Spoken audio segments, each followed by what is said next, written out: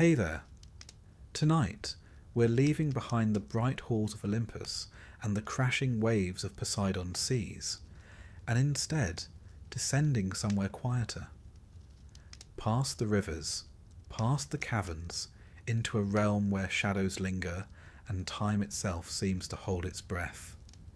This is the story of Hades, the god of the underworld, keeper of the dead, ruler of hidden wealth, and brother to Zeus and Poseidon. Though often feared, he was not a monster, but a king whose domain touched every life in the end. If this kind of storytelling helps you rest, feel free to like the video and subscribe, but only if it actually brings you peace. And let me know in the comments where you're listening from, and what time it is right now. It's always strangely comforting to see who else is out there drifting off to the same quiet story. So, dim the lights. Let the stillness gather. Settle in.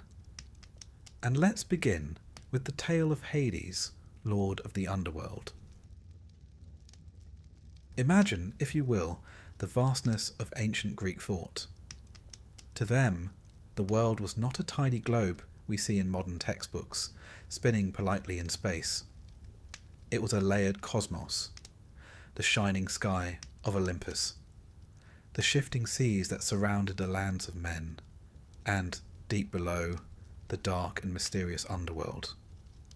And presiding over that realm, a figure who has been both feared and misunderstood, Hades. Hades was no villain, though centuries of mistranslation and creative license have painted him in a rather grim shade. In fact, to the Greeks, he was more bureaucrat than bogeyman. A god whose task was not to torment the dead, but to ensure that the natural order of life and death remained intact. If Zeus was the thunderous king, Poseidon the tempestuous sea lord, then Hades was the quiet accountant of eternity. Not glamorous, certainly, but dependable, and, one might argue, indispensable. To understand Hades, we must first return to the earliest tales, when the Titans still ruled. Hades was one of 6 children born to Cronus and Rhea: Hestia, Demeter, Hera, Hades, Poseidon, and the youngest Zeus. The family dynamic was, how shall we put it, complicated. Cronus, having himself overthrown his father Uranus, had been warned by prophecy that his own children would one day do the same to him. And so, like any paranoid parent, he decided the best way to avoid this fate was simply to swallow his offspring whole. Yes, a rather unusual parenting strategy. Instead of lullabies and bedtime stories, Cronus's children were tucked away into his stomach, which, we can only imagine, was not the most comfortable of nurseries. There they remained, trapped in darkness, until the cunning of Rhea and the determination of Zeus set them free.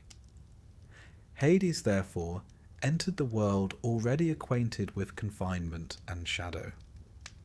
One might say it prepared him rather well for his eventual station beneath the earth. When Zeus matured, he tricked Cronus into disgorging his siblings, Hades among them. Together, they rose against the Titans in the great war known as the Titanomachy. This was not a minor skirmish, but a cosmic upheaval lasting 10 years, with mountains hurled like spears and thunder shaking the firmament. In this war, Hades proved himself a formidable ally.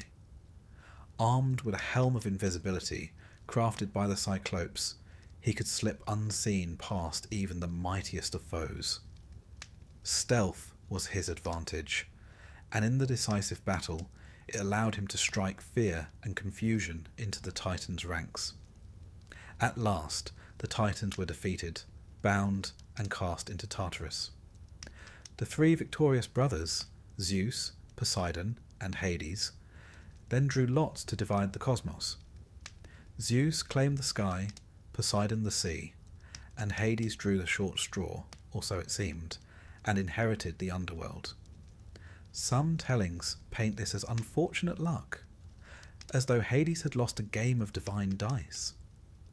But in truth, the underworld was not a punishment.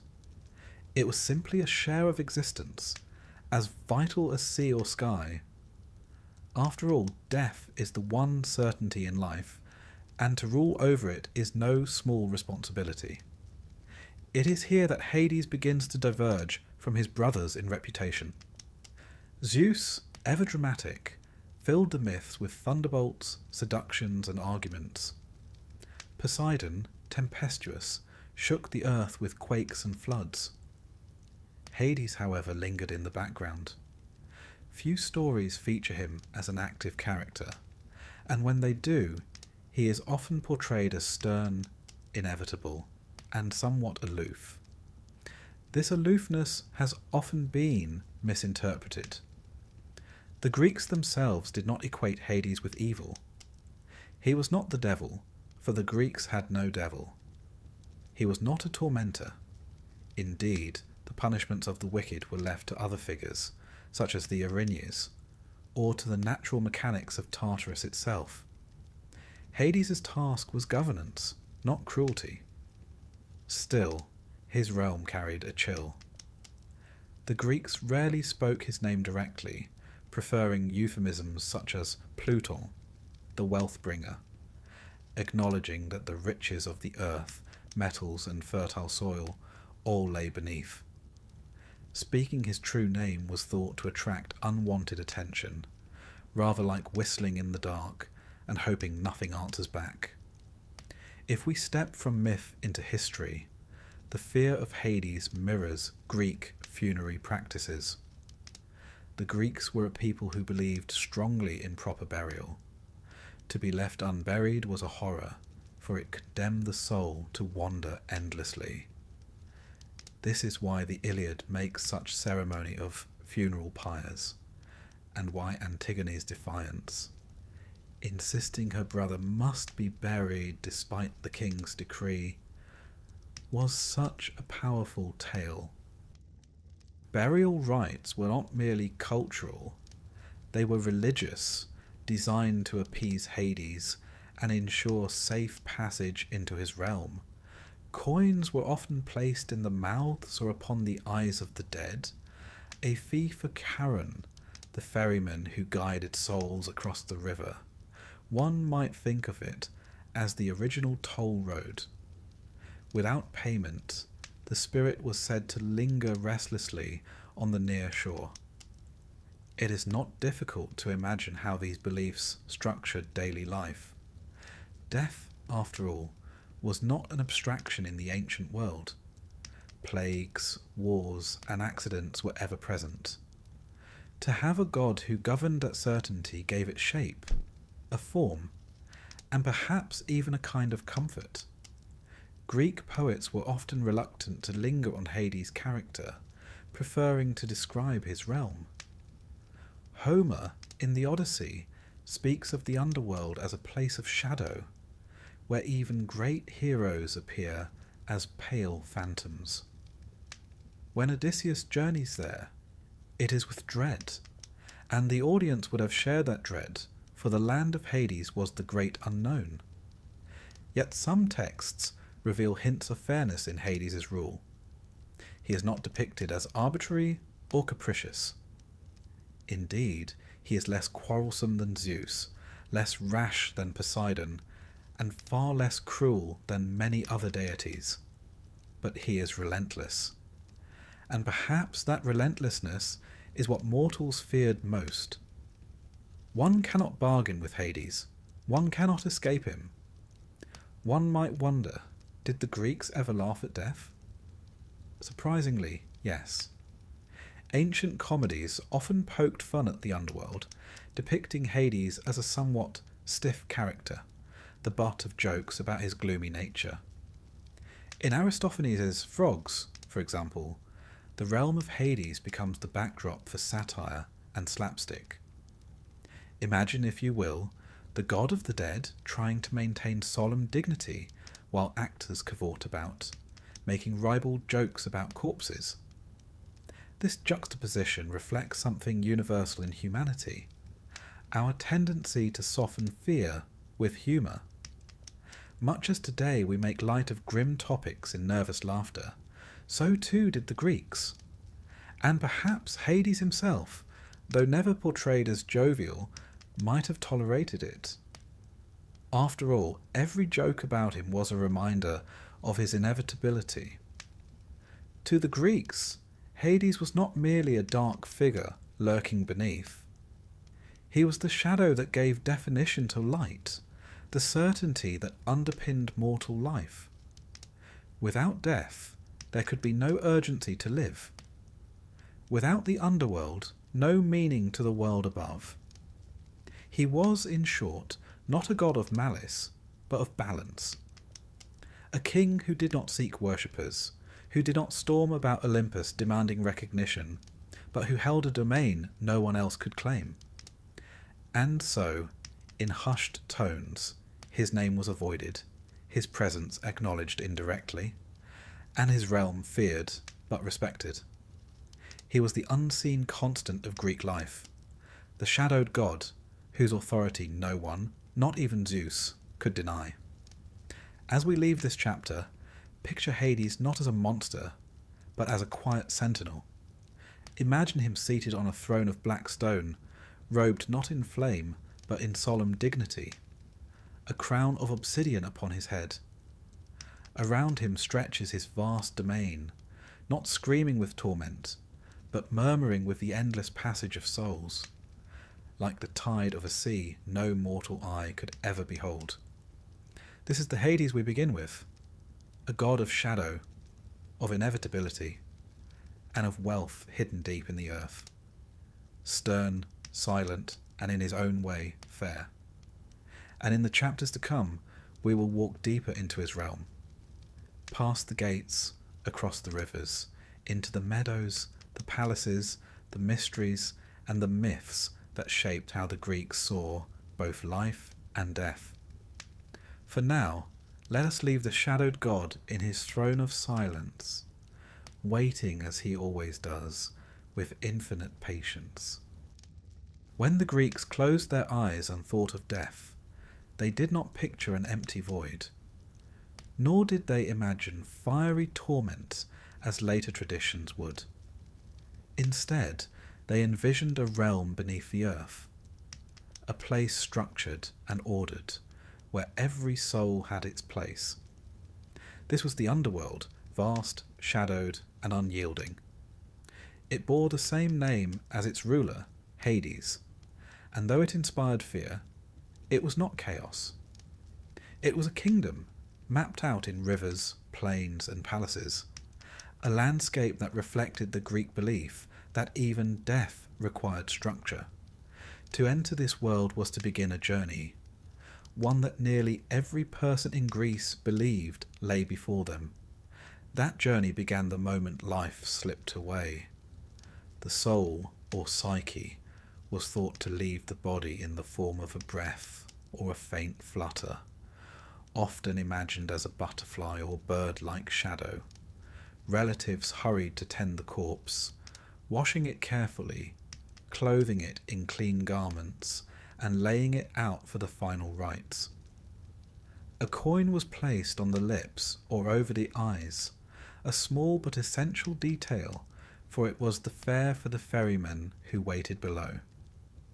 Without this payment, the Greeks believed, the soul could not cross into the underworld, doomed instead to linger at the threshold, restless and unhappy.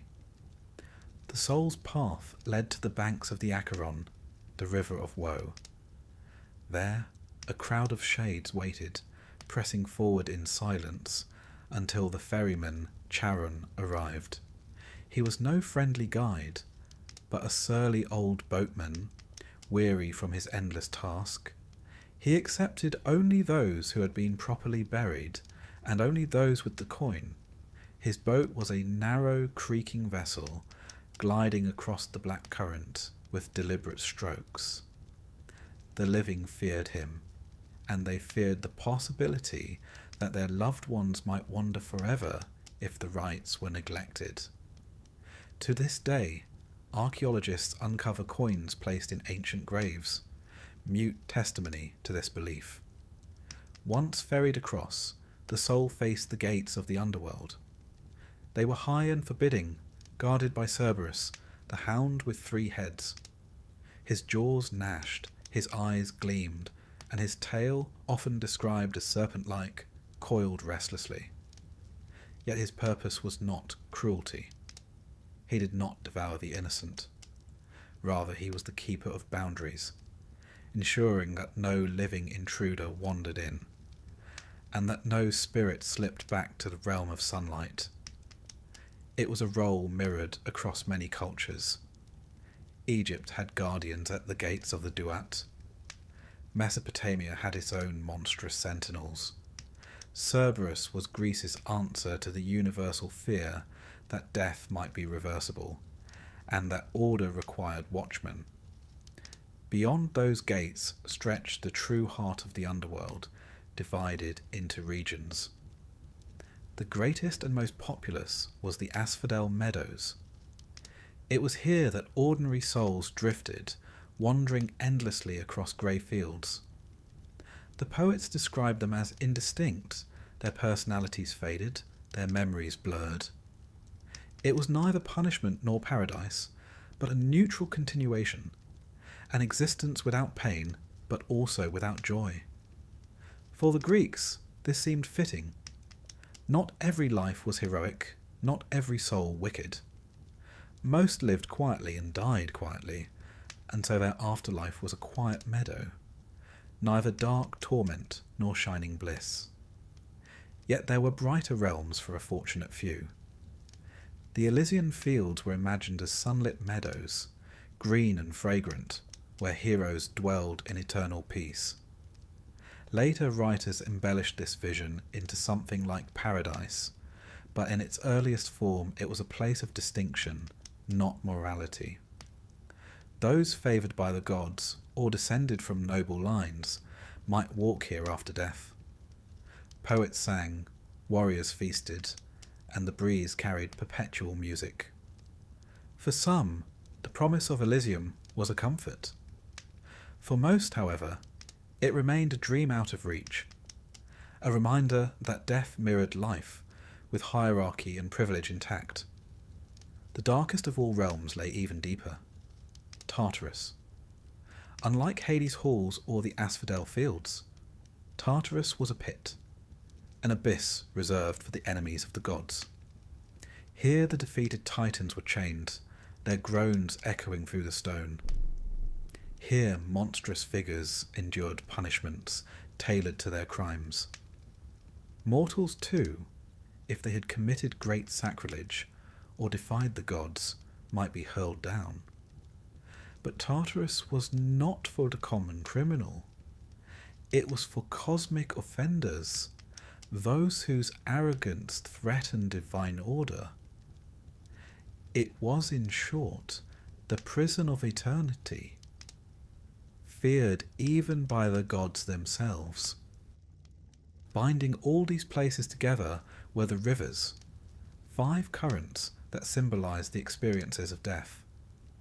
The Styx was the most powerful, its waters binding the oaths of gods. To swear upon the Styx and break one's word was to invite destruction, or years of divine silence and weakness. The Lethe was the river of forgetfulness, where souls drank to wipe away memory before rebirth. Acheron, the river of sorrow, carried the ferry of Charon.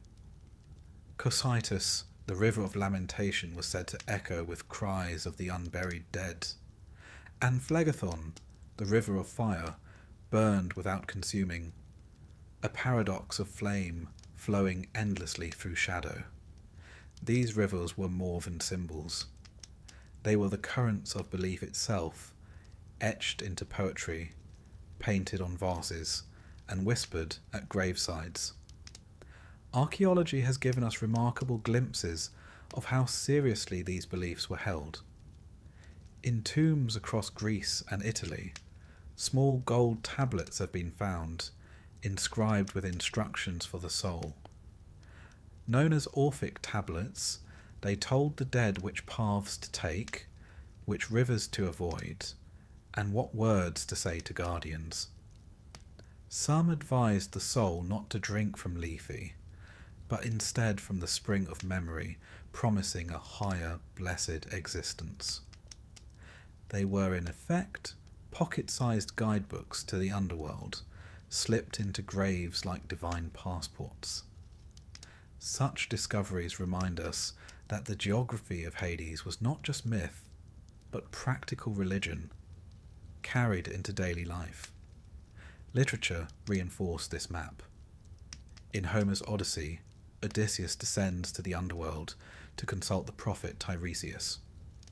He encounters not only heroes, but shades who barely recall themselves. Achilles tells him that he would rather be a servant on earth than a king among the dead, a line that captures the Greek ambivalence about this realm. Death was inevitable, but it was not enviable. Later, the Roman poet Virgil would expand upon this in the Aeneid, drawing a detailed picture of the underworld's gates, its rivers, and its divisions.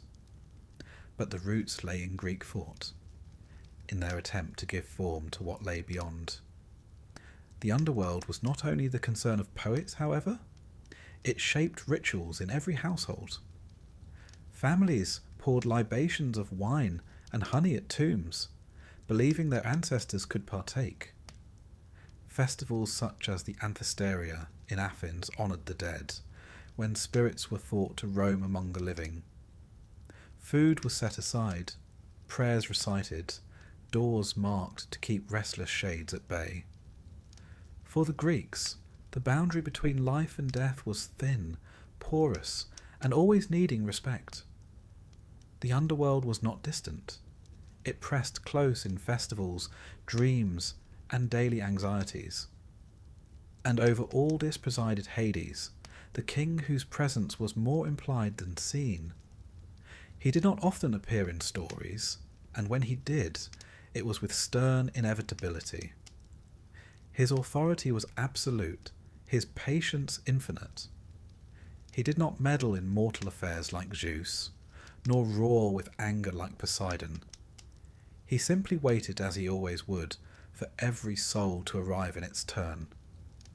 To imagine this realm, close your eyes and walk its paths in your mind.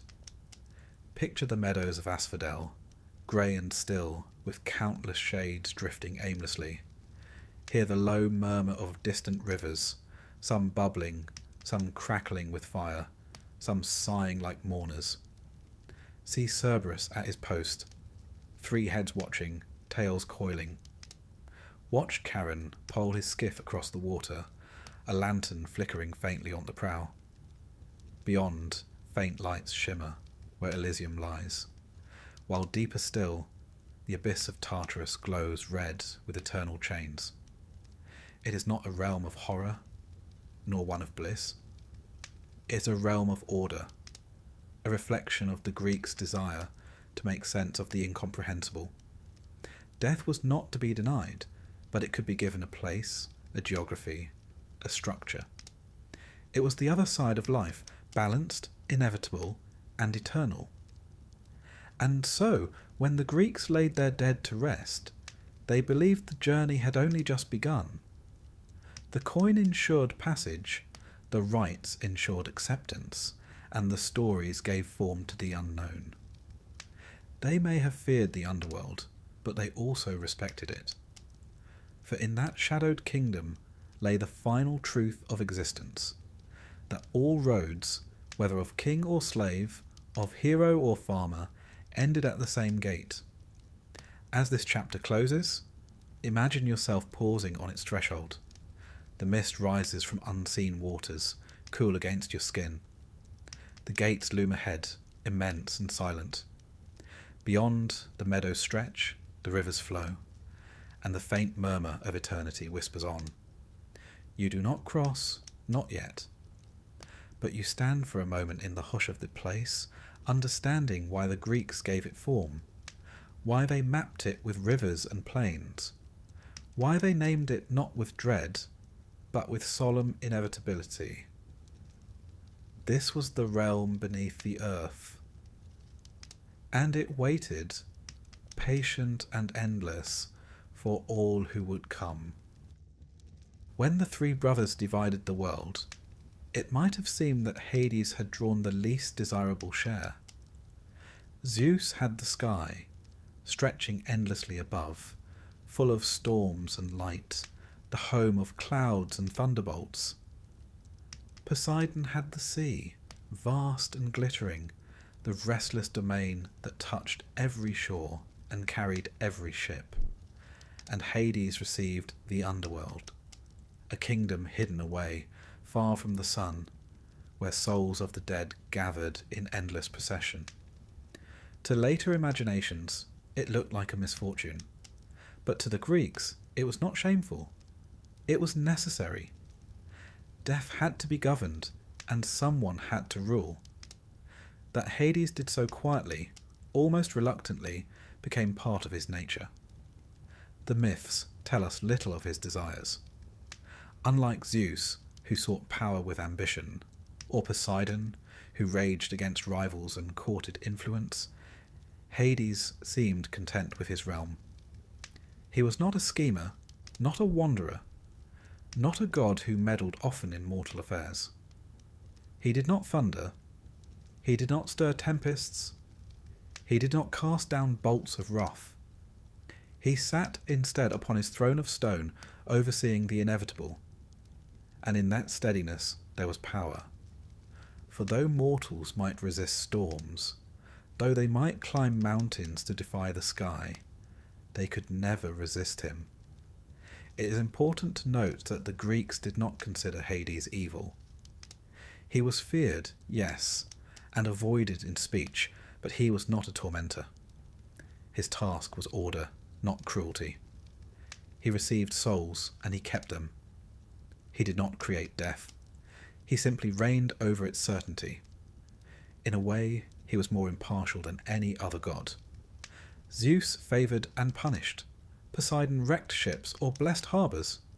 Athena guided heroes. Hera schemed against rivals. Hades treated all the same. The mighty and the humble, the rich and the poor, the kind and the selfish, all arrived before him eventually. And yet, because of this impartiality, he was remote. Few prayers were offered to him. Few temples rose in his name. Mortals preferred to avoid invoking him, lest he hear and draw their soul sooner than expected. When they spoke of him, they often used softer titles. Plauten was one, the wealth bringer, for the riches of the earth, the minerals, the fertile soil, the seeds that slept in the ground, all lay beneath his domain. It was easier to honour him indirectly, acknowledging the gifts that came from the depths, rather than naming him outright. His true name, whispered rarely, carried weight. To speak Hades aloud was to brush against inevitability itself. This reluctance extended to literature. Hades appears rarely in myths compared to other Olympians. When he does, it is often not as a meddler, but as a force of necessity. His most famous tale is that of Persephone, when he rose from the earth in his chariot and carried her to his realm. Some storytellers describe it as abduction, others as an arranged union by Zeus. However it was told, it was an act that reflected his loneliness, his need for a queen in a land of shadows. He was not a god of lustful escapades like Zeus, nor of wild impulses like Poseidon. He sought companionship in the only way he knew, an act at once desperate and inevitable. Beyond Persephone, Hades appears in myths of descent, the Catabasis tales when mortals or heroes journeyed into his kingdom. Orpheus descended, lyre in hand, his music so haunting that it softened the stern ruler's heart. For once, Hades granted release, allowing Eurydice to follow her husband, though bound by a single condition. When Orpheus failed, Hades did not relent again. His mercy had limits, not because he was cruel, but because he would not undo order. Heracles too entered his realm, tasked with seizing Cerberus as one of his labours. Hades allowed it, so long as the hero used no weapons, a sign that even in challenge, rules mattered. And when Theseus and Pirithous dared to attempt the impossible, to steal Persephone herself, Hades simply seated them in the chair of forgetfulness, where they remained bound until Heracles intervened. He punished arrogance with fitting consequence, not with fiery rage, but with quiet inevitability. To mortals, this made him both frightening and strangely admirable. He was not unpredictable. He was not reckless. He ruled firmly, and with rules that did not bend easily. In a pantheon full of caprice and whim, there was something almost comforting in his constancy. Death, after all, is consistent. It does not play favourites. It does not arrive in fits of temper. It comes when it comes, and it comes for all. Hades embodied that truth. The Greeks reflected this in their customs. Funerary rites were not optional. The unburied dead, it was believed, wandered at the edges of his realm, unable to cross the river and find rest. This is why in Homer's Iliad such care is taken with funeral pyres, why in Sophocles' Antigone the heroine insists on burying her brother despite the king's decree. These stories are not about defiance alone. They are about honouring the laws of death, laws older than any mortal throne. Hades himself might never appear on stage, but his presence enforces the rules. To deny burial was to deny entry into his kingdom, and that was unthinkable. Hades' reluctance to interfere in mortal affairs made him unusual among the gods. Zeus pursued endless intrigues. Poseidon lashed out at mortals who offended him. Hera schemed tirelessly. Athena guided her chosen heroes. Hades rarely ventured above ground. He had no need to. The world would come to him in time. His silence was unsettling, but it was also dignified. He was a king who did not demand devotion, who did not scatter thunderbolts to prove his power, who did not wander in disguise among mortals. He waited, and in waiting revealed the deepest truth of all, that none could avoid him. It is for this reason that some later thinkers saw him as the most just of the gods. In his realm, all were equal. No mortal wealth, no political power, no divine favour could change a soul's fate. The judges of the dead might assign punishments or rewards, but Hades himself presided over the whole with calm impartiality. If Zeus represented authority, and Poseidon represented force, then Hades represented inevitability. And in many ways, inevitability is the strongest power of all. Picture him then, as the Greeks might have done. A figure seated upon a throne of dark stone, his robes heavy, his crown wrought of obsidian. His face is stern, not cruel, his gaze steady and unflinching.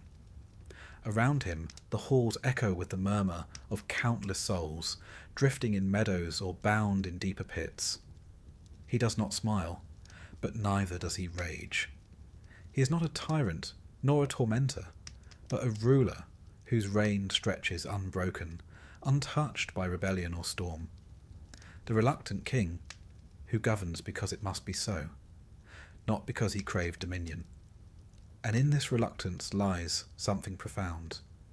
To the Greeks, he was not adored like Apollo, not beloved like Dionysus, not feared in the same way as Ares. He was respected, and he was acknowledged. His silence was weightier than their noise, his constancy greater than their passions. He was not a god to whom one prayed for victory or love. He was the god one hoped not to meet too soon, yet one knew would be waiting in the end. The reluctant king holds his throne still, in stories and in memory. His realm may be shadowed, his name avoided, but his presence cannot be escaped. For the sky may crack with thunder, the sea may rise in fury, the earth may shake with quakes, but in time all falls silent, and in that silence Hades waits, patient, eternal, and unchanging.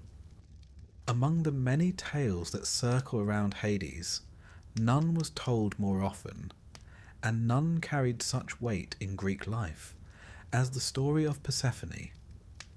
It is a myth that begins with flowers and ends with the seasons, moving from sunlight into shadow and back again. At its heart, it is about loss and return, grief and renewal. For the Greeks, it explained why fields ripen and wither, why winter grips the earth, and why spring breaks through again.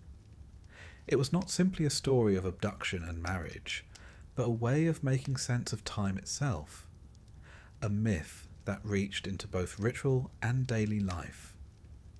The story begins in brightness. Persephone, daughter of Demeter, walked the meadows of the upper world. She was young, radiant, and often called simply Kor, the maiden, for she embodied the freshness of youth itself. With her companions she gathered blossoms, filling her hands with crocus, iris, and rose. The air was mild, the sky untroubled. Then, without warning, the ground opened beneath her feet. From the earth surged a chariot drawn by black horses, and upon it stood Hades, tall and solemn, crowned in shadow. He reached for her, and before her cries could echo, he carried her down into his realm. The earth closed above, leaving silence. Demeter, goddess of the harvest, searched in despair. Torches in hand, she roamed the earth, calling her daughter's name across valleys and mountains, but no answer came. In her grief, she allowed nothing to grow. Seeds lay dormant, trees bore no fruit, the fields turned barren. Weeks stretched into months, and famine spread. Mankind faced hunger, and the gods themselves, deprived of offerings, began to worry. The loss of Persephone became the loss of abundance, and the shadow of the underworld fell across the world above. At last, Zeus, who had permitted the union in secret, saw that disaster loomed. He sent Hermes, fleet-footed messenger, to the halls of Hades. Hermes spoke of Demeter's grief, of the withering fields, of the survival of humankind. Hades listened, grave and steady. He agreed to let Persephone return, but before she departed he offered her the fruit of the pomegranate. She tasted its seeds, red as blood, sweet and sharp. In that act she bound herself to him. For those who ate the food of the dead could not remain entirely free of the underworld. A compromise was forged. Persephone would spend part of the year with her mother and part with her husband below. When she returned to Demeter, the world bloomed, fields ripened, and harvests filled the barns. When she descended again, the earth fell barren, the trees stripped, the air turned cold. Thus the seasons turned. Spring and summer marked her return, autumn and winter her absence. For the Greeks, this explained the rhythm of the year not as chance, but as a story written in divine lives. The tale touched every corner of Greek thought. It spoke of grief, for Demeter's sorrow mirrored the sorrow of any parent who had lost a child. It spoke of reunion, for the return of Persephone brought joy as vivid as the return of green fields after winter. It spoke of necessity, for even gods could not escape the bonds of fate.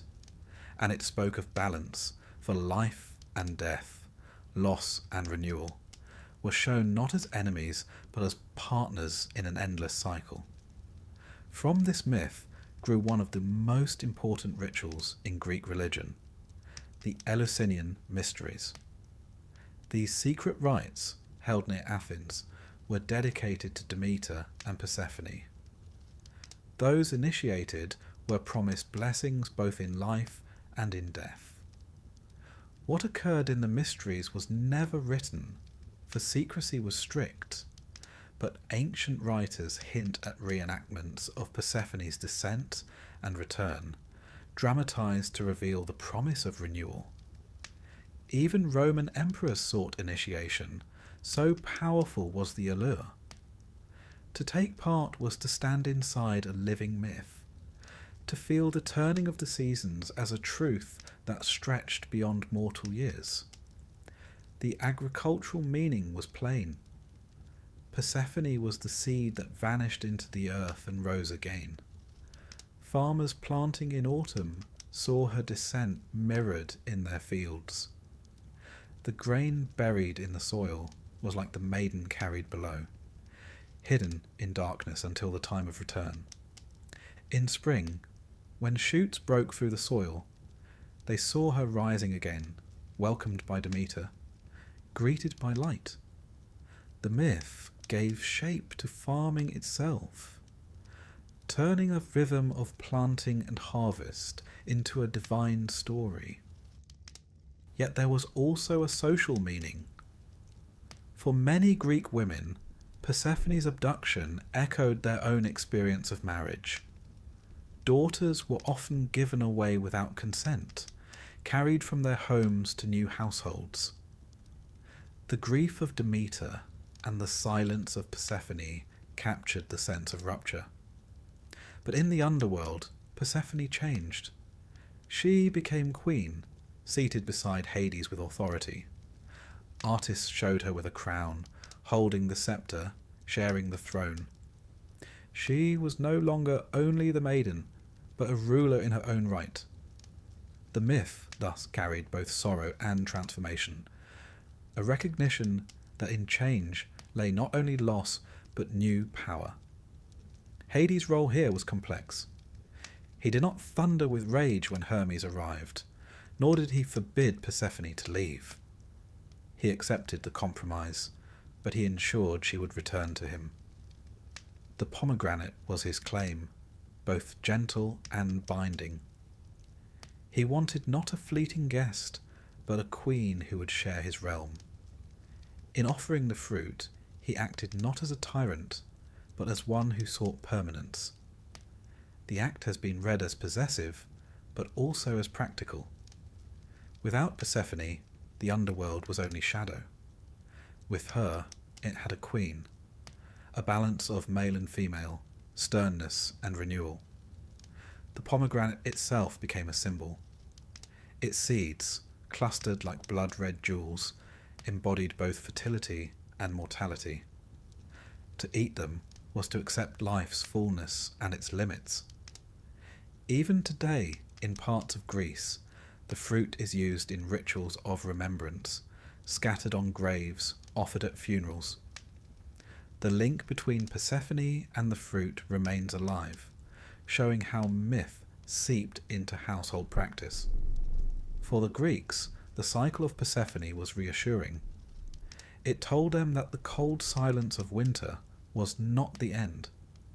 Spring would come, as surely as she would rise. Each year, her return was visible in the first blossoms, the first shoots of wheat, the warmth returning to the air. Each year, her descent was visible in the falling leaves, the shortening days, the silence of empty fields. The story was not remote. It was lived in every farm, every hearth, every festival. Versions of the tale differed.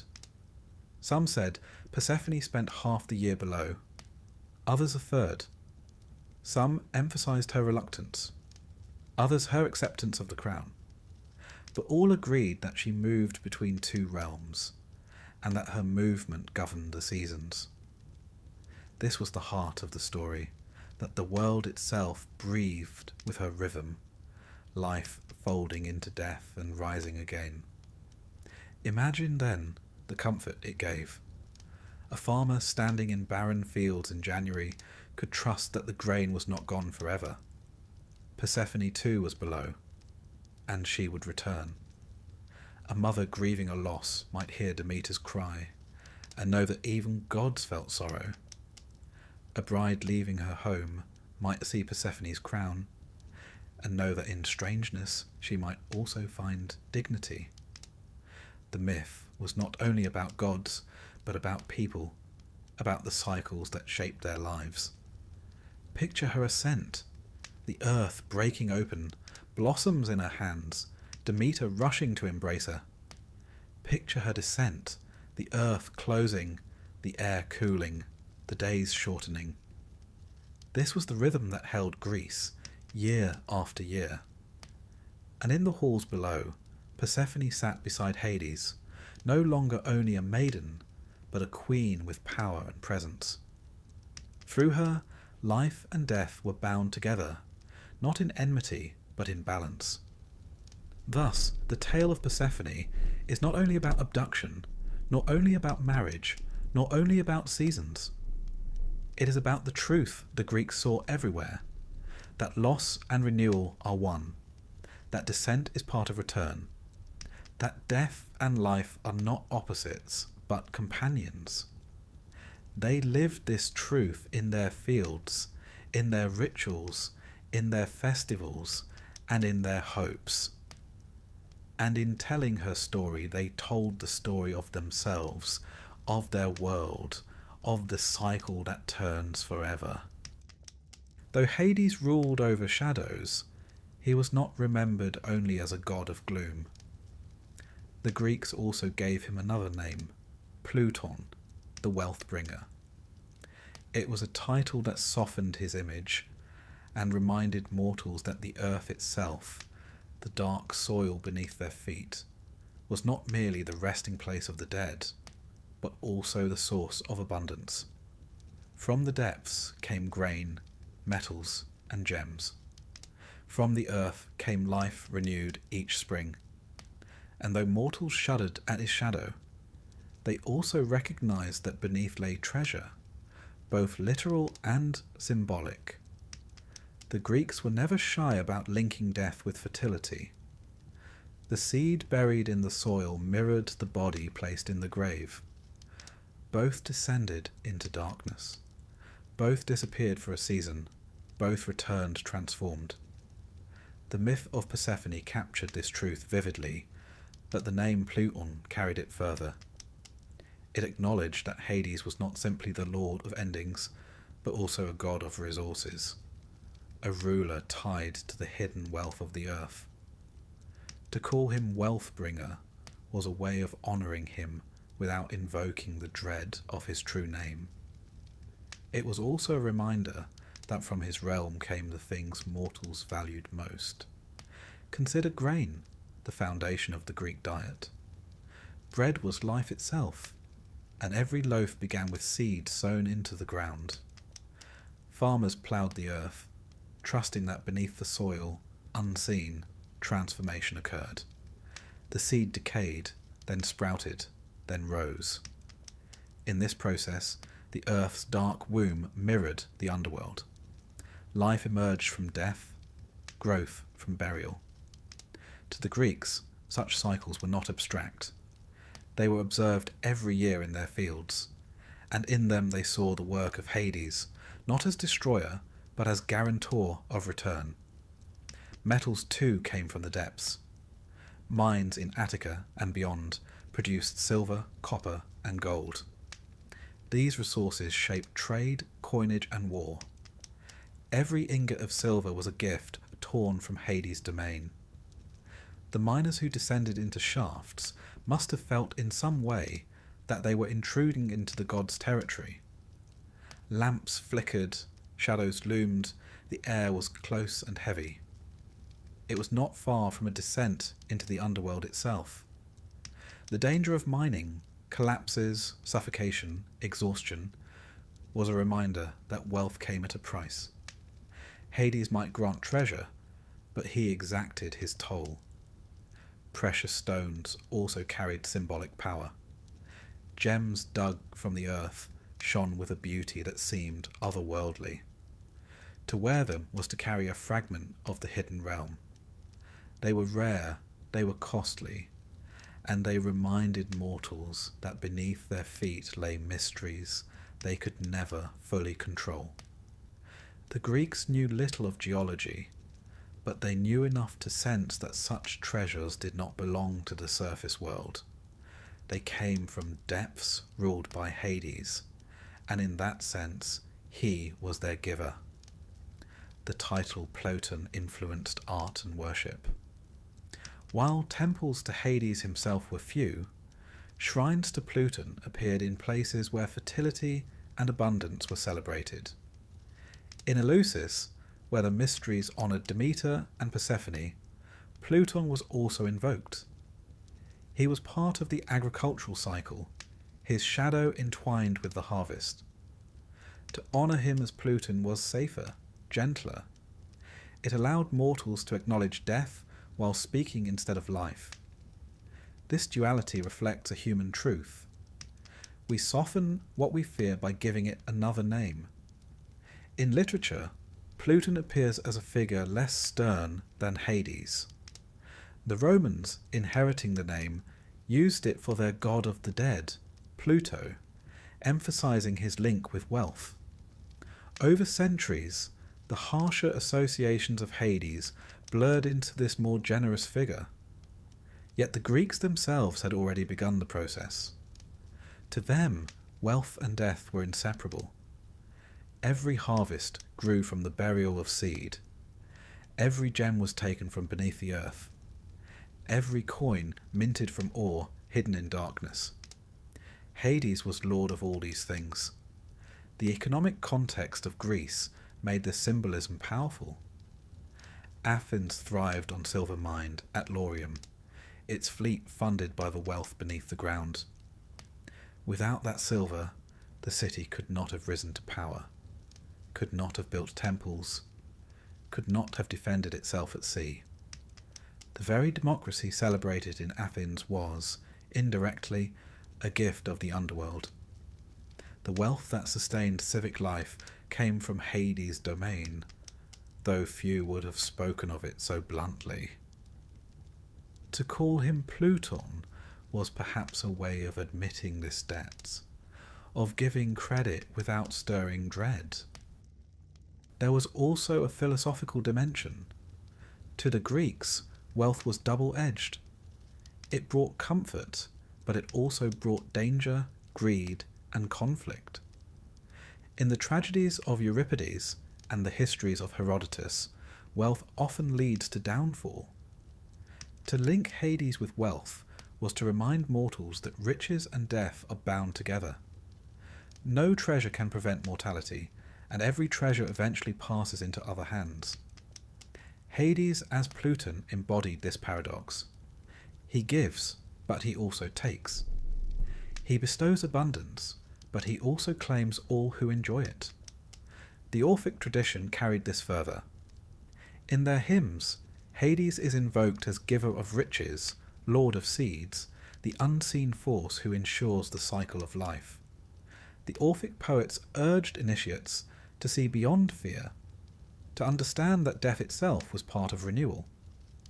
The earth, dark and silent, was not only a tomb but also a womb. In this way, the wealth-bringer was not merely a euphemism but a truth.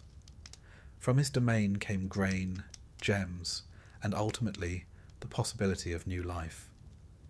Imagine then how a Greek might have felt standing at the edge of a ploughed field. The soil was dark, cool beneath the hand, silent above hidden seeds. It was both grave and cradle. In scattering seed, the farmer participated in Persephone's descent, in Hades' governance, in the mystery of Pluton. And when shoots broke through the soil, when harvest filled the granaries, the farmer saw in that abundance the wealth of the earth, the gift of the unseen God. The miners, too, descending with lamps into the shafts, felt the breath of the underworld. Every pick that struck rock echoed in Hades' halls. Every fragment of ore carried with it the memory of darkness. Wealth was won from his realm, but never freely. The risks of the mine, the shadows that swallowed men whole, were reminders that the wealth bringer did not give without cost. The Greeks did not resolve this tension. They accepted it. To them, wealth and death were threads of the same weave. They honoured Pluton in festivals of fertility. They feared Hades in funeral rites. They spoke of treasure and tomb in the same breath.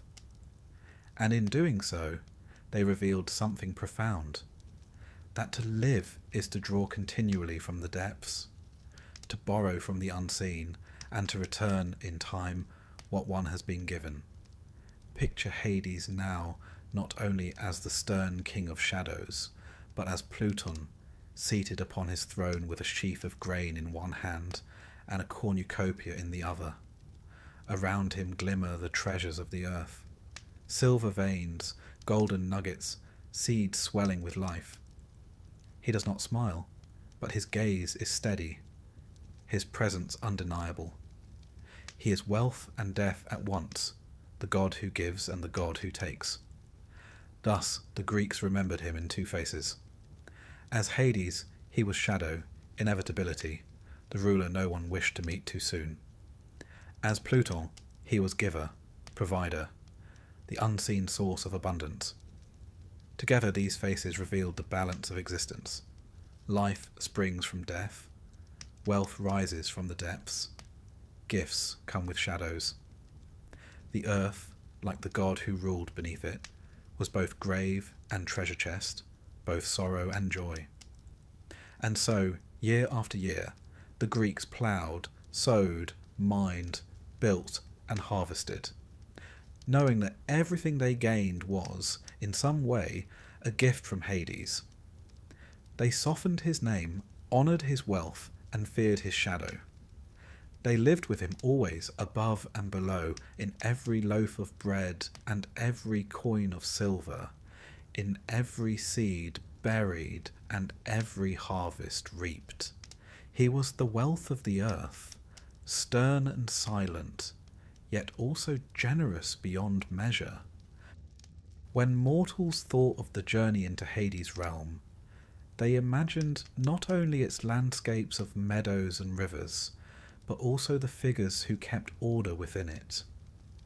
No kingdom is without guardians, and no court is without judges. For the Greeks, the underworld was not a place of chaos where souls drifted without direction. It was structured, supervised, and guarded. Boundaries were marked, roles were assigned, and justice was preserved even beyond the grave. To cross into the domain of Hades was to meet figures who were not gods, but who carried out their duties with authority. They were the gatekeepers, the ferrymen, the beasts, and the judges, shaping the journey of every soul. The first figure a soul might meet was Charon, the ferryman. He was imagined as a grim and weathered man, grey-bearded, his hands rough from the oar. His boat was narrow, creaking, a vessel that never rested. Across the black waters of Acheron, he rowed without end, bearing the souls of the newly dead. But his service was not free. The coin placed in the mouth or upon the eyes of the corpse was his fee. Without it, the soul was refused passage, left to wander aimlessly along the shore for 100 years. Archaeologists have uncovered coins in countless Greek graves, evidence that this ritual was more than myth. To pay Charon was not superstition, but sacred necessity. His presence reminded mortals that even in death, one must settle accounts. Beyond Charon waited Cerberus, the hound of Hades.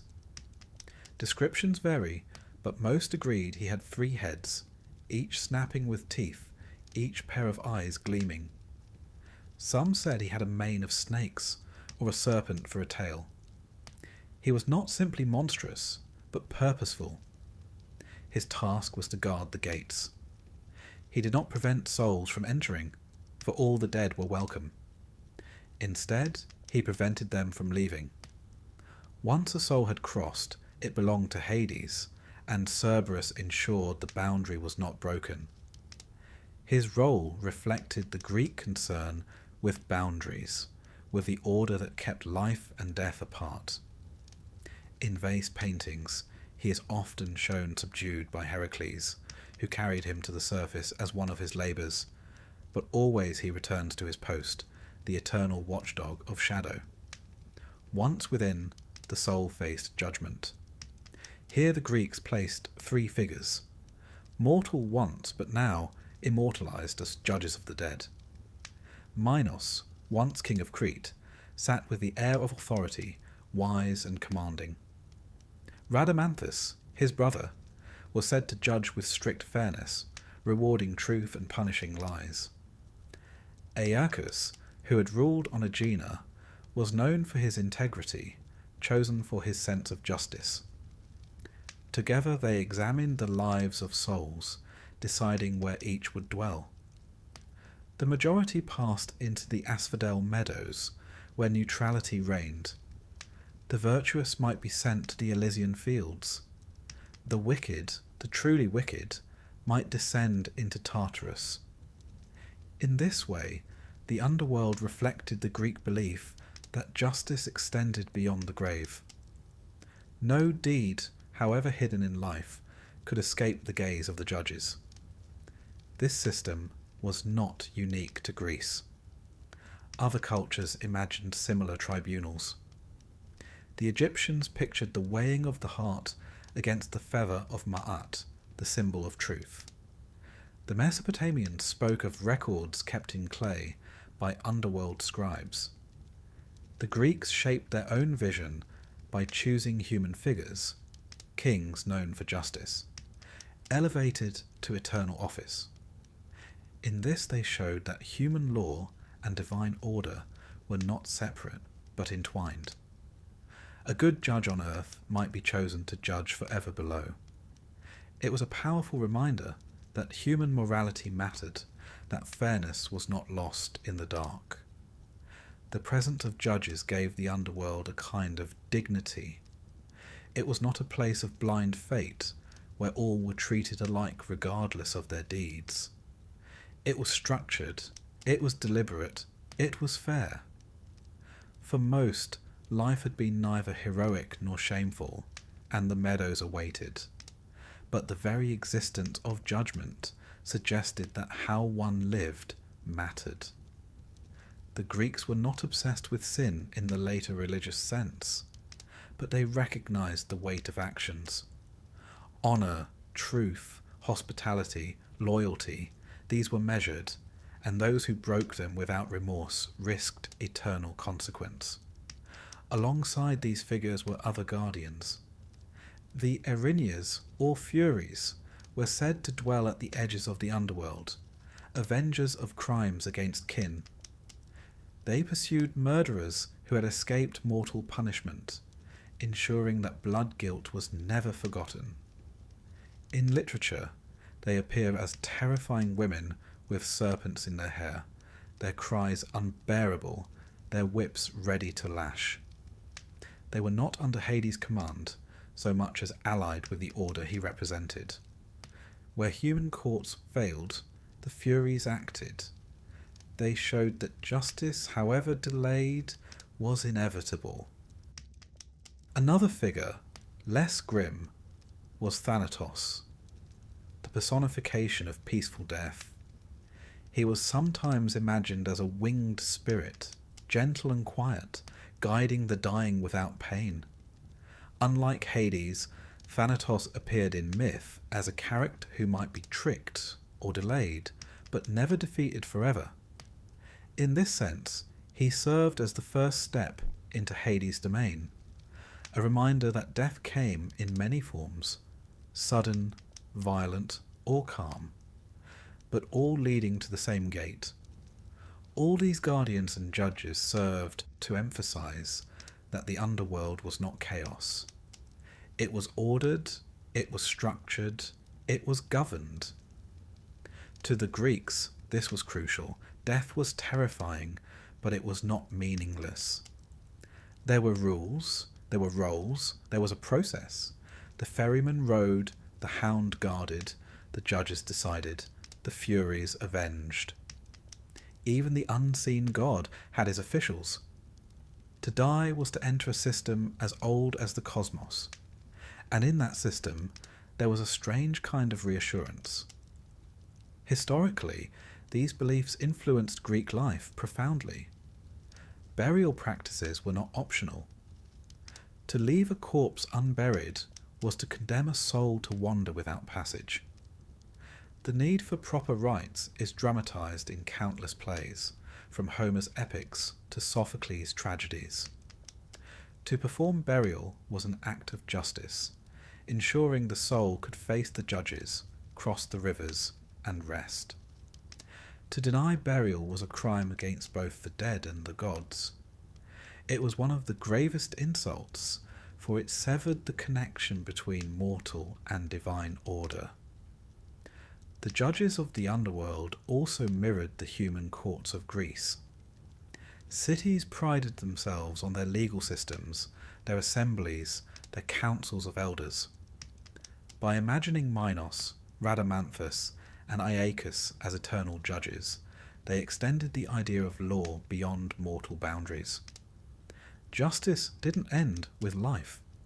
It stretched into death, making morality a matter not only of earthly reputation, but of eternal placement. The Greeks, practical as ever, imagined a system that resembled their own, but perfected, stripped of corruption and error. Even Cerberus and Charon reflected everyday truths. Boundaries must be guarded, and services must be paid for. The ferryman's toll reminded Greeks of the importance of preparation. Families saved coins for burial, ensuring their loved ones would not be stranded. Cerberus reminded them that boundaries once crossed cannot be undone. Death was final, and the Hound of Hades stood watch to ensure it. These figures were mythological, but they also carried moral weight, teaching lessons about duty, justice, and inevitability. Picture the scene. The soul arrives at the riverbank, the air damp with mist, the water dark and slow. Charon extends his hand, the coin glints faintly, the oar dips into silence. The ferry glides, carrying the soul across. At the gate, Cerberus waits, 3 heads lifting, eyes burning in the gloom. The gate creaks open, the hound steps aside, and the soul passes in. Before the judges the soul stands, trembling, its deeds laid bare.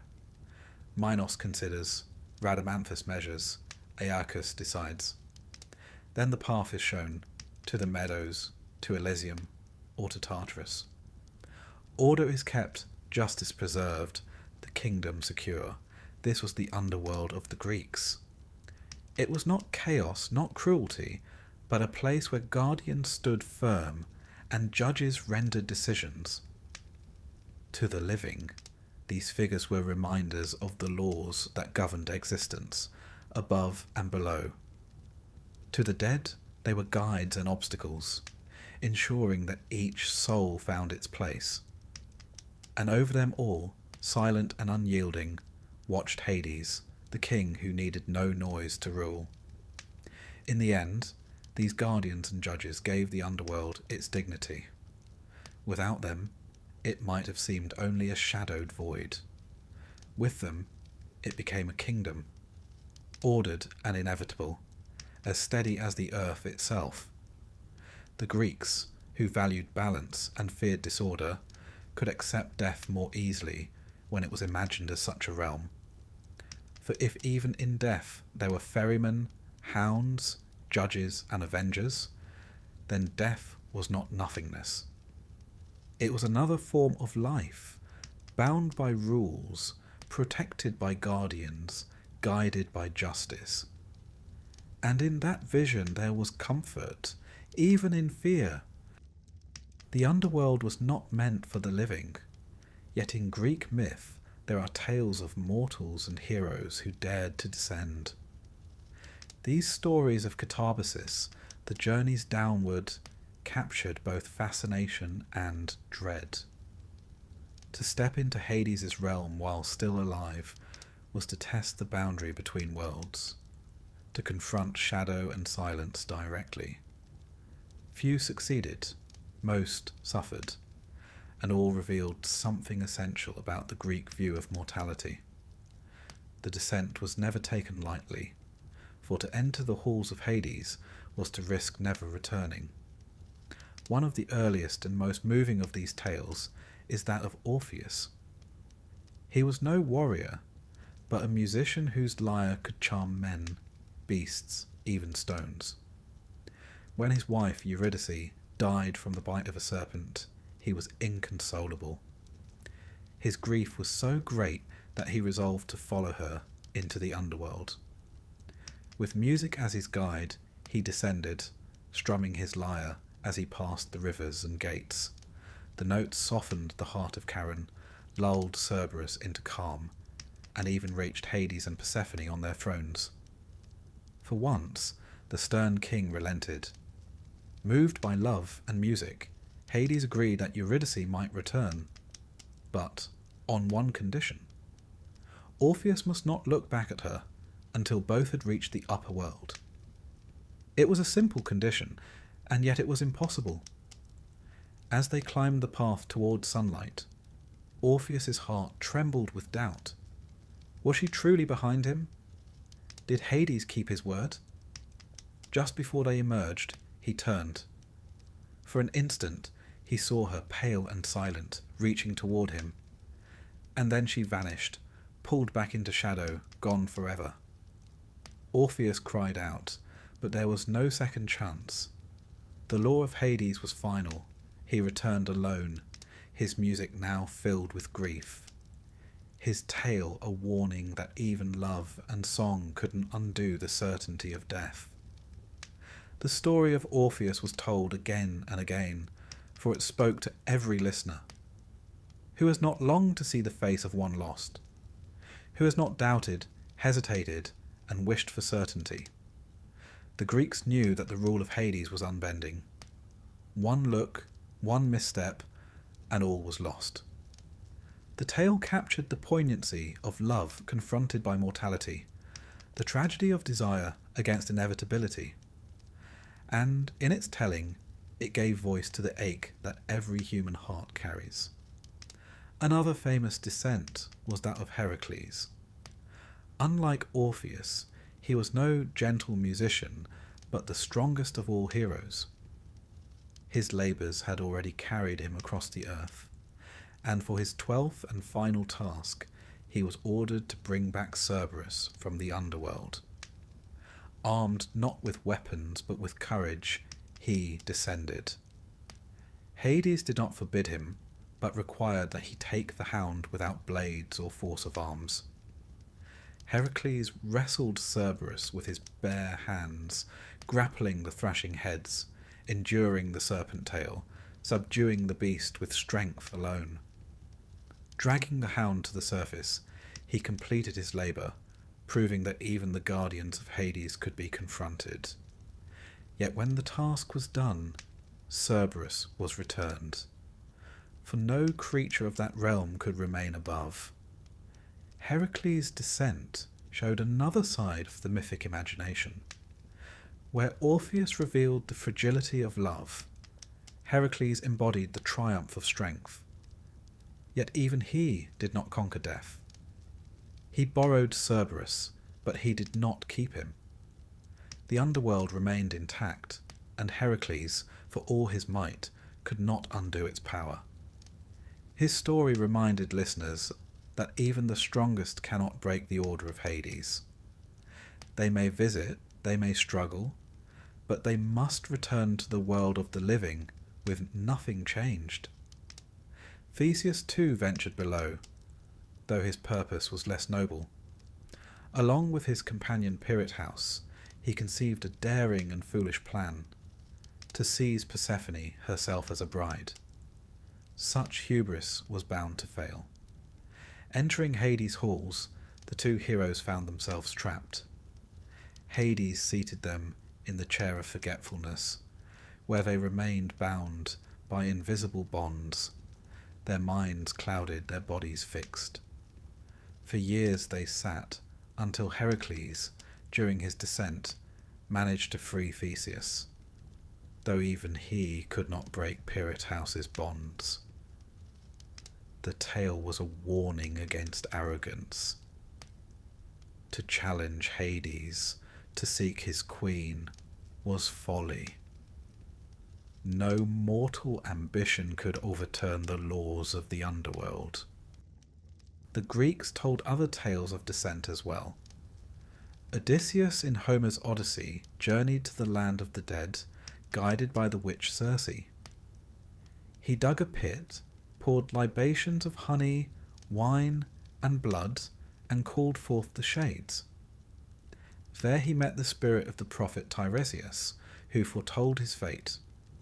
He saw Achilles, who confessed that he would rather be a servant among the living than a king among the dead. He saw Agamemnon, bitter and mournful, and countless others, all shadows of their former selves. The journey filled Odysseus with dread, and the audience with it too. It was a vision not of torment, but of emptiness, a reminder that even the greatest heroes fade into pale memory in the halls of Hades. Later, Aeneas in Roman myth would echo this descent, guided by the Sibyl into a vision of judgment and destiny. But the Greek imagination had already drawn the map, already traced the path of the living into the land of the dead. For them, the catabasis was more than story. It was a ritual act, a way of thinking about mortality, a reminder of boundaries. To go down alive was to confront the truth that no one could remain. What unites these stories is not triumph, but failure. Orpheus fails by looking back. Theseus fails by arrogance. Even Heracles succeeds only partly, for he returns with proof of strength, but not with mastery over death. The message is clear. The living may glimpse the underworld, but they cannot overturn it. The rules are unbreakable, the king unyielding. At best, one might visit and return. At worst, one remains bound forever. And yet, these tales also offered comfort. By imagining heroes descending, listeners could picture the journey themselves. They could prepare in thought what they would one day face in truth. They could rehearse the crossing, the gates, the judges, the meadows. In hearing how Orpheus charmed even Hades, they could hope that love mattered. In hearing how Heracles wrestled Cerberus, they could believe that courage mattered. In hearing how Theseus was punished, they could learn that arrogance was folly. Myth taught not only wonder, but wisdom, shaping how mortals lived in the fosse of death. The idea of descent also shaped rituals. In the Eleusinian mysteries, initiates symbolically reenacted the journey of Persephone and perhaps glimpsed in vision the path below. In drama, audiences watched heroes walk where they themselves would one day go. The underworld became not distant, but present, not unknown, but mapped. It was terrifying, yes, but it was also knowable. And in knowing, the Greeks found a measure of peace. Imagine, then, the hush of a theatre as actors played out the descent. Torches flickered, music sounded, and the audience felt the weight of shadow around them. They knew it was performance, but they also knew it was truth. For every man, every woman, would one day follow that path. The heroes had walked it first, and in their footsteps mortals traced their own fate. In the end, the stories of descent remind us not of victory, but of humility. The underworld is not conquered. it is not escaped. It is accepted. The heroes who went below did not return unchanged, and their tales did not erase death. They gave it shape, they gave it meaning, they gave it voice. And in doing so, they allowed the Greeks to live with its shadow more calmly. So let us leave them there. Orpheus with his lyre, Heracles with his strength, Theseus bound in silence, Odysseus gazing at shades. Each touched the realm of Hades, each returned with wisdom, each revealed a truth. The living may descend, but they cannot remain. The laws of the underworld are eternal, and its king waits with patience. Heroes may test those laws, but in the end, they too must bow. When we think of the Olympian gods, we imagine temples rising in marble, processions of worshippers, hymns and sacrifices, festivals filled with joy. Zeus thundered from high peaks, Athena guided cities, Dionysus was celebrated in ecstatic rites. Yet for Hades, the picture was different. He was not a god of crowded altars or cheerful song. His name was avoided, his presence whispered rather than invoked. He was not loved, but he was honoured in silence through careful ritual and fearful respect. Worship of Hades was unlike that of any other god, and it reveals how the Greeks balanced reverence with dread. Hades did not have many temples. In fact, his cult was sparse compared to the other Olympians. This was not because he lacked importance, but because he was too important, too dangerous, too close. Mortals hesitated to build monuments that might draw his attention. To call upon him was to call upon death itself, and that was not something most people wished to hasten. When offerings were made, they were often made in secret, at night, and sometimes beneath the earth. Sacrifices were carried out with heads turned away, as if even the act of giving must be shielded from his gaze. Yet there were shrines. At Eleusis, where Demeter and Persephone were honoured, Hades, under his gentler name, Ploton, was part of the mysteries. Here he was not feared as destroyer, but acknowledged as partner in the cycle of fertility. At Elis in the Peloponnese, he was worshipped at a sanctuary opened only once a year, when sacrifices were made in hushed solemnity. In southern Italy and Sicily, regions with rich soils and deep connections to grain, Hades and Persephone were invoked together, their dual rule over death and life intertwined. His worship often carried the mark of euphemism. To avoid saying his true name, Greeks referred to him as the Unseen One, the host of many, or Pluton, the giver of wealth. Language softened the edges of fear. Euphemism is, after all, a human defence, a way of acknowledging what we dread without naming it directly. Just as today we speak of passing away rather than dying, the Greeks spoke of Pluton instead of Hades. The avoidance itself was a form of worship, an act of recognition that silence can be as sacred as praise. The offerings given to him were also distinctive. While most gods received libations poured upward, toward the sky, Hades received libations poured down into the earth. Honey, milk, and blood seeped into the soil as gifts to the god below. Black animals were sacrificed in his honour, their blood spilled into pits. The rituals were not meant to celebrate him, but to appease him, to ensure that he remained distant, that the dead remained quiet, that the natural order remained unbroken.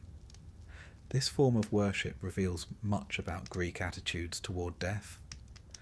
They did not deny it, nor did they embrace it with joy. They treated it with solemn respect, hedged with caution. Hades was not a god to be ignored, but neither was he one to be invited. He was the inevitable, and so his cult was quiet, measured, and restrained. To worship him was to accept the reality of mortality, to acknowledge that beneath life there is always shadow. The Eleusinian mysteries gave Hades a place of particular importance. Though Demeter and Persephone were the central figures, Hades was the unseen partner. His role in Persephone's descent and return made him essential to the ritual drama. Initiates who participated were promised a better fate in the afterlife, a gentler path in his realm. What that meant precisely we do not know, for the secrets were never written, but we can imagine that by honouring Hades as Ploton, by acknowledging his part in the cycle, worshippers felt they had secured not only fertility for their fields, but also comfort for their souls. Archaeological evidence supports this sense of cautious worship. In graves across Greece and Italy, small tablets have been found, inscribed with prayers to Persephone and Ploton. Some offer instructions for the soul, guiding it to the right springs and paths, ensuring safe passage. These Orphic tablets often urge the soul to declare itself a child of earth and starry heaven, destined for more than the asphodel meadows. To carry such a tablet was to acknowledge Hades' power and to prepare for his judgment. It was worship carried beyond life, a passport into the shadowed kingdom. Fear, however, was never far from reverence. Hades was imagined as stern and unbending, and his presence was not welcome at festivals of joy. To toast him at a feast would have been unthinkable. He was honoured instead at funerals, at gravesides, in rituals of mourning. His worship was entwined with sorrow, but even sorrow carried respect, for the Greeks saw in mourning a recognition of the natural order. They wept, but they also offered. They grieved, but they also appeased. In their tears, Hades was present. There are hints of personal devotion as well. Some individuals may have prayed to him for vengeance, for justice against wrongs that mortal courts couldn't right. For Hades was not only lord of death, but also guarantor of justice beyond life. In such prayers, he was invoked not as Pluton, the wealth bringer, but as the stern king who oversaw the balance of souls. To ask his help was dangerous, but sometimes danger was necessary. In comedy, Hades could be mocked lightly, as in Aristophanes' Frogs, where his realm becomes the stage for parody. But even here, the laughter was nervous. To make sport of the god of death was to admit fear.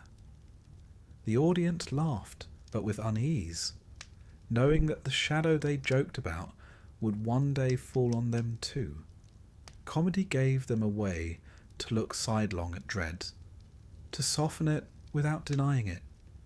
In that way, even mockery was a form of acknowledgement, another mask of worship. When we look at the worship of Hades in contrast with that of other gods, its difference becomes stark. Zeus demanded sacrifice for protection, Poseidon for safe passage, Athena for wisdom, Aphrodite for love. Hades asked for nothing, yet received everything in the end. He was not a god one courted for favours. He was a god one prepared for, a god one appeased quietly, a god one accepted as inevitable. His worship was less about asking and more about acknowledging. It was, in a sense, worship by resignation. The Romans inherited this pattern, softening his image further under the name Pluto. In Roman times, he was associated more closely with riches than with dread. Temples to Pluto appeared, where resources were mined, where wealth was drawn from the soil. Yet even then, the shadow lingered. To invoke him was to think of death, to remember mortality, to recognize the limits of human striving. wealth and death remained bound together. In the Greek imagination, worship and fear could not be separated. To honour Hades was to fear him, and to fear him was to honour him. He was the god of boundaries, of endings, of the line no one could cross twice. To pour libations into the earth was to acknowledge that the ground beneath nourished life, but also swallowed it. To offer black animals was to admit that darkness is as sacred as light. To whisper his name as Pluto was to soften dread with gentleness. Picture then the rituals.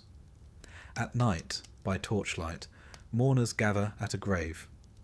Libations are poured, the soil drinks.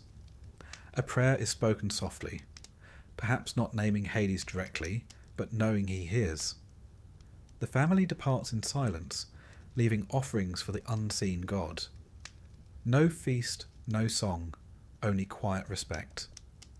Or imagine the halls of Eleusis, where initiates file in, the air filled with secrecy. They reenact the descent of Persephone, honour the cycle of loss and return, and in the shadows, Plotin is present, not as villain, but as partner in the eternal rhythm. Such worship may seem strange to us, so restrained, so marked by avoidance. Yet it reveals something deeply human. To live is to know that death awaits. To worship Hades was not to love him, but to admit that truth. The Greeks faced mortality not with denial, but with ritual. They gave it shape, they gave it honour, they gave it silence.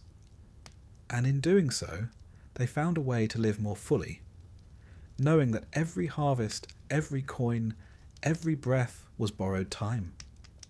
Thus the worship of Hades was unlike that of any other god. It was cautious, fearful, whispered, restrained. But it was real and it endured, shaping how the Greeks buried their dead, how they tended their fields, how they imagined their fate. He was the god of silence, and so they honoured him in silence. He was the god of inevitability, and so they honoured him with inevitability. Worship and fear were one, bound together as inseparably as life and death. The Greeks saw their gods not as abstractions, but as distinct personalities, each with powers and temperaments that explained the world around them. Hades, though often silent, was as essential to their worldview as Zeus or Poseidon. Yet when we place him beside the rulers of death from other cultures, or even beside his Roman counterpart Pluto, the uniqueness of his character becomes clearer. The Greeks imagined the underworld not as torment without end, nor as paradise reserved for the chosen, but as a realm of inevitability, balance, and order. To understand Hades fully, it helps to see him in contrast with others. Among the Egyptians, for instance, the figure who presided over death was Osiris. His myth told of betrayal and resurrection, of a god slain by his brother Set and restored by the devotion of Isis. Osiris became the judge of the dead, seated upon his throne in green skin as a symbol of rebirth. The Egyptians imagined the afterlife as a mirror of life, fertile and abundant, so long as the soul proved worthy. To reach Osiris, the deceased heart was weighed against the feather of Ma'at, the principle of truth. A heart lighter than the feather allowed entrance into fields of plenty. A heart heavy with sin was devoured by a monster. Its existence ended forever. Here judgment was absolute, a weighing of moral worth, a trial that determined eternal fate. The Greek vision was not so stark. Their dead did not face annihilation. They were not granted endless bliss, except in rare cases. Instead, most drifted into the meadows of asphodel, pale and neutral, living in shadow rather than in torment or paradise. The judges of the underworld weighed deeds, yes, but the scale of judgment was less about morality and more about destiny, about where a soul belonged in the structure of things. Hades himself was not the judge, but the king who presided. He did not weigh hearts, he did not devour the guilty. He kept order, and order for the Greeks was more important than extremes of reward or punishment. The Norse imagined their dead in yet another way. Hel, the goddess who ruled the underworld of the same name, was half alive and half corpse, her body divided between beauty and decay. She was grim, but she was not purely malevolent. Her hall received those who did not die in battle. Warriors slain with weapons went to Odin's Valhalla, while the rest, the majority, went to hell. The Norse, like the Greeks, recognized that most lives are ordinary. Not everyone dies in glory. And so Hell's realm was a place of rest, not torment, though later Christian influence darkened her image. Hades resembles Hell in this balance. Not a devil, but a ruler who governs the natural destination of most souls. Both gods represent inevitability more than judgment. When the Greeks spoke of Hades, they did not imagine fire or brimstone. Those ideas came later, from other traditions.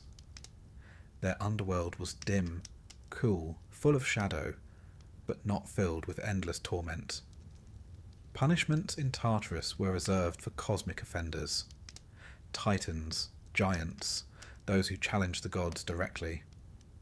For mortals, the afterlife was more subdued. To live well might bring Elysium. To live wickedly might bring Tartarus.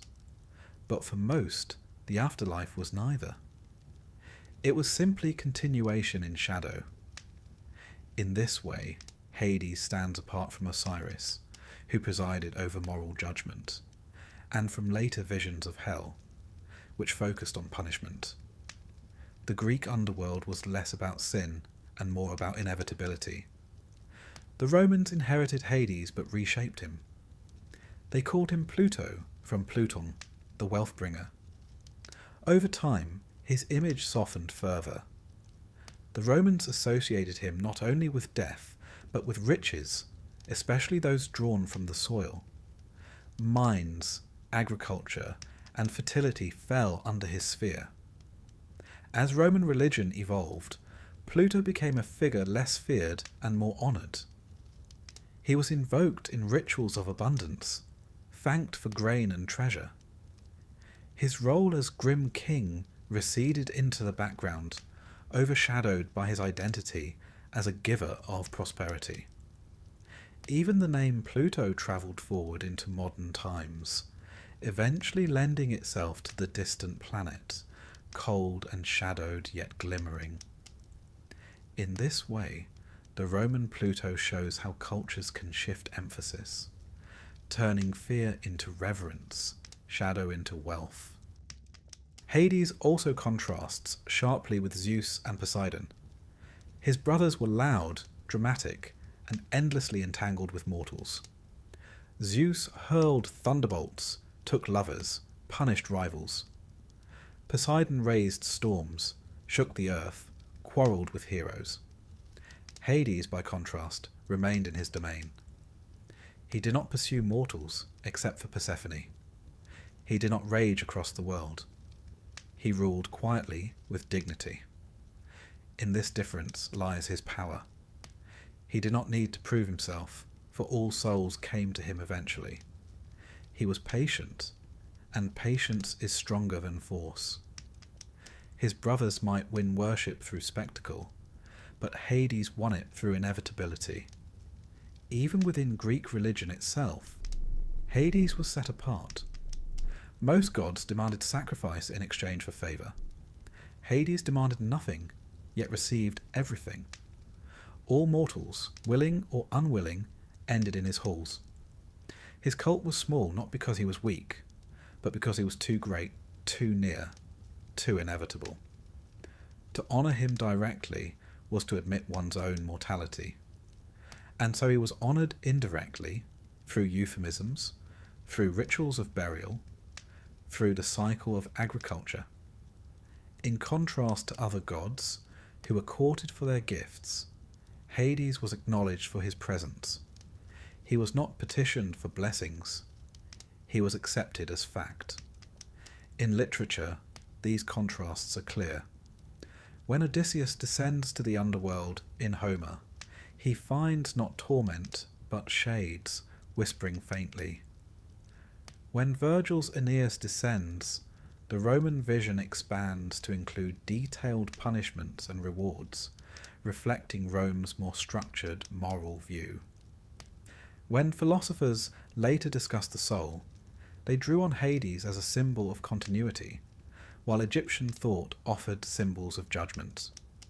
Each culture reflected its own priorities. For the Greeks, balance and inevitability mattered most. For Egyptians, justice and renewal. For Romans, wealth and prosperity. For Norsemen, battle and honour. Hades' uniqueness lies in his quietness. He does not shout, he does not rage, he does not moralise. He sits, he waits, he governs. In him the Greeks saw not a judge of morality, nor a punisher, nor a giver of endless reward, but the face of necessity itself. He was the god who reminded them that life is brief, that death is universal, that the soil beneath both nourishes and consumes. In this way, Hades is less dramatic, but more profound than many gods. He represents not hope or fear alone, but the inescapable rhythm that underlies all existence. Imagine for a moment how this difference shaped daily life. An Egyptian might live mindful that his heart would be weighed against truth. A Norseman might live in hope of dying in battle to reach Valhalla. A Roman might honour Pluto for fertility and treasure. A Greek, thinking of Hades, lived with the awareness that all paths led to the same gate. This awareness bred a certain sobriety, but also a certain freedom. Since all would end in shadow, what mattered was how one lived before. Fame, honour, hospitality, the bonds of friendship, these gave life meaning, for death was certain and impartial. In contrast to the later Christian visions of hell, Hades was not a moral threat hanging over every choice. He was not eternal fire, but eternal shadow. He did not demand righteousness, but he did remind mortals of mortality. In this reminder lay wisdom.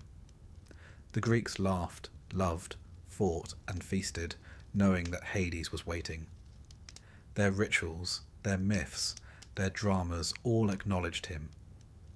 He was not central to their festivals, but he was central to their understanding of life. By contrasting him with other gods of death, we see his shape more clearly. Quiet, inevitable, impartial, patient. Picture him again, seated in his dark hall, Persephone at his side, judges before him, shades drifting beyond. Around him lie treasures of the earth, seeds swelling in darkness, veins of silver gleaming, gems buried in rock. He does not stir. He does not shout. He does not condemn. He simply reigns, the unseen one, the wealth bringer, the silent king. Against Osiris, against hell, against Pluto, he stands unique. Less dramatic, but more certain, less fiery, but more enduring. And so the Greeks lived with Hades not as a terror, but as a truth. They feared him, yes, but they also honoured him, softened his name, and folded him into the cycles of their fields and lives. In contrast to other cultures, theirs was a vision not of final judgment, nor of endless torment, nor of glorious battle, but of balance, of inevitability, of shadow that gave light its meaning. And in that vision, they found a way to live fully, knowing always that the silent king waited below. When the Greeks spoke of Hades, they were not only whispering about a god who ruled beneath the earth, but also acknowledging the balance that quietly governed their lives. Hades was not the god of punishment, nor the bringer of chaos, nor the devil of later traditions. He was something more difficult, more inevitable, and perhaps more profound. He was the quiet measure of existence itself, the reminder that everything has a beginning and everything has an end, and that both halves of the pattern matter equally. His name carried weight, his presence carried fear, but in his patience and impartiality lay a truth the Greeks accepted as part of the natural order of life. He was never as dramatic as his brothers. Zeus, with his thunder, filled the sky with spectacle. Poseidon, with his storms, shook the seas and rattled the earth. Hades did not do such things. He remained where he was, steady and constant, silent but ever present. Yet while his brothers fought, quarrelled and schemed, Hades ruled a kingdom that never shrank. Every day his realm grew larger, for every day mortals passed from the world above into his care. He did not chase them, he did not lure them, he only waited, and in time he received them all. To the Greeks, this waiting was not weakness but power. For who can resist him? You may outrun a storm, you may defy a king, you may even defeat an enemy in battle, but no man, no woman, no hero escapes the final journey into his halls. Even the greatest mortals, Heracles, Achilles, Odysseus, all of them confronted him in story or in destiny. He is patient, and patience, the Greeks knew, is stronger than force. In Hades, they saw inevitability clothed in the dignity of silence, yet they also saw balance. He was not only Hades, the stern ruler of the dead, he was also Pluton, the wealth bringer. The Greeks softened his name, not out of dishonesty, but out of recognition. Beneath the earth lay not only the dead, but also treasure. Seeds hidden in the soil rose as harvests. Silver veins glimmered in mines. Gems and stones sparkled where sunlight never reached. The ground was both grave and womb, both tomb and source. To call him Pluton was to honour the richness of the earth, to see that beneath death lies the promise of life renewed. The myth of Persephone expressed this rhythm perfectly.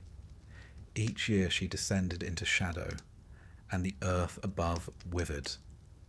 Each year she returned, and the fields grew green again. Without her absence, there could be no return. Without Hades' claim, there could be no release. The Greeks understood this cycle not as metaphor alone, but as a daily truth.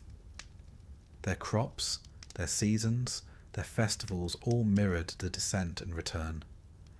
Death and life were not enemies. They were partners, bound together in an eternal balance. The rituals of worship reflected this truth. Hades had few temples, but he had reverence. His sacrifices were given at night, in silence, with eyes averted. Black animals were chosen for him. Their blood poured into pits, so it sank into the soil. Libations of honey, wine, and milk seeped into the ground as gifts to the unseen god. Unlike other Olympians, whose altars rose high, his offerings sank downward into the realm he governed. To honour him was not to call him up, but to acknowledge his place below. It was a different kind of worship, marked by caution, restraint, and respect. And yet, he was not feared as cruel. The Greeks did not imagine him as a tormentor. Punishments of the wicked were carried out in Tartarus, overseen by other figures, while most souls drifted in the meadows, pale but unharmed. Hades did not strike them down. He received them, kept them, governed them. His role was not to invent suffering, but to ensure order. In this, he was almost bureaucratic, a cosmic official who oversaw the most unchanging aspect of life. His impartiality made him stern, but it also made him fair. That fairness gave the Greeks a strange comfort. In life, wealth and power tilted scales. Kings and generals enjoyed privilege, peasants endured hardship. But in Hades' halls, all were equal.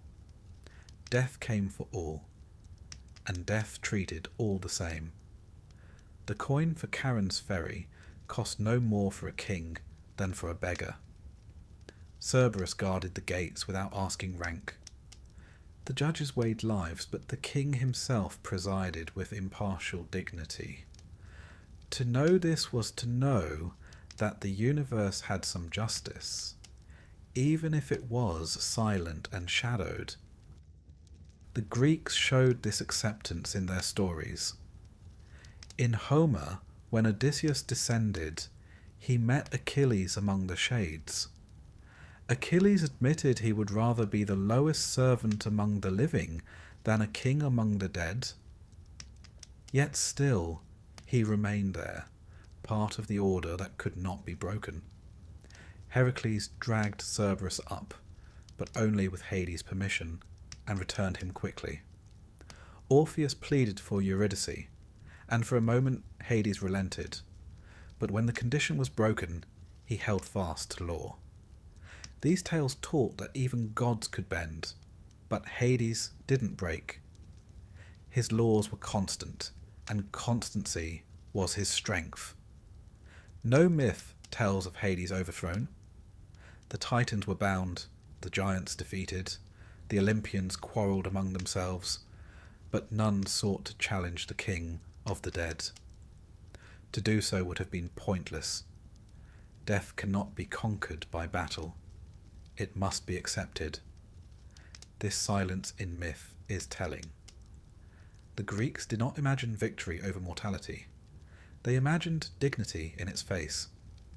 Hades embodied that dignity. Even comedy, when it mocked him, did so gently.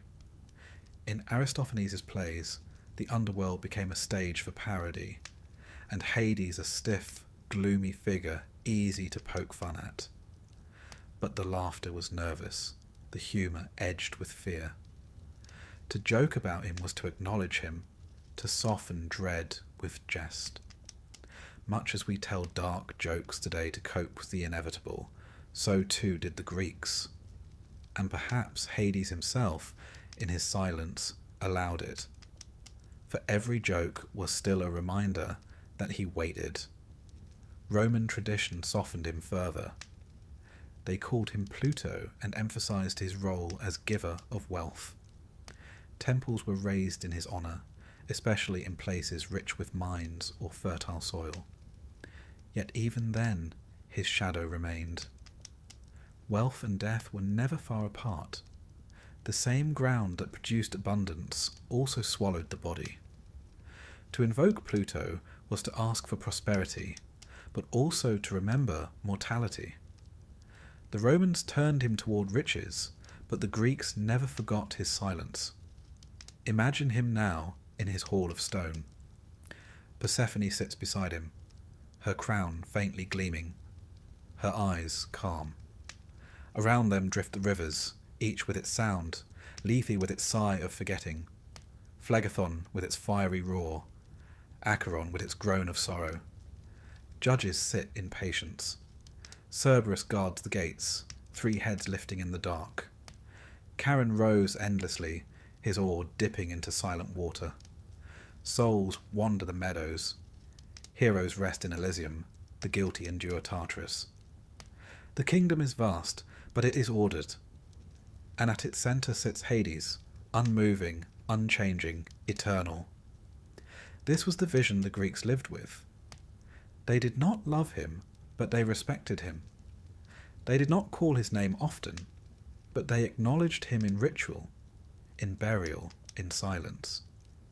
He was the unseen constant, the shadow that gave definition to light.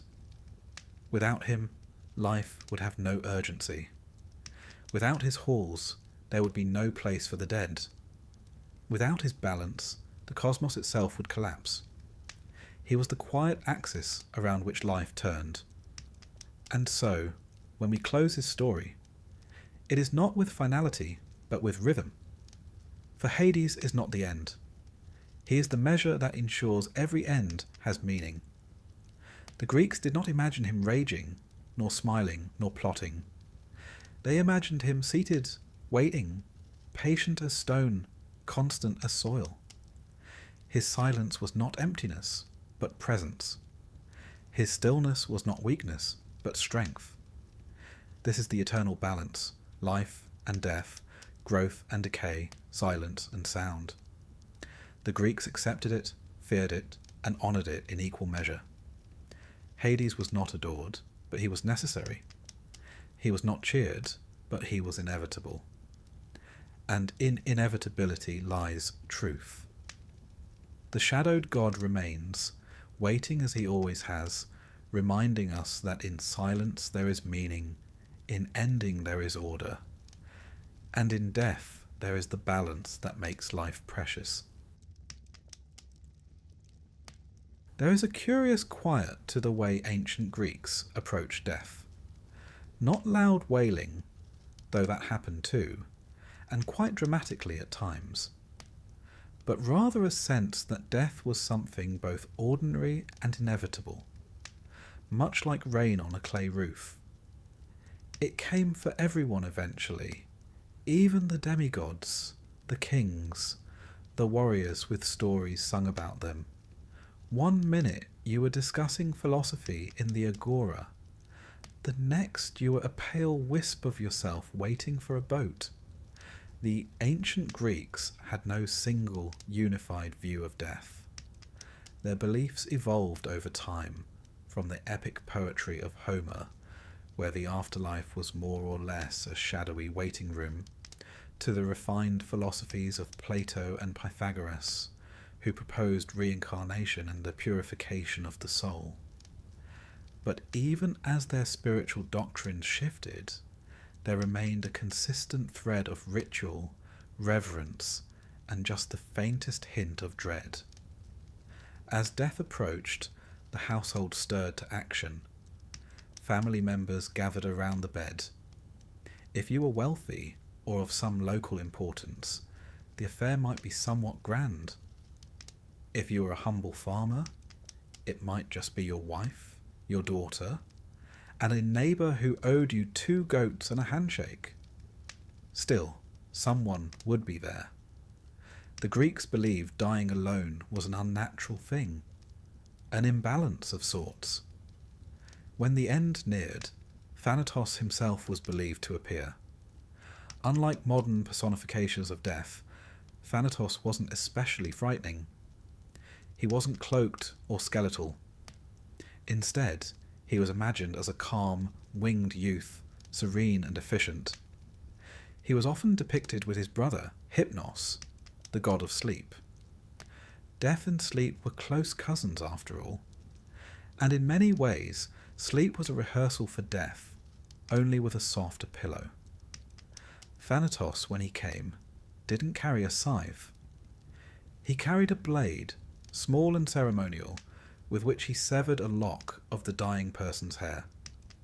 This symbolic gesture released the soul, the psyche, from the troddy. The psyche was not a dramatic spirit or ghost. It was often portrayed as a small, delicate butterfly, or a breath, something light, something fleeting. It slipped from the lips quietly and vanished into the air. Once the soul had gone, the work of the living began. The body was immediately washed, usually by female relatives, and then anointed with oil. This was a moment of care, and also of duty. The dead deserved respect, and the gods of the underworld, Hades among them, paid attention to these things. The body was then dressed, often in the person's best clothes. At times, a wreath might be placed on the head, or the body laid out with arms crossed, eyes closed. The dead were not made to look asleep. They were meant to look dignified. This period, known as the laying out, was called the. It took place at home, and often lasted a day or two. Visitors would come to pay respects, and this was where the lamentations began. To mourn a death properly in ancient Greece was not a quiet affair. Women wailed, tore their garments, scratched their cheeks. Some families hired professional mourners who could raise the tone of grief to operatic heights. The louder and more passionate the mourning, the more honoured the dead. Though, of course, if you weren't especially popular in life, the room might be a bit quieter. Later, reformers like Solon felt all this wailing was a bit excessive. Laws were passed in Athens limiting how much noise could be made and for how long. The idea was that grief should be orderly, not performative. But one suspects that in many homes, tradition continued to trump legislation. After this came the ekphora, the funeral procession. It usually took place just before sunrise, when the world was still dim and soft. The body was carried out of the house on a wooden bier, often by male relatives. A small group would follow. Family, friends, perhaps a flutist. Music, yes, but slow and sombre, like a procession through thick fog. The Greeks buried their dead just outside the city walls. Cemeteries lined the roads in tidy rows, the tombstones bearing inscriptions and simple carvings. A woman might be shown seated, with a spindle in her lap. A man, standing beside a column, extending a hand in farewell. These weren't scenes of drama. They were quiet moments, frozen in stone. Burial was important, essential in fact.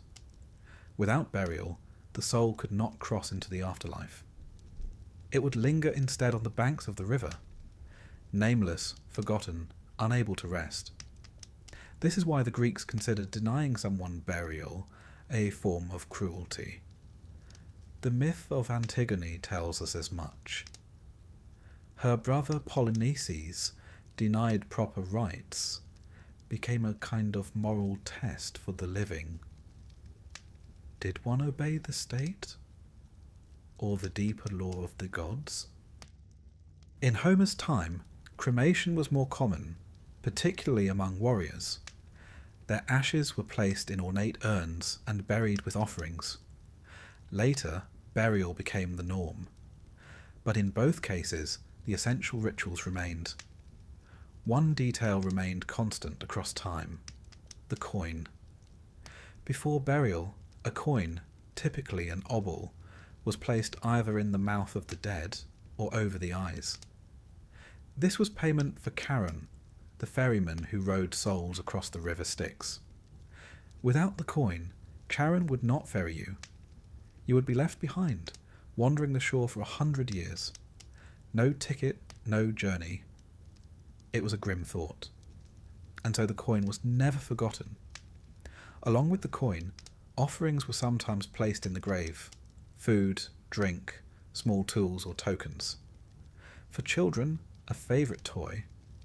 For warriors, perhaps a broken spear. These were not meant to be useful exactly, more symbolic. A gesture that said, "We remember you." Here are things that mattered. Death, for all its finality, didn't sever the bond between the living and the dead. Graves were visited. Offerings were made. On certain days, libations were poured: milk, honey, wine, a bit of barley, bread sometimes. The living whispered prayers and cleaned the stones. It was not only for the sake of memory but for safety. The dead, if ignored, might grow restless.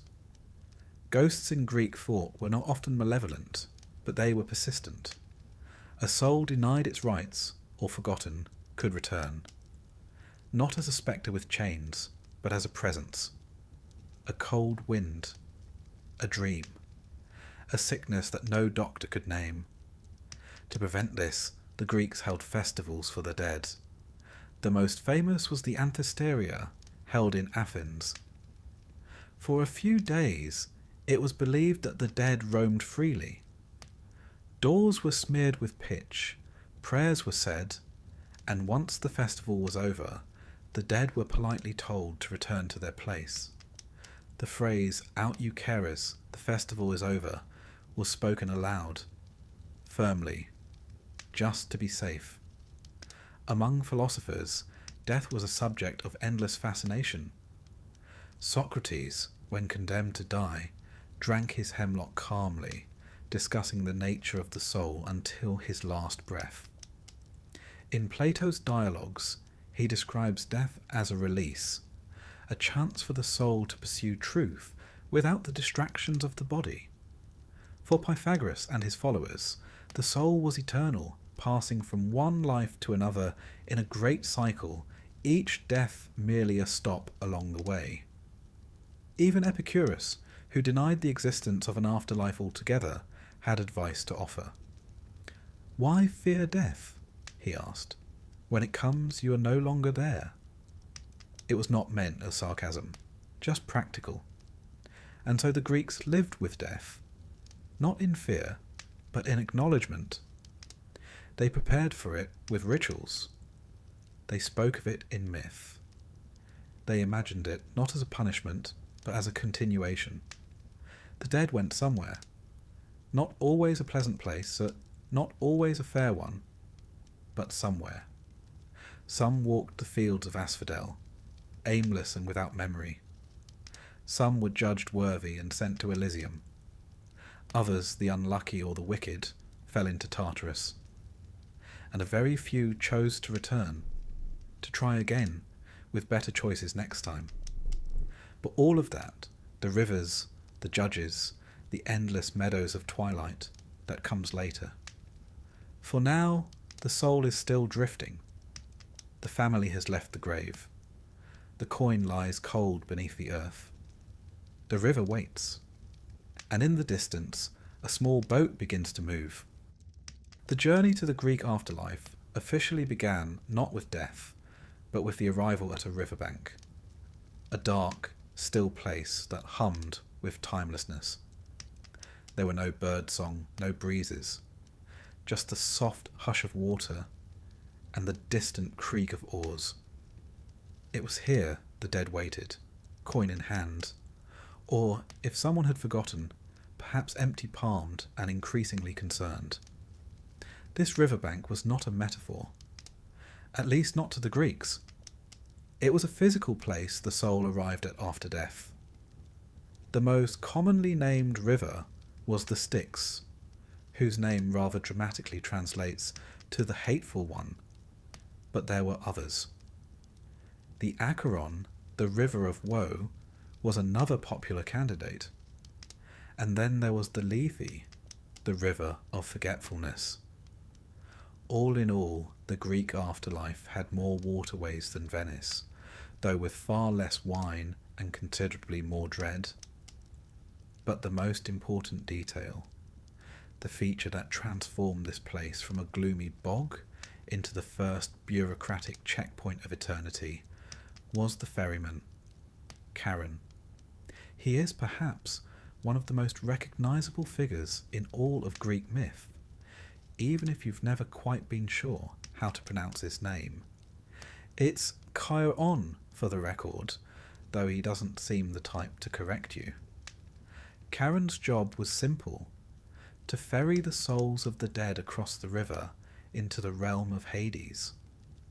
But like any transportation service worth its salt, Charon charged a fare, and unlike your local bus driver, he didn't accept excuses. No coin, no crossing. The traditional offering was an obol, a small silver coin of minimal value. Often it was placed beneath the tongue or over the eyes of the dead before burial, a practice known as danak. This wasn't about wealth, it was about protocol. Charon did not haggle. One coin, one passage? No coin, and you waited, and waited, and waited. For the ancient Greeks, this wasn't just a quaint mythological detail. It was a real concern. Families made absolutely sure the deceased had their payment ready. To be buried without a coin was to risk a century of ghostly limbo, wandering the shores of the Styx, whispering into the dark, and hoping that someday someone would remember you long enough to toss a coin your way. In other words, it was something like being stuck in line at the world's most depressing border control without the right documentation. And Charon? He didn't help. In early depictions, he's not terrifying exactly, but certainly unfriendly. Old, bearded and grim, with eyes that see nothing and yet miss nothing. He stood in his ferry, often a simple, flat-bottomed skiff, pole in hand, waiting silently as the dead approached. There were no instructions. You were expected to know what to do. Step forward, present your fare, board the boat, and then sit in silence as the river passed beneath you. This journey wasn't brief, nor was it scenic. The Styx was no gondola ride, no gentle drifting under moonlight. It was dark, utterly still in places, churning in others. No one spoke. Even the ferryman rarely uttered a word. He rowed, the dead stared. Occasionally something moved in the water, but it was best not to ask. Now, it's worth noting that Charon didn't operate alone.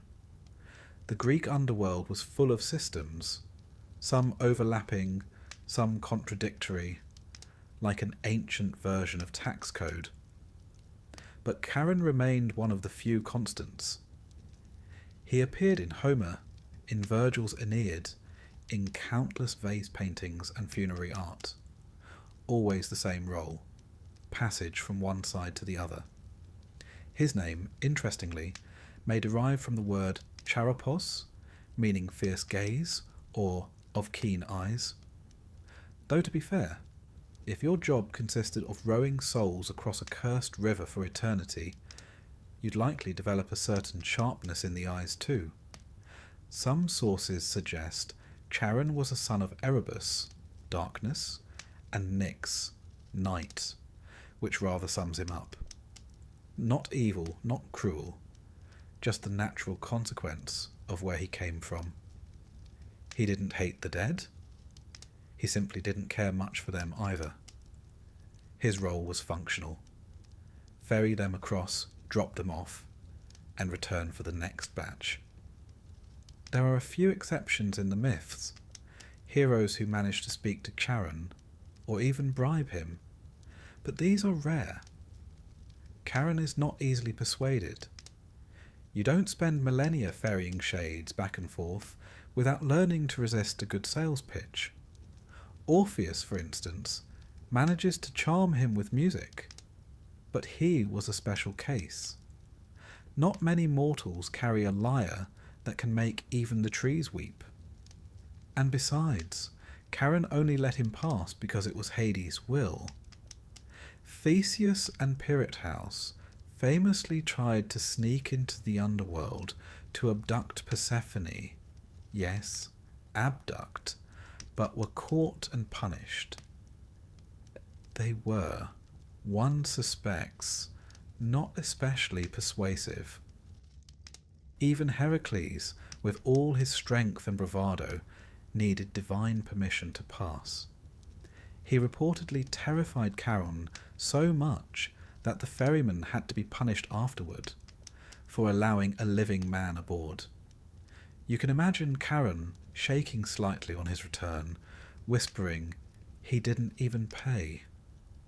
The fact that most mortals didn't speak during the crossing was not just a matter of etiquette. Once the soul boarded Charon's boat, it began to change. Already, its memory was fading. In Homer's view of the afterlife, the dead were shadows, insubstantial, emotionless, barely able to speak above a whisper. This process of fading began early, often during the crossing itself. Some later philosophers suggested the river was symbolic, that the water represented the boundary between knowledge and unknowing, between identity and dissolution. The journey across was not just physical, it was metaphysical, a washing away of ego, a dissolving of self, which makes one wonder what the view looked like from Karen's boat. Did the banks drift away, or blur? Did the sky remain visible? Did the water carry reflections, or was it too dark? Did the dead sometimes try to speak? Did Karen ever listen? We'll never know. But the Greeks certainly imagined the scene in rich detail. In some funerary art, the river is lined with reeds. The boat is small, almost laughably so. Souls crouch together, their forms already fading into the mist. Karen stands at the back, unmoved, the pole steady in his hands. The river stretches outward, with no clear destination in sight. Eventually the far bank would appear, and there the real journey would begin. The dead stepped off the boat and found themselves in a strange, dark plain. Sometimes it was described as a kind of marsh, other times as a field scattered with asphodel, a pale, ghostly flower associated with forgetfulness and mediocrity. In either case, it wasn't paradise. Not yet. First, the soul had to be judged. But the crossing itself, that brief moment between breath and judgment, was its own story. A quiet, slow journey into the unknown. Not violent, not fiery, just stillness. And the creak of wood, and the sound of oars dipping into black water. To the Greeks, this image was far more powerful than any angel with wings or demon with horns. It wasn't what you saw that frightened you. It was what you didn't. The absence of warmth, the hush, the sense that your name was still with you, but slipping away. And Karen? He just kept rowing. What happens if a soul tries to cross without paying? That question haunted Greek culture. The idea that one might die unprepared, not just spiritually, but financially, was deeply unsettling. It was a bit like dying without a will, only with far more metaphysical consequences. These souls, the unburied or the unpaid, were called ataphioi. They couldn't cross. They hovered at the edge of the river, disoriented, forgotten. In myths, they appear as plaintive figures, always reaching, always waiting. Some drifted toward the world of the living, becoming ghosts. Others remained by the shore, murmuring softly in languages long dead. In this, the Greeks expressed a truth we still fear. To die is inevitable. But to be forgotten, that's the true punishment. So Karen, grim though he was, also offered a kind of mercy. Passage, completion. A way forward, even if the road led to shadows. In time, Karen's image would evolve. The Romans adopted him, of course, renaming nothing for once, and added more theatrical flair. In medieval Christian imagery, he morphed into a symbol of damnation. In modern culture, he often appears as yet another variant of death itself, rowing with skeletal hands. But in the Greek imagination, he remained what he always was, a necessary figure. Not cruel, not kind, simply present, reliable in a way. You knew he'd be there, pole in hand, waiting in the mist. If you had the coin. If you didn't, well, let's just hope your family remembered. And so the river stretches on. The boat fades into the mist. And the soul, silent and solitary, drifts toward its next destination. But we won't follow it just yet. Best to linger here, by the river bank, for a little while longer. The air is still, the water quiet. And somewhere in the dark, a ferryman rows on. After the ferry ride across the river, whether the Styx or the Acheron, depending on your mythological source, the soul of the deceased found itself on the far bank, standing at the edge of the underworld proper. The boat disappeared behind, as if it had never been there. No return trips, no second chances, just the faint sound of Karen's oar fading into shadow. Ahead lay the gates of the afterlife. They weren't golden, they didn't gleam. No trumpets heralded your arrival. If anything, the entrance was marked by an unnerving stillness, like the moment just before a bureaucratic office opens, and the clerk behind the window looks up with tired eyes and says, "Next." Because that's exactly what this next stage of the afterlife resembled. A bureaucracy. Not chaotic, not cruel. Just orderly, impersonal, and eternal. Before any soul could continue into the meadows or pits beyond, it had to be judged, sorted, stamped, as it were, by the celestial authorities. The Greeks, ever fond of systems, had arranged for 3 judges to handle this work, each one a mortal once famed for their wisdom, now promoted posthumously to manage the endless queue of shades. Their names were Minos, Rhadamanthus, and Aeacus, the 3 great judges of the dead. Not gods, mind you. They did not rule the underworld. That job belonged to Hades and Persephone, who remained mostly aloof from these proceedings. The judges were more like senior clerks in a divine customs office, respected, competent, and mildly terrifying in their efficiency. Let us meet them.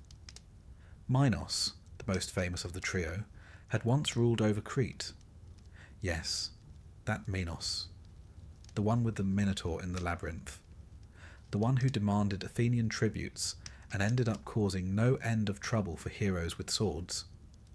In life, he was a king. In death, a judge. Some thought he presided over the final verdicts, weighing the toughest cases, as if he were the chairman of the afterlife's board. Then there was Rhadamanthus, also of Crete and said to be Minos's brother. Known in myth for his strict sense of justice, he was thought to preside over the souls of those from Asia. Yes, the Greeks divided judgment regionally, like assigning postal codes. Rhadamanthus had a reputation for being incorruptible. No bribes, no favours, just the rules, followed precisely. Lastly, there was Aeacus, the stern judge of European souls, and formerly the king of the island of Aegina. His name means something like earth-bearer, and he was believed to have once settled disputes even among the gods. Naturally, someone with that resume was chosen to help manage eternity. Together the 3 judges stood at the gates of Hades, reviewing the moral record of each soul that arrived. They did not argue, they did not delay. They had been doing this for a very long time. But what exactly were they judging? Unlike some modern notions of morality, the Greek version was a bit more flexible. There was no universal list of sins, no codified 10 commandments carved in stone. Instead, the judges considered whether a person had lived with honour, kept their oaths, respected the gods, and fulfilled their role in society. Murderers, oath-breakers, and tyrants were generally sent to Tartarus, the prison of the damned. But most souls weren't so dramatic. They were ordinary folk, bakers, sailors, poets. People who had tried mostly to do the right thing, and only occasionally shouted at their neighbours. These souls were usually sent to the Asphodel Meadows, a quiet and unremarkable region of the underworld. But a select few, heroes, philosophers, the unusually virtuous, might be permitted into Elysium, a kind of paradisiacal retreat reserved for the spiritually exceptional. Some myths tell us that the judgment involved scales, a visual metaphor that would be borrowed centuries later by Roman and Christian imagery. In other versions, the soul's memory was laid bare, and the judges simply knew what had transpired. One suspects there were no opportunities for clever excuses. Still, it's not difficult to imagine the scene. The soul arrives, faint and translucent, having barely dried from the river crossing. Ahead, 3 figures in robes, seated behind a long bench carved from shadow. No torches, no fires. Just an ambient, directionless light that casts no shadows. One of the judges lifts his head. "Name?" he asks. The soul gives it, perhaps with a slight tremble.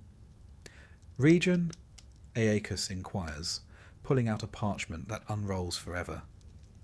A pause as memories unfold, not from the soul's perspective, but from time itself. Scenes from life flicker silently across an invisible screen. A lie told in childhood, a kindness to a stranger, a broken promise, a moment of courage, each act balanced against the next. Then Minos speaks. "Elysium," he says simply, or asphodel, or, on occasion, Tartarus. No appeal, no fanfare. The soul is led away. To the Greeks, this process wasn't meant to be terrifying. It was inevitable, predictable even. The afterlife was not a lottery, it was an audit. Of course, not all souls went quietly. Some myths speak of judges who were lenient. Others suggest they could be stern to the point of cruelty.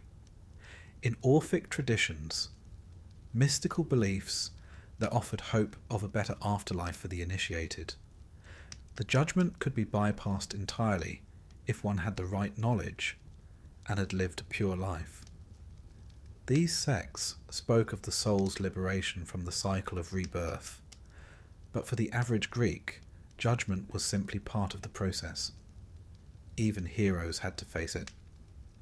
When Achilles arrived, still bristling from his death, the judges listened. When Odysseus visited the underworld in Homer's Odyssey, he spoke to shades who had already passed through judgment and were now stuck in their assigned realms. They did not complain, they simply existed. Occasionally, the judges themselves appeared in other myths. Aeacus, for example, was said to have helped build the walls of Troy, a detail that links the realm of the dead back to the concerns of the living. Minos, too, was sometimes portrayed not as wise, but harsh. His legacy from life carried into death. Whether that's fair or not remains unclear. What is clear, however, is that the Greeks imagined judgment not as a divine interrogation, but as a necessary sorting. There were too many souls, too many lives. Someone had to organise it all. And so the 3 judges sat, day after day, year after year, century after century, reviewing cases with quiet authority. There's something strangely comforting in that image. No chaos, no drama, just administration. Eternal, slightly tedious, say, and mercifully devoid of small talk. It's easy to imagine a clerk standing nearby with a large bronze bell, calling out names. Timon of Sparta, Asphodel. Nicandros of Delos, Elysium. Euphemia, widow of Bion. Tartarus, I'm afraid. Poor record-keeping and a suspicious number of poisoned figs. Of course, no such bell existed, but the Greeks did see their afterlife as orderly, structured. The gods may have had their feuds, but the underworld ran on time. It's worth reflecting, too, that this system didn't promise comfort. It promised placement. There was no promise of reunion with loved ones, no guarantee of delight. Only the certainty that your actions had consequences, and that someone, somewhere, was keeping a very long list. Some later thinkers found this idea unsatisfying. Plato, for example, imagined a more elaborate judgment in his dialogue Gorgias. There, the judges stripped each soul of its body and examined it naked, so that nothing could be hidden. They saw the scars of injustice, the bruises of cruelty. No speech could sway them. only the truth of the soul's shape. It's a powerful image, and perhaps not the most sleep-inducing, but it reveals how deeply the Greeks believed in ethical accounting. Even if justice came only after death, it came. And once judgment was rendered, the gates opened. Not the kind of gates you might be picturing. No wrought iron or flames. Just space. A path forward. One led to the asphodel fields, silent, fog-covered, dotted with indistinct shapes moving slowly through eternity. One led to Elysium. Peaceful, bright, humming faintly with music only the virtuous could hear. One dropped sharply downward into Tartarus, where the shadows grew teeth and time bent into cruel circles. But those are stories for other chapters. For now, let us linger at the gates. The judges are still seated, their faces unreadable. A new soul steps forward, another life to consider, another journey to assign. You might say it never ends, but that's the point, isn't it? After judgment came destination. Some souls, those of poets and warriors, and uncommonly good dinner guests, were gently steered toward Elysium. Others, most others, were sent drifting toward the asphodel meadows, to walk quietly through eternity in shades of grey. But not all were so lucky. Some, perhaps a few too many for comfort, were condemned to the deepest and most secret place of the underworld. Tartarus. Now, to speak of Tartarus is to shift tone. Gone are the soft meadows and quiet judges. Tartarus is not gentle. It is not fair. And it is certainly not boring, though it is eternal. And repetition, as the Greeks well knew, has a way of turning even torment into something grimly dull. Unlike the rest of the underworld, Tartarus was not a place for the average sinner. You didn't end up here for stealing bread or skipping sacrifices. This was a realm reserved for the worst offenders. Those who defied the gods, broke sacred oaths, or tried to overthrow Olympus itself. Not misdemeanours, but divine felonies. And make no mistake, Tartarus wasn't just a section of the underworld. It was older. In fact, it was a primordial being in its own right. In Hesiod's Theogony, Tartarus is not a prison, but a deity, one of the first elements of existence, alongside Chaos, Gaia, the earth, and Eros, love, of course. The gods didn't build Tartarus. They discovered it, like a cave no one wants to enter twice. Geographically, if such a term means anything in the realm of the dead, Tartarus lay far beneath the earth, beyond even Hades' domain. As Hesiod put it, a bronze anvil falling from heaven would fall 9 days before it reached the earth, and another 9 before it reached Tartarus. Quite a distance, even by mythological standards.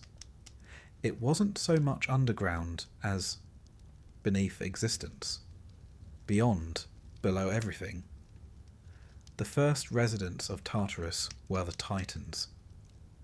After the Olympian gods defeated the Titans in the great war known as the Titanomachy, Zeus and his siblings did what any newly victorious regime would do. They locked up the old rulers, deep where no one could hear them complain or plot a comeback. Cronus, the father of Zeus, was thrown down with his allies into the abyss. Shackled, forgotten, or almost forgotten. Zeus appointed guards, because even in mythology, no prison is complete without wardens. These were the Hecatonchires, the 100-handed giants. Each one had 50 heads and 100 arms, which presumably made pat-downs very efficient. They had once been imprisoned themselves, so their loyalty to Olympus was rather firm.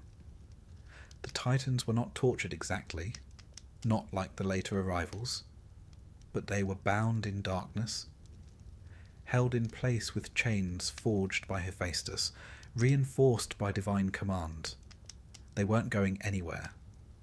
Still, they weren't alone for long. Because soon enough, Tartarus became the destination for a special class of soul. The irredeemably ambitious, the arrogantly clever, the unpardonably defiant. Those who pushed too far and paid for it not with death. Everyone dies, after all, but with punishment.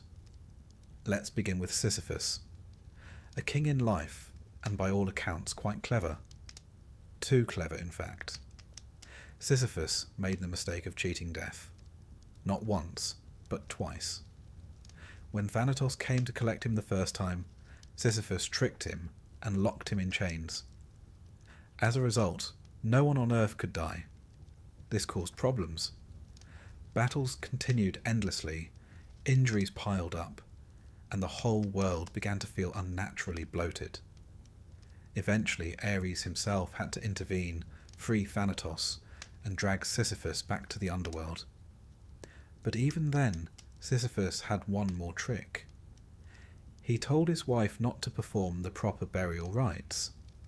Then, once in the underworld, he complained to Persephone about this great injustice, convincing her to let him return briefly to scold his wife. Once back among the living, he stayed, and stayed, until he was dragged back for good. For this defiance, his punishment was elegantly pointless, to push a massive boulder up a hill, only to have it roll back down just before reaching the top. Again, and again, forever. It wasn't painful, just futile. That, the Greeks believed, was punishment enough. Then there was Tantalus, another royal figure, and yet another lesson in not angering the gods. Tantalus had once dined with the Olympians, a rare honour, but he betrayed their trust. Some say he stole their ambrosia. Others say he revealed divine secrets. The worst version of the tale claims he cooked his own son and served him to the gods to test their omniscience. They noticed. Whatever the truth, the punishment was unforgettable. Tantalus was placed in a pool of water beneath a fruit tree. When he bent to drink, the water receded. When he reached for fruit, the branches lifted. Thirst and hunger, eternally unsatisfied. From this myth, we get the word tantalize, which is, in itself, a sort of cruel joke. Ixion followed, a mortal who dared to desire Hera, queen of the gods. He tried to seduce her, which did not go well. Zeus, always fond of a test, created a cloud in Hera's image to see what Ixion would do. He failed, horribly. For this, Ixion was bound to a spinning, fiery wheel in Tartarus, not forever turning, but forever being turned. Motion without escape, punishment by perpetual dizziness. And then, of course, the Danaides. 50 daughters, ordered by their father to marry 50 sons of his brother. On their wedding night, all but one murdered their husbands. For this crime, whether by obedience or cruelty, they were sentenced to carry water in leaky jars. Endless labour with no result. Their punishment was less personal, more industrial. A haunting image of eternal futility. Women stooped at a basin, water splashing through their cracked vessels, time dripping into meaninglessness. What unites all these punishments is not violence, but repetition. The Greeks understood something rather profound. Suffering doesn't need to be dramatic to be unbearable. It can be quiet, predictable, infinitely dull. And that's what Tartarus became. Not a fire and brimstone inferno, but a place where time itself dissolved into cycles of meaninglessness, where the worst crime was hubris, and the worst fate was endless, fruitless effort. Tartarus was not just a prison, but a warning, a moral compass calibrated by myth. It told listeners, know your place, do not challenge the gods, do not trick death, do not think yourself wiser than Olympus. In that sense, Tartarus wasn't evil. It was lawful, rigid. It obeyed rules that mortals had broken. It did not delight in punishment. It simply carried it out. Some versions of the myth suggest the condemned could eventually be released, or at least forgotten, but most tellings are less optimistic. Tartarus is final. The boulder rolls, the wheel spins, the water leaks. Even the landscape reflects this hopelessness. Descriptions are sparse, mostly black, occasionally glowing with strange cold light. The walls drip with something not quite water. There are no stars, no wind, just echoes. The kind that might not even be yours. It is, in a strange way, the opposite of Elysium. Not because it's painful, but because it's purposeless. In Elysium, your goodness earned you peace. In Tartarus, your defiance earned you a task that can never be completed, which perhaps is worse than flames or torment, because at least pain can be felt. But in Tartarus, nothing is ever resolved. And yet, Tartarus fascinated the Greeks. They told its stories again and again. They painted its punishments on pottery, etched them in stone. Perhaps because it mirrored something familiar, the mundane routines of mortal life, the grinding repetition, the longing for meaning.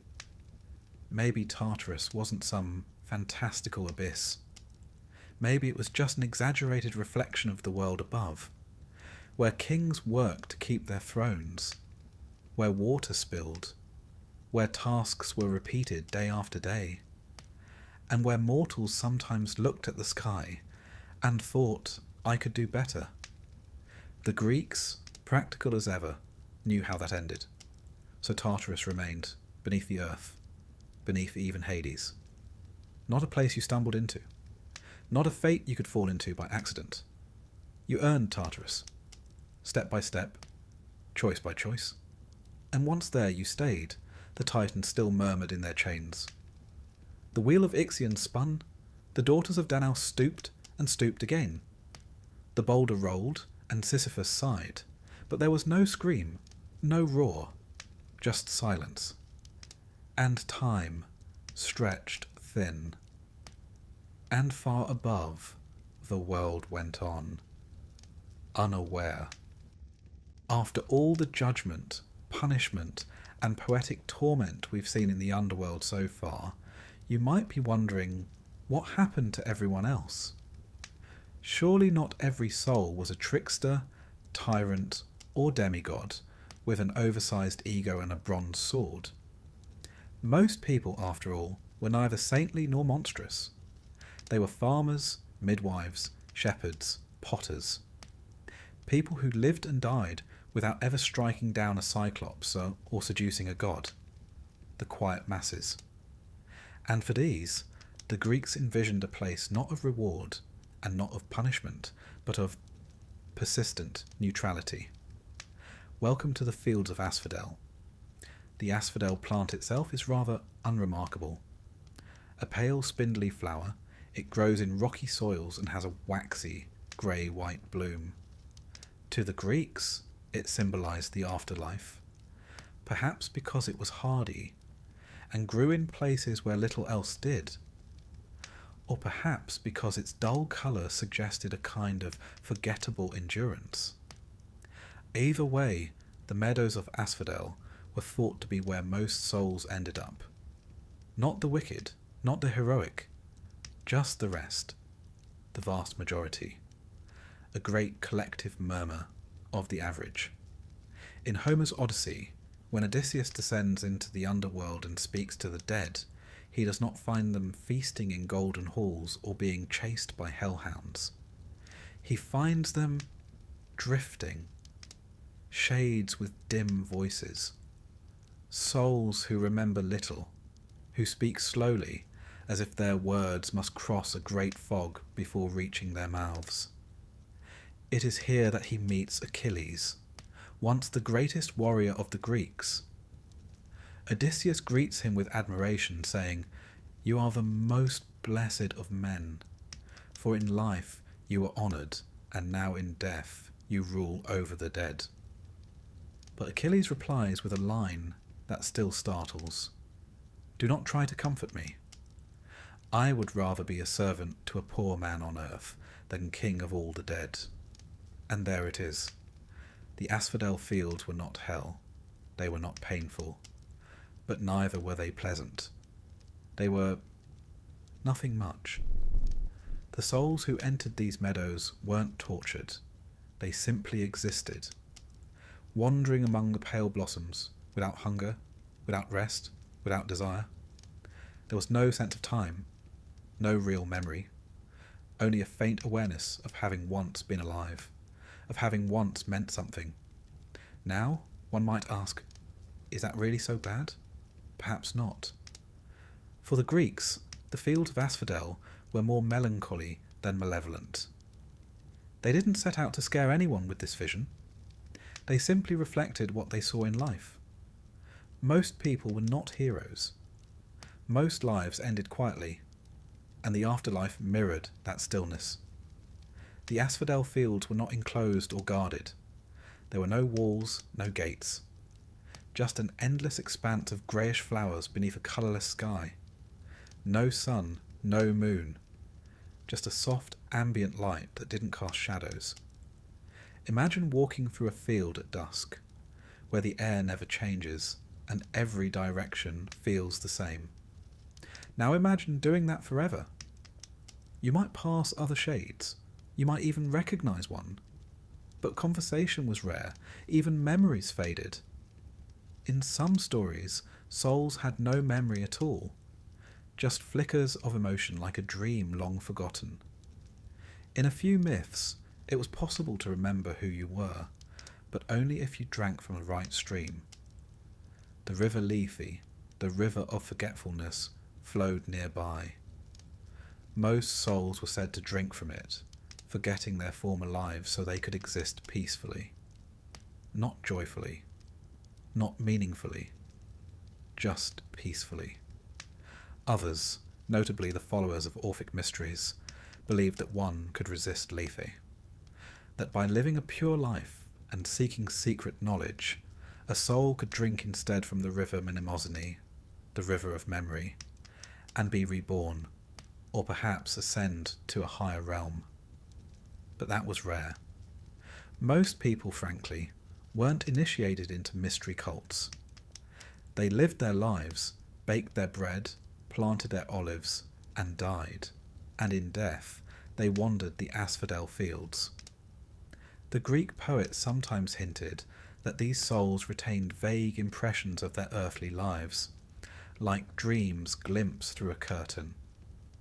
You might remember a name, a child, a song, but only for a moment before it slipped away again into the grey. It is tempting to think of this as sad, but perhaps that's a modern interpretation. The ancient Greeks, for all their philosophical leanings, were deeply pragmatic. They didn't see eternal bliss as something every soul deserved, nor did they believe in eternal torture for most. The afterlife simply continued the pattern of life. The few were extraordinary, and the rest weren't. And so the field stretched on. There was no ruler here. Hades and Persephone kept their distance. The judges had already done their part. The souls were not managed. They were simply present. You might imagine an underworld shepherd or two, keeping an eye out for wanderers. But the texts are largely silent on that point. What makes the fields of asphodel so compelling is their banality. There is no grand architecture, no crystal towers or golden bridges. Just quiet. Just space. A low, colourless hum where thoughts dissolve before they are finished. For the Greeks, this idea was deeply rooted in their view of the soul. The psyche, after death, was not a complete self. It was a shade, a shadow. The vital force that had animated the body now persisted, but only partially. It could be spoken to, as Odysseus does, or consulted in rituals. But it was not truly alive, nor really was it dead. It was something in between. And that in-betweenness defined the asphodel fields, a state not of torment, but of absence, not sorrow, but silence. There is a kind of mercy in this, one could argue. After the noise of life, the striving, the losing, the fearing, perhaps the endless drift of asphodels is a kind of rest. The Greeks didn't see this as a punishment. It was simply what happened. You lived, you died, and you became memory's echo. Some later philosophers, such as Plato, found the idea troubling. In his dialogues, he imagined a more complex system, where souls were rewarded or punished based on the health of their inner life. Virtue, for Plato, was not just external behaviour, but the harmony of the soul. Those who achieved this harmony could be reborn into better lives, or even escape the cycle altogether. But most Greeks were not Platonists. They made their offerings, said their prayers, and buried their dead with a coin and a hope. That hope wasn't for Elysium. It was simply that the soul would find its place, undisturbed. And that place, 9 times out of 10, was here, among the asphodels. Sometimes poets tried to dress it up. They'd imagine the flowers swaying gently in the breeze, or the occasional shaft of light breaking through. But even then, the tone remained muted. No one danced in these fields. No one laughed. If there was music, it was very far away. A few myths allow the possibility of leaving the asphodel fields, not by climbing, but by drinking from the river Mnemosyne and returning to life through reincarnation. The Orphics believed that souls, if purified, could break the cycle altogether. But this was esoteric knowledge, a secret teaching. Most people never heard of it, so they stayed. Sometimes visitors from the living world would pass through. Odysseus, as mentioned, or Aeneas in the Roman retelling. They would speak to shades, hear their soft regrets, and then move on. The shades rarely asked to return. They simply acknowledged their state. "I am what remains," they seemed to say, and that is enough. In modern stories, the afterlife is often a place of drama. Gates, battles, decisions. The Greeks didn't need all that. They understood that eternity, more often than not, was defined by stillness. Which is perhaps why their myths still resonate.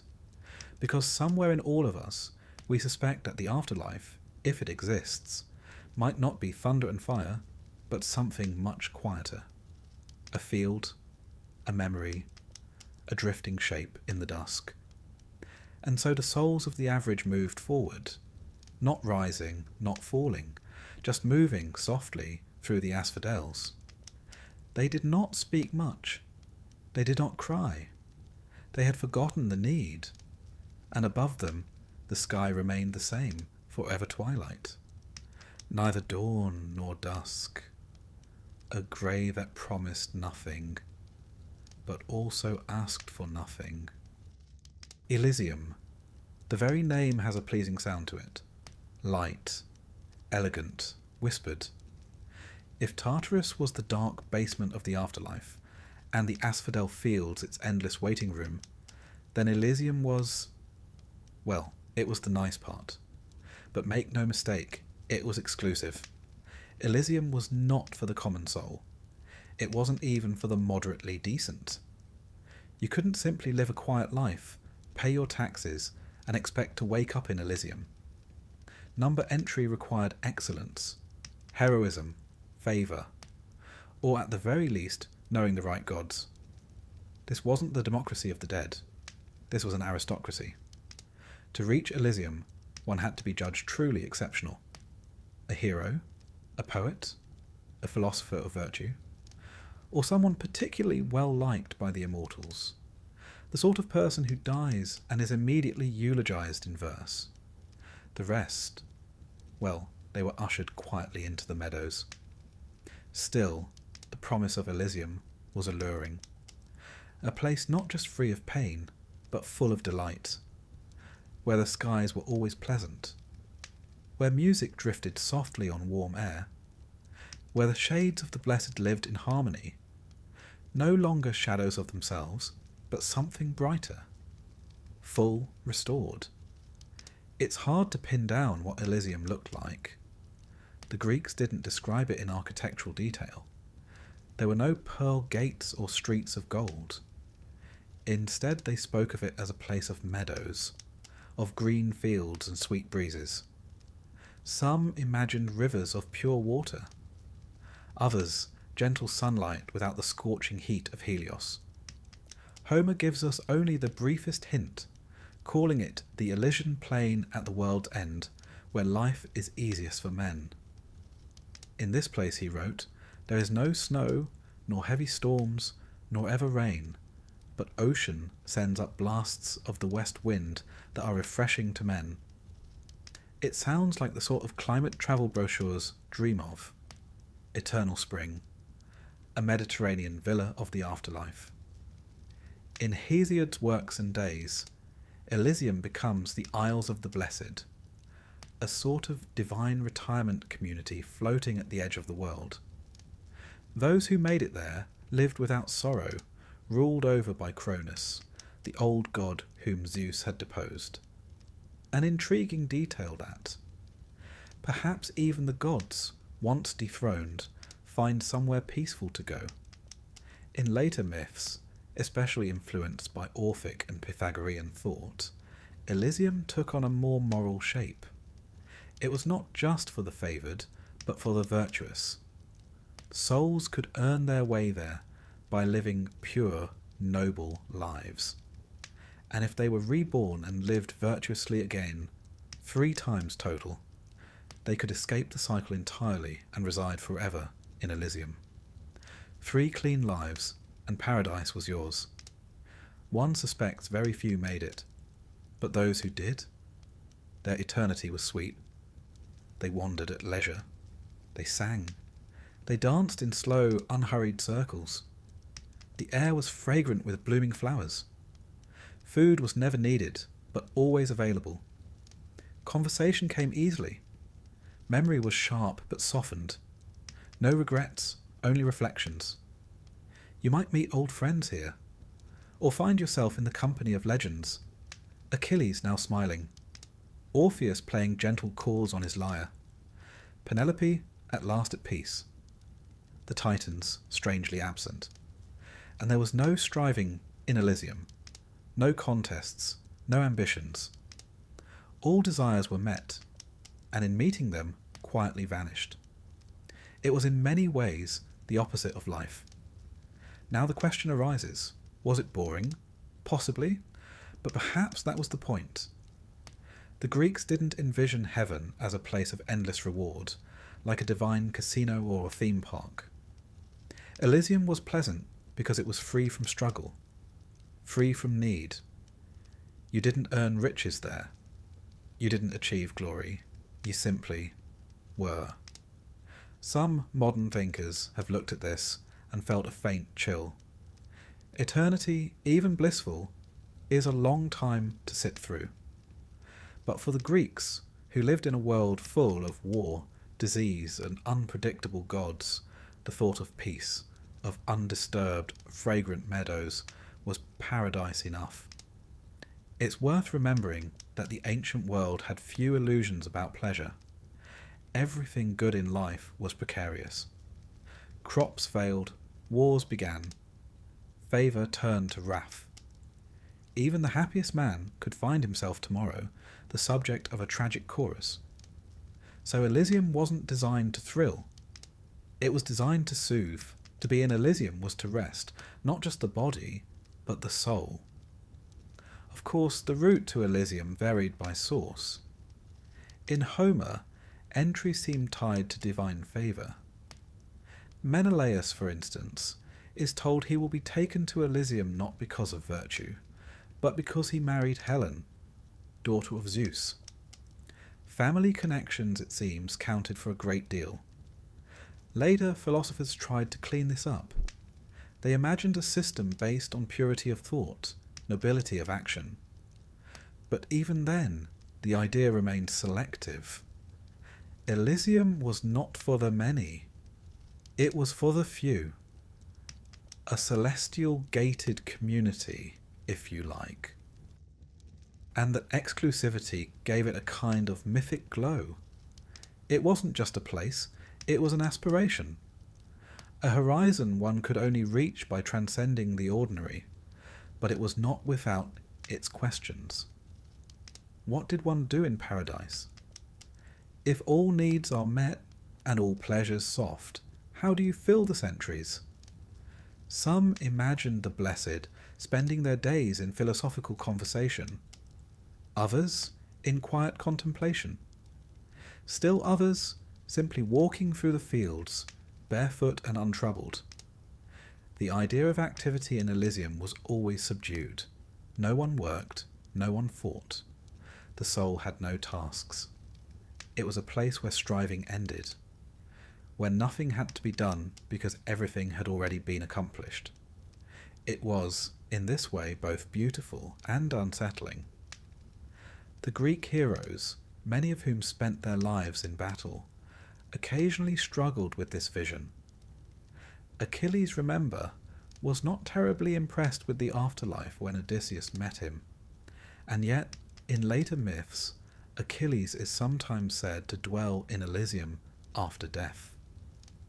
Perhaps even heroes change their minds about peace, given enough time, or perhaps the afterlife itself reshaped them. There's little mention of hierarchy in Elysium. No one seems to rule, aside from the occasional reference to Cronus or other elder gods. There are no gold thrones, no councils. Everyone, it seems, is equal in paradise, which may have been a quiet revolutionary idea. In life, Greek society was rigidly stratified: citizens, metics, slaves, women with limited rights. But in Elysium, all were alike, blessed and at rest. No status, no envy, just harmony. It's tempting to romanticize this, but it's also worth considering how foreign this must have felt to most Greeks. Their world was one of competition, of drama, of war and argument. The agora, the battlefield, the symposium. These were arenas of conflict and cleverness. And then suddenly, Elysium, still, sweet, eternal. No wonder some mystery cults promised more exciting outcomes. Ascension, enlightenment, reunion with the divine. Elysium, while lovely, asked the soul to let go, to stop wanting. A high price for some. And yet the idea endured. The Romans adopted it, renaming little, altering less. In Virgil's Aeneid, Aeneas visits Elysium and finds it full of poets, priests and warriors. He sees Anchises, his father, and receives a vision of future Rome. The meadows are golden, the sky mild. All is bathed in soft light. Later, Christian thinkers would repurpose the imagery, transforming Elysium into a precursor to heaven, or drawing on its features when painting paradise. But the Greek version remained distinct, earthy, rooted, modest in its own divine way. It didn't promise eternal joy, only eternal ease. And for people who lived with the constant noise of fate and fortune, that may have been the highest reward imaginable. To enter Elysium was to be told, "You have done enough. You are enough. There is nothing more to prove." You would not be remembered as a shade. You would not wander among the asphodels, half forgotten. You would not roll stones uphill, or reach for unreachable fruit. You would simply be alive, in some truer sense, whole again, among the few, among the blessed. And so the fields of Elysium stretched out at the world's end. Not dazzling, not grand, but gentle, soft-edged. The music faint, but always playing. The breeze always warm. and the souls who lived there never hurried, never hungered, never hoped, because they no longer needed to. They had arrived. There is a saying, whispered by philosophers and poets alike, that even paradise becomes a prison if you stay too long. The Greeks understood this intuitively. They had seen the rise and fall of empires, watched as golden ages turned grey.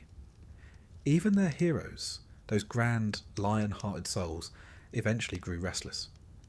And so, beyond the quiet serenity of Elysium, they imagined one final place, a reward above reward, an end to all endings.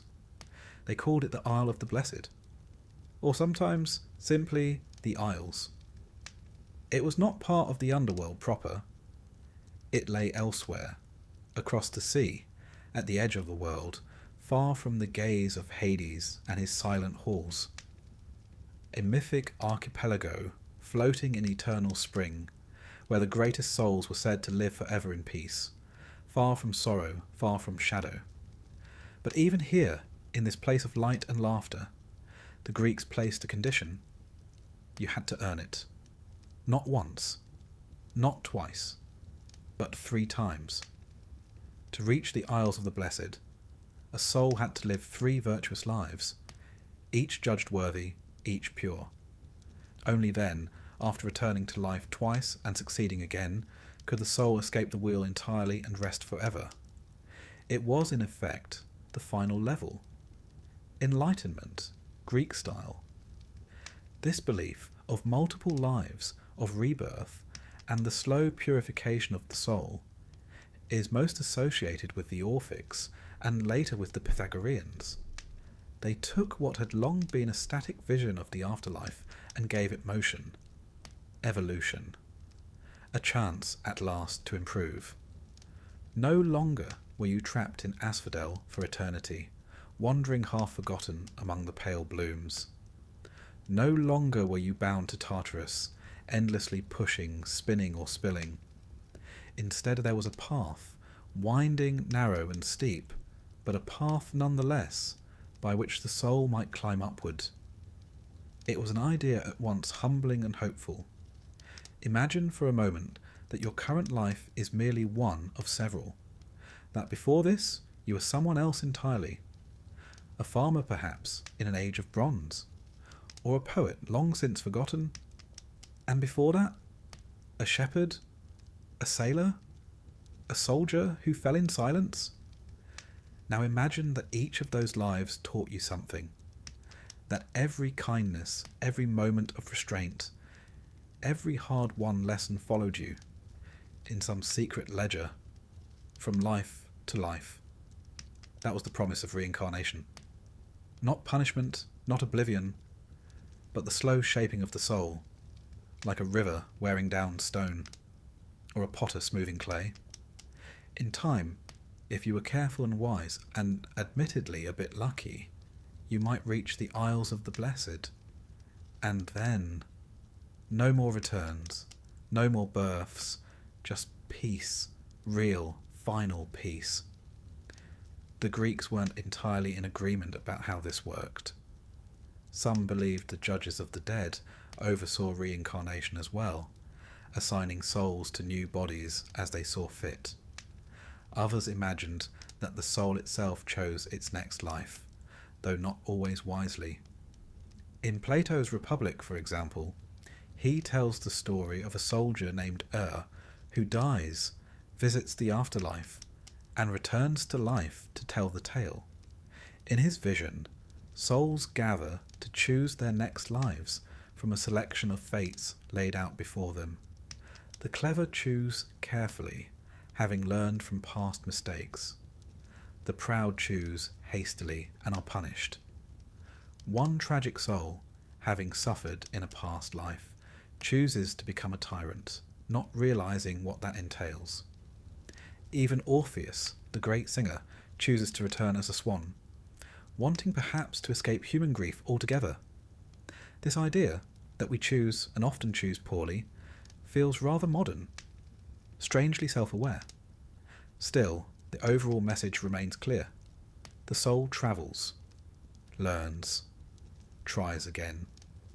And if it learns enough, if it grows in wisdom and virtue, it may be freed at last from the cycle and sent to the Isles of the Blessed. So, what did these isles look like? The poets were sparse with details, as if hesitant to define perfection too clearly. But what little they said was luminous. The weather, always perfect, the breeze, always sweet, the air, filled with music and gentle laughter. Souls there did not age, did not hunger. They lived among golden fields and crystal streams. Some myths suggest that trees bore fruit year-round, others that the very soil shimmered. But the true gift was not the scenery. It was the absence of fear. No sickness, no aging, no forgetting, no gods to please, no errands from Olympus. Just an endless light-filled now. Time in the Isles was not measured. There were no clocks, no seasons. Only the slow, golden passage of light, the rhythm of waves, the flight of birds that never tired. There were no duties, no ambition, no need to prove oneself. The soul had done that already, across 3 lives, judged and weighed, and judged again. Now, it could simply be. But as with all paradises, there's a subtle catch. To reach the Isles of the Blessed, one had to choose well. Live wisely. Remember who one truly was. And remembering, for the Greeks, was no small feat. Before each rebirth, most souls drank from the river Lethe, the river of forgetfulness. A draught of it would wash away all memory. A kindness, perhaps, for those returning to difficult lives. But the Orphics taught something different. They carried small tablets into their graves, inscribed with instructions for the soul. When the soul awoke in the underworld, it was to avoid the Lethe. Instead, it was to find the spring of mnemosyne, memory, and drink deeply. That memory would preserve the self through rebirth. Allow the soul to live wisely, to remember its purpose.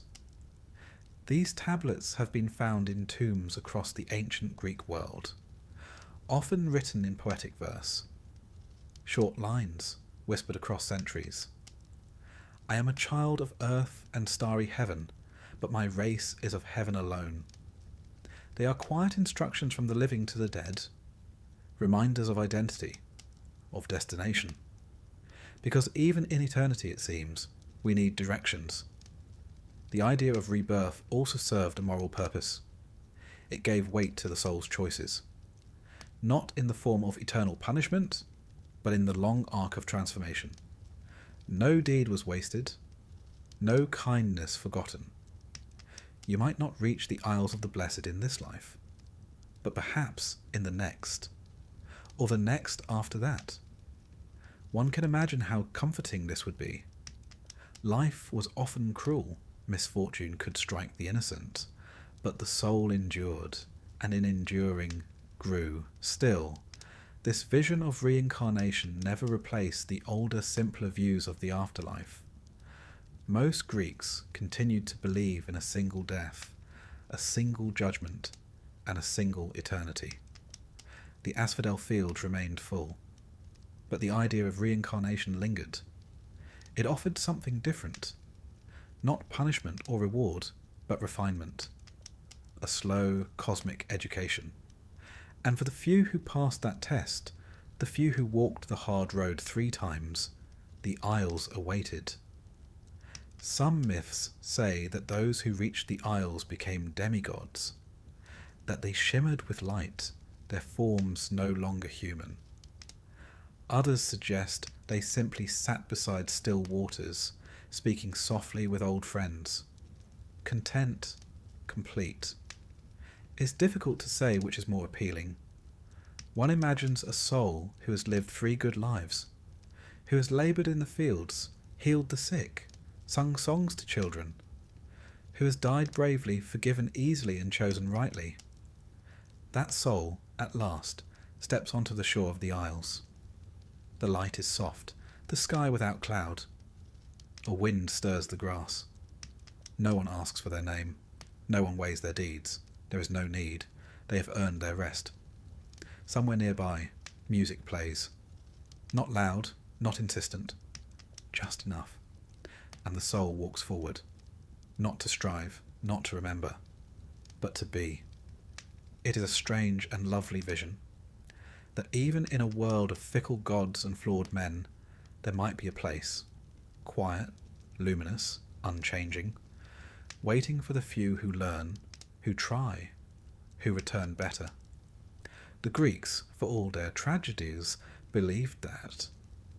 They believed the soul could rise, not with wings, but with wisdom. And if it rose far enough, the Isles would be there, just beyond the horizon, waiting. Long before modern philosophers began scribbling furiously about consciousness and identity, the Greeks had already posed the question, what exactly survives after death? They didn't have MRI machines, but they had imagination, and myth, and questions. And from these, they gave us one of the most poetic, if quietly unsettling, answers in ancient literature. The soul, they said, becomes a shade, not a ghost, not a spirit with blazing eyes or swirling robes, not a glowing orb of light or a fluttering essence, just a shade, a dim echo, a shadow of the person who once was. In Greek, the word was eidolon, a likeness, or sometimes psyche, breath, life. But no matter the term, the soul after death was imagined as something that had shed its sharpness, like a blade dulled by time. The voice was fainter, the thoughts slower, the self less, and yet it persisted. This was the core truth of Greek belief, that after death something of you continued, but not the you who laughed at jokes or kissed your children goodnight, not the you who gardened or debated politics in the agora. What remained was more like the silhouette you cast in the evening, recognizable but without warmth. Homer's Odyssey offers one of the earliest and most vivid portrayals of this. When Odysseus descends into the underworld, he meets the souls of the dead. Not monsters, not judges, but people. His mother, Anticlea, his companions, warriors from Troy, even Achilles himself. But these aren't happy reunions. The shades speak in monotone. They forget themselves. They grope toward memories, like sleepers fumbling in the dark. Odysseus must offer blood, fresh, warm, living blood, for the shades to speak clearly, as if his life force temporarily rekindles their minds. And even then, it's brief. A sentence or two, a flicker. Then the fog closes in again. Achilles, who once strode across battlefields like a lion, tells Odysseus he'd rather be a living servant than king of the dead. There's no bitterness in his voice, just resignation. This was not hell. It was just shadow. The idea might sound grim, but it reflected something profoundly human. The awareness that time dulls memory, that who we are fades, that immortality, if it exists, is not golden and sharp-edged, but quiet and dim. And yet the Greeks did not see this as a punishment. It was simply the soul's natural state after death. The body decayed, the fire of life flickered out. What remained was a softer version, the eidolon. Some shades lingered near their graves, others wandered the asphodel fields. A few were condemned to Tartarus or elevated to Elysium. But all shared this strange, dreamlike quality, present but only just. The soul no longer needed to eat or sleep or breathe, but nor could it grow. It was in essence a memory frozen in time. This idea had a deep effect on Greek burial rituals. Families would leave offerings not because the soul would eat them, but to acknowledge its presence, to feed the memory, not the mouth. Honey cakes, wine, small coins, sprigs of rosemary, objects laid gently beside the dead, with the hope that something, some part of that shade, still noticed. And perhaps it did. There are stories, quiet, whispered ones, of shades returning, not as vengeful ghosts, but as mourners, visiting dreams, standing silently at the end of a bed, not to frighten but to remind. I was here, they seem to say. I was once alive. And sometimes that was enough. Still, the nature of the soul after death remained a subject of debate. Plato, always eager to complicate things, proposed that the soul was immortal and composed of three parts: the rational, the spirited, and the appetitive. After death, the soul left the body but retained its essential nature. It could grow, it could learn, it could eventually be reborn. In his dialogue, Phaedrus, Plato compares the soul to a chariot drawn by two horses, one noble, one unruly, driven by reason. Life, then, is the effort of steering the soul wisely. Death is not an end, but a checkpoint, a pause before another attempt. For Plato, the soul was not a shade, but something far more complex, a living essence tied to the divine. Its post-mortem existence was not just memory, but movement. But this was a philosopher's view. Most Greeks, especially those outside the schools of thought, stuck with the simpler image, the shade, the silent, semi-conscious self, wandering through eternity like a figure in a fog. Yet even that shade could be dangerous in the right conditions. Shades who died violently or without burial were said to wander near the world of the living. These were not malicious, at least not always, but they were restless, lost, drawn to warmth, to light, to memory. Some became lemias, a Roman word, but similar in Greek thought, spirits that haunted households until properly banished. Others were thought to linger near battlefields, drawn to the smell of blood and smoke. Festivals like Amphisteria gave these shades permission to visit the living world for a day or two. But after that, they had to return. The living would smear pitch on their doorways, say the ritual words, offer a final libation, "Begone, you who have had your share." It was all done respectfully. The Greeks feared their shades, but they also pitied them, because to be a shade was to exist without context, to remember only parts of yourself, to be and yet not be.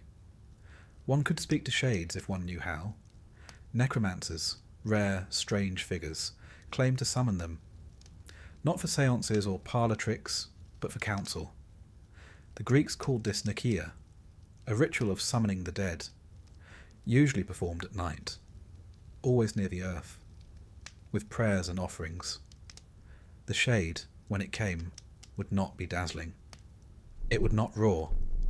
It would whisper, perhaps with a voice that no longer quite belonged to it, and once its answer was given, it would fade again, like a dream remembered in the morning, then lost by afternoon. The idea of the soul as a shade also appears in Greek visual art.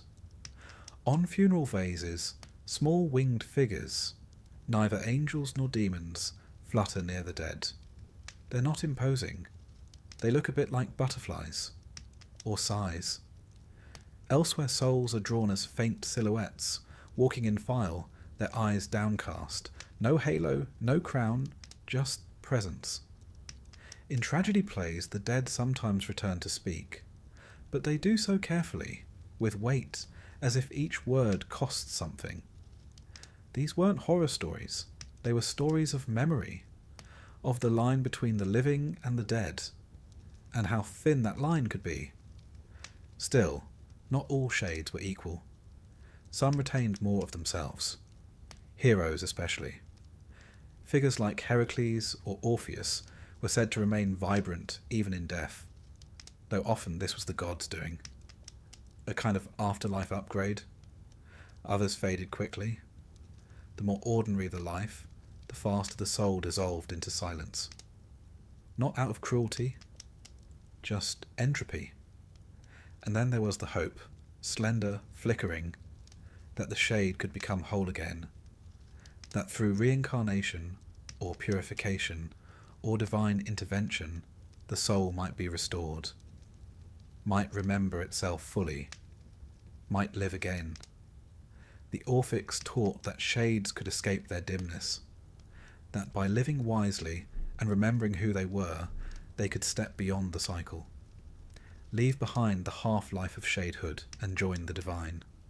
But for most, the journey ended in softness. Not in pain, not in fire, just in drifting. One can imagine it, faintly.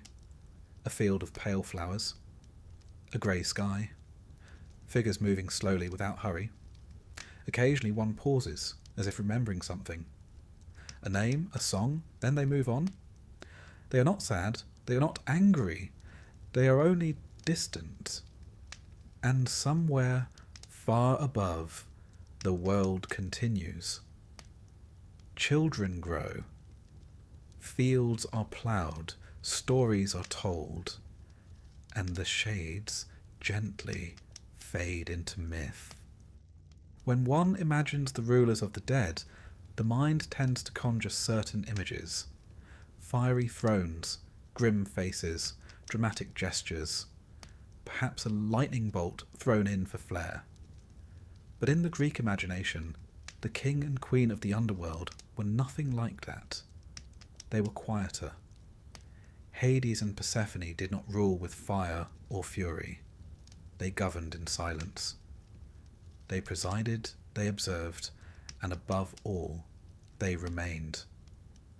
Unlike the Olympians, who meddled in mortal affairs with all the subtlety of a thunderstorm, Hades rarely left his realm.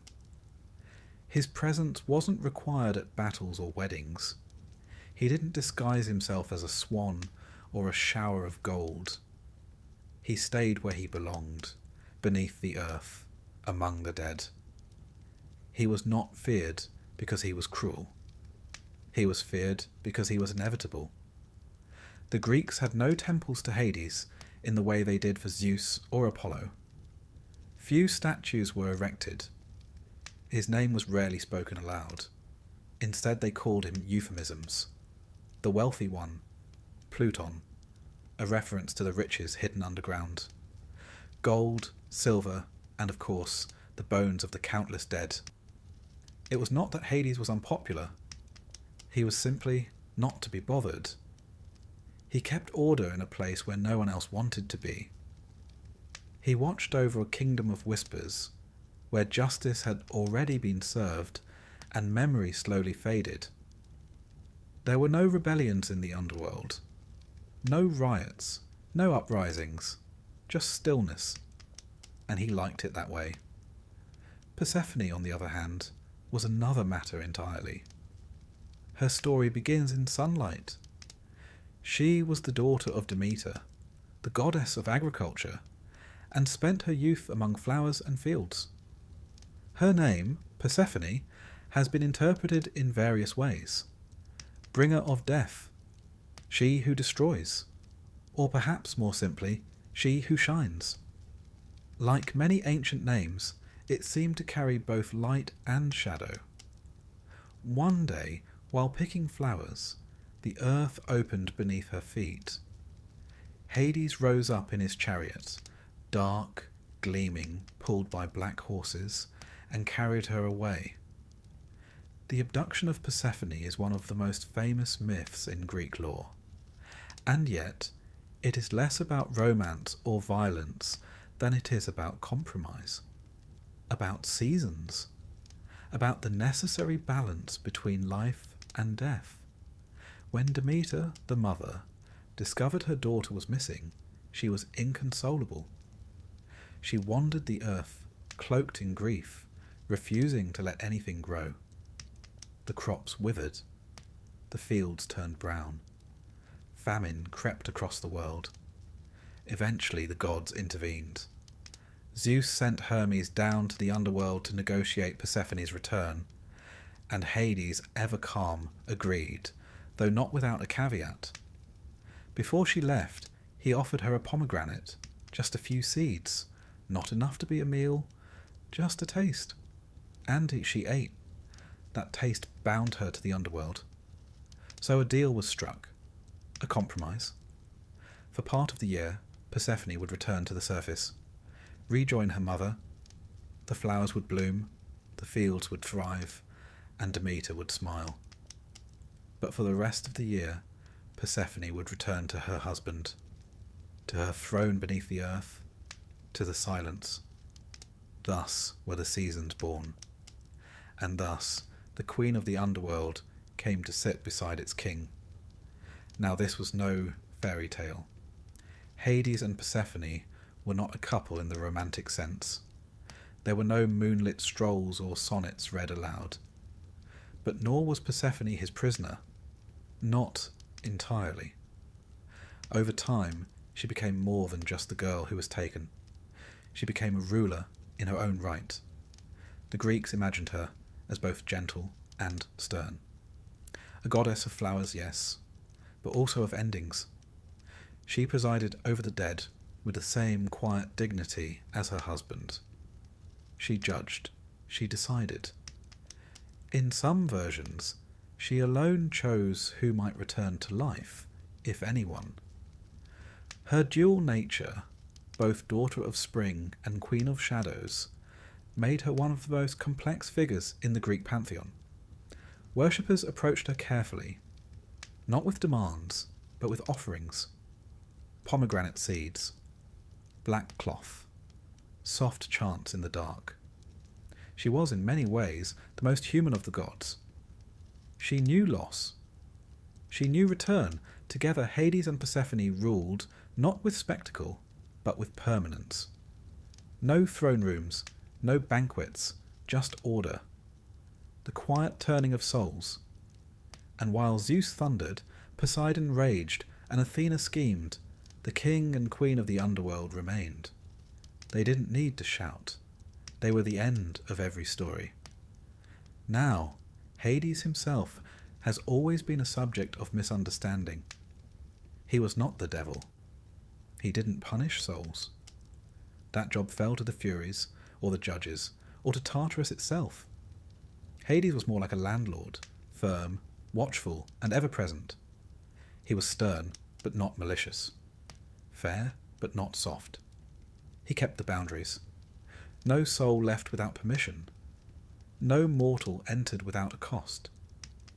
When heroes did descend into his realm, Orpheus, Heracles, Odysseus, they came with fear.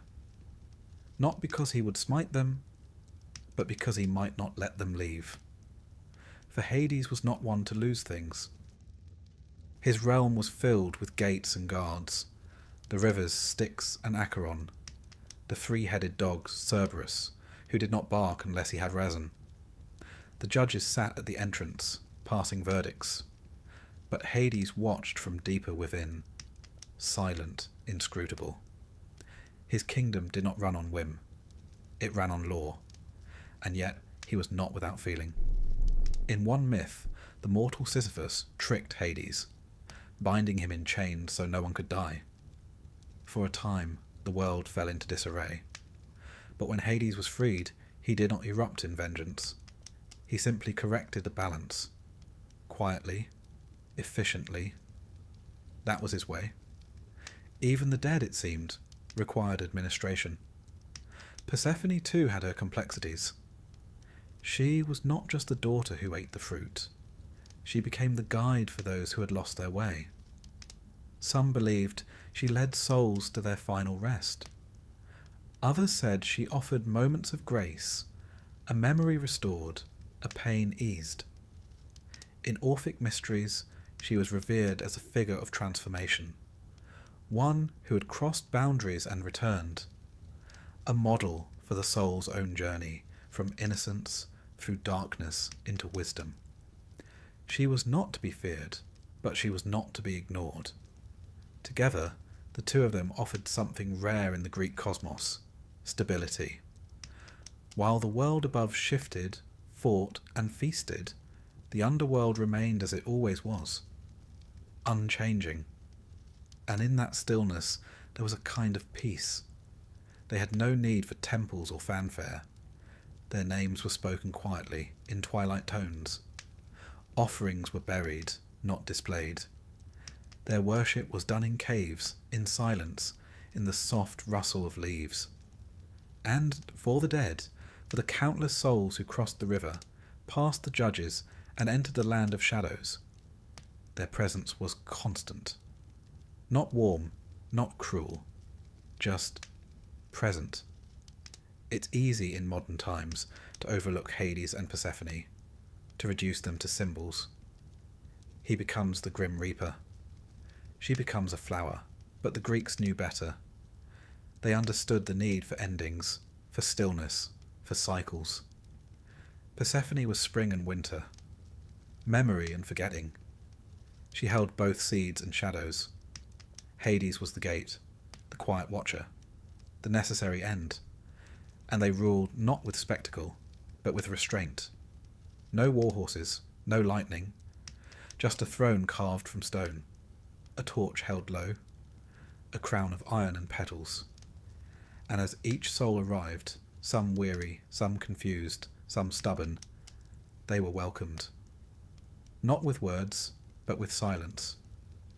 Because by the time you meet Hades and Persephone, there's nothing left to say.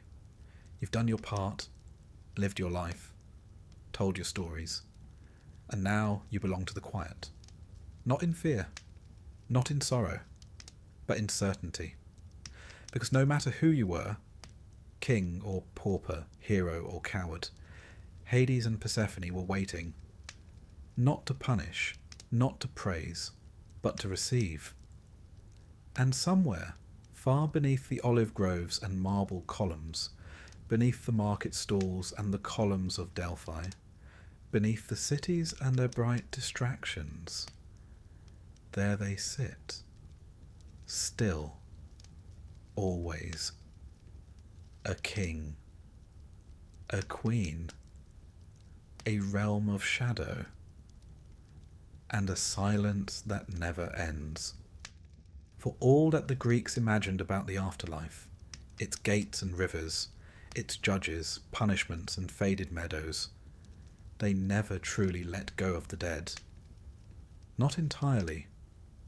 Even after the soul had crossed the Styx, even after it had been judged and gently nudged toward Elysium or Asphodel, something of it remained in the world above.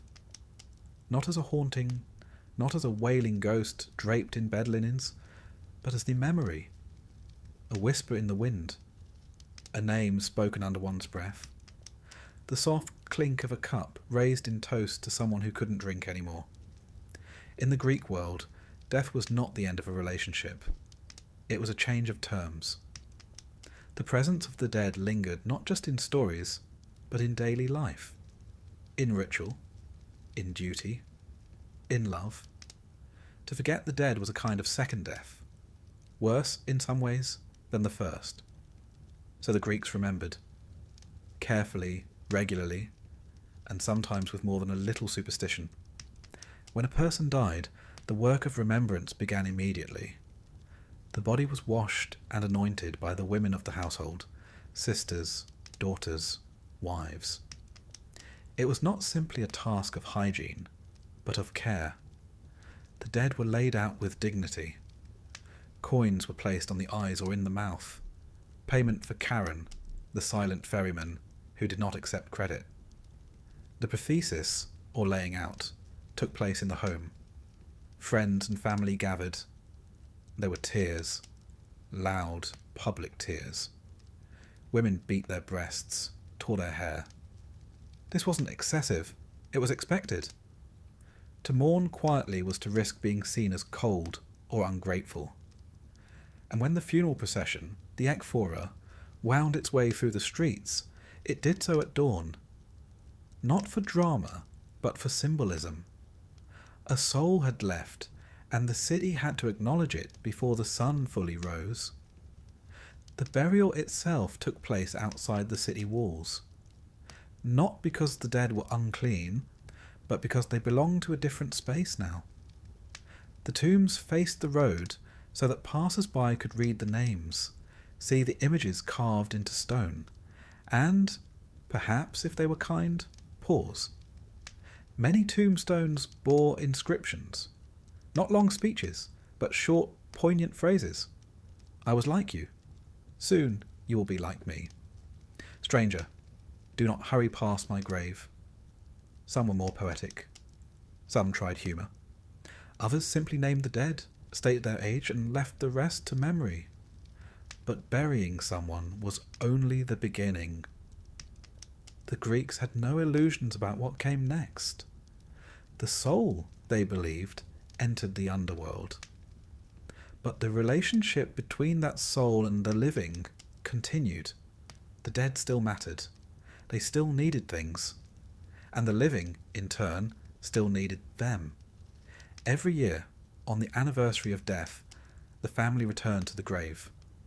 Libations were poured, water, oil, honey, wine.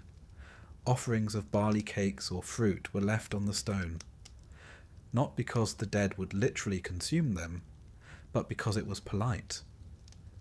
And politeness, even in death, was important. You didn't want your grandfather's shade thinking you'd forgotten his birthday. There were also formal festivals for the dead. The most famous was Amphisteria, a 3-day festival held in Athens. It began as a celebration of new wine, but like many things in Greek religion, it took on layers. On the final day, called Kaitroi, the Day of Pots, the dead were said to walk among the living, not in a ghostly invasion, but in a kind of truce. The boundaries loosened. Shades drifted through the city. Doors were smeared with pitch to ward off unwanted visitors. Offerings were left out, boiled grains, vegetables, no meat. And when the day ended, a ritual phrase was spoken aloud. Out with you, Keres, the festival is over. The Keres were death spirits, but in this context it simply meant, you may visit, but you must now return. It was all done calmly, no panic, just respect. The dead were not monsters, but they were not to be taken lightly either. In addition to public festivals, families held private rites. These were quiet affairs, done in the home or at the tomb. A few words spoken, a bit of incense, a name recalled. This, more than anything, was the great work of mourning in ancient Greece, remembering the name. To be named was to be anchored. To be forgotten was to drift. In Homer's Iliad, when Achilles mourns Patroclus, he does more than weep. He holds games in his honour. He speaks his name. He makes sure the world remembers. Because to die nameless was unthinkable. In war, this fear was heightened. Soldiers might be burned beyond recognition, buried in haste. So the poets remembered for them, reciting names in long, rhythmic lists, each one like a drumbeat. In Athens, fallen soldiers had their names inscribed on stone tablets, stelae, so they could never be lost. Memory for the Greeks was not just sentimental, it was spiritual. It had power. It held the soul in place, which is why they were so wary of improper burials. A soul without proper rites might become restless. It might linger too long in the world of the living. It might bring illness, bad luck, or worse, unease. These were not ghosts in the horror movie sense. They didn't shriek or levitate furniture, but they whispered, they hovered, they visited in dreams. Sometimes a person might wake up certain they had been touched by someone who was no longer alive. In such cases, a ritual cleansing might be performed, or another offering made, just to be safe. You see, the Greeks did not fear death itself, but they feared forgetting and being forgotten. The two were not the same.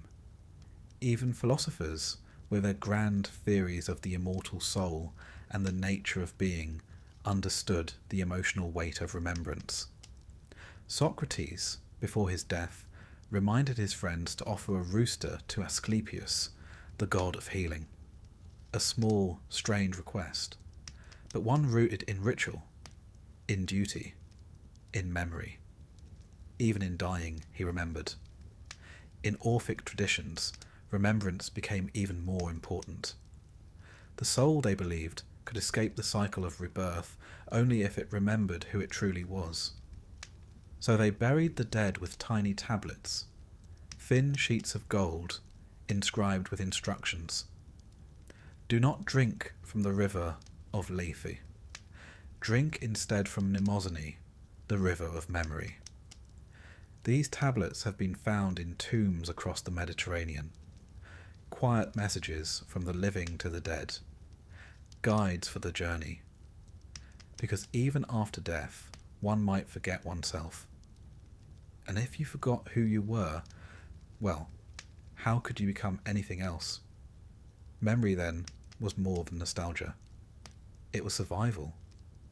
This belief shaped Greek architecture too. Tombs were not just holes in the ground. They were carefully constructed. Many had small altars built in, so that offerings could be left properly. Some had carved benches, so family members could sit, speak, and stay a while. You didn't just visit the dead, you spent time with them. A father might bring his child to sit beside the tomb of a grandparent. He might say, "This is your great-uncle." He was a sailor. He once sailed all the way to Egypt. And just like that, the dead lived again, if only for a moment. Even in daily life, the dead hovered at the edges. Household shrines often included images of ancestors. Not elaborate portraits, just symbols.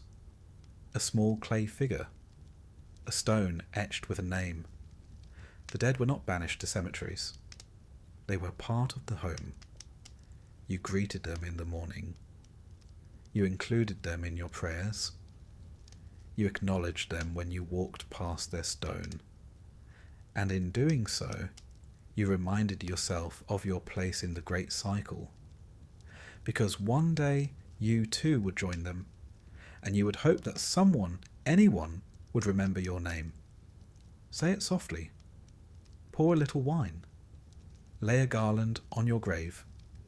Not for reward, not for fear, but because that's what the living owe the dead, and what the dead, in their quiet way, give back in return.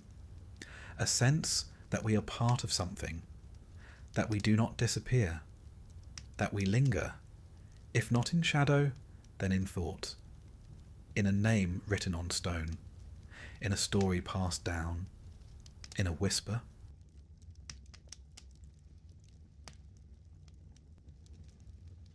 Imagine, if you will, that death in ancient Greece was less about harps and halos, and more about paperwork and a very long walk. Welcome to the underworld.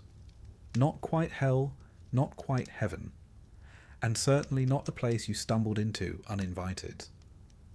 This was no vague afterlife, but a fully formed terrain, complete with rivers, gates, judges, and the sort of ambience that would make even the most persistent travel agent hesitate. The Greeks didn't imagine the afterlife as something celestial. Floating upward was more of a later innovation. No, to the ancient Greek, death was a descent. The underworld, or Hades, was believed to lie beneath the earth, a vast echoing domain where the dead, regardless of virtue or vice, ended up. There were exceptions, of course. We'll get to those who earned upgrades or demotions later. But the standard model was simple. When you die, you go down. This idea of downward is worth noting. In Greek cosmology, the universe was a tiered thing.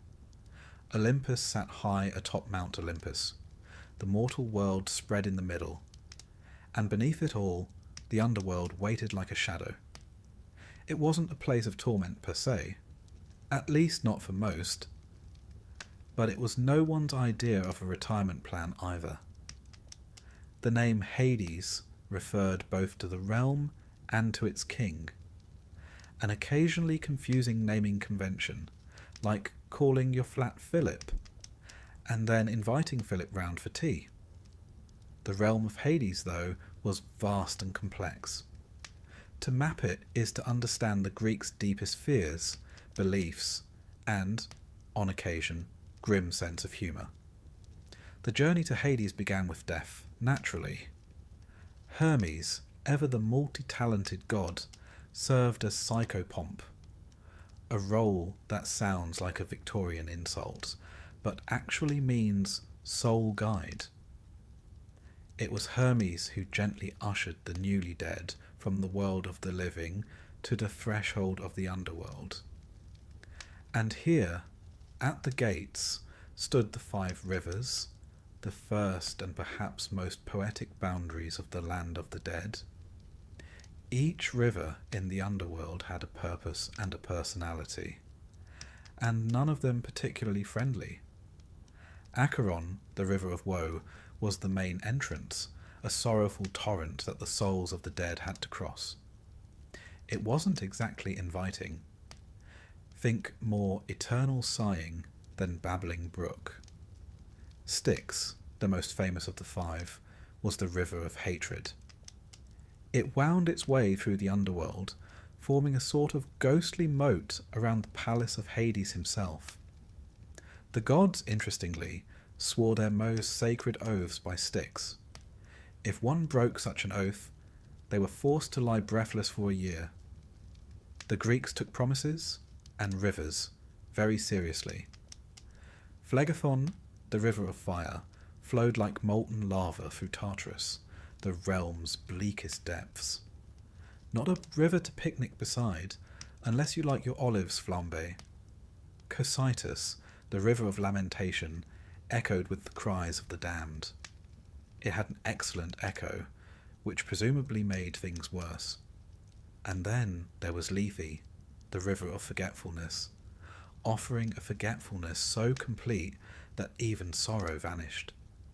A sip, and you'd forget your life, yourself, and your past. Later mystery religions, like those of the Orphics, encouraged drinking from Mnemosyne, the river of memory, instead. Assuming you could find it, of course. These rivers weren't meant to be navigated. They were metaphysical boundaries, symbolizing emotions and transitions of the soul. They formed a kind of topographical poetry. A soul passed from grief to hatred, from fire to forgetfulness, on the journey to its final rest. To cross the Acheron, one required the services of Charon, a dour old man who piloted the ferry of the dead. Charon did not work for free. He expected payment in the form of an obol, a small coin traditionally placed under the tongue or on the eyes of the deceased during burial. Those without payment were left stranded, wandering the riverbank for eternity, like unfortunate backpackers who forgot to book accommodation. This tradition gave rise to one of the most enduring funeral customs in ancient Greece. Coins in the mouth were not merely symbolic, they were logistical.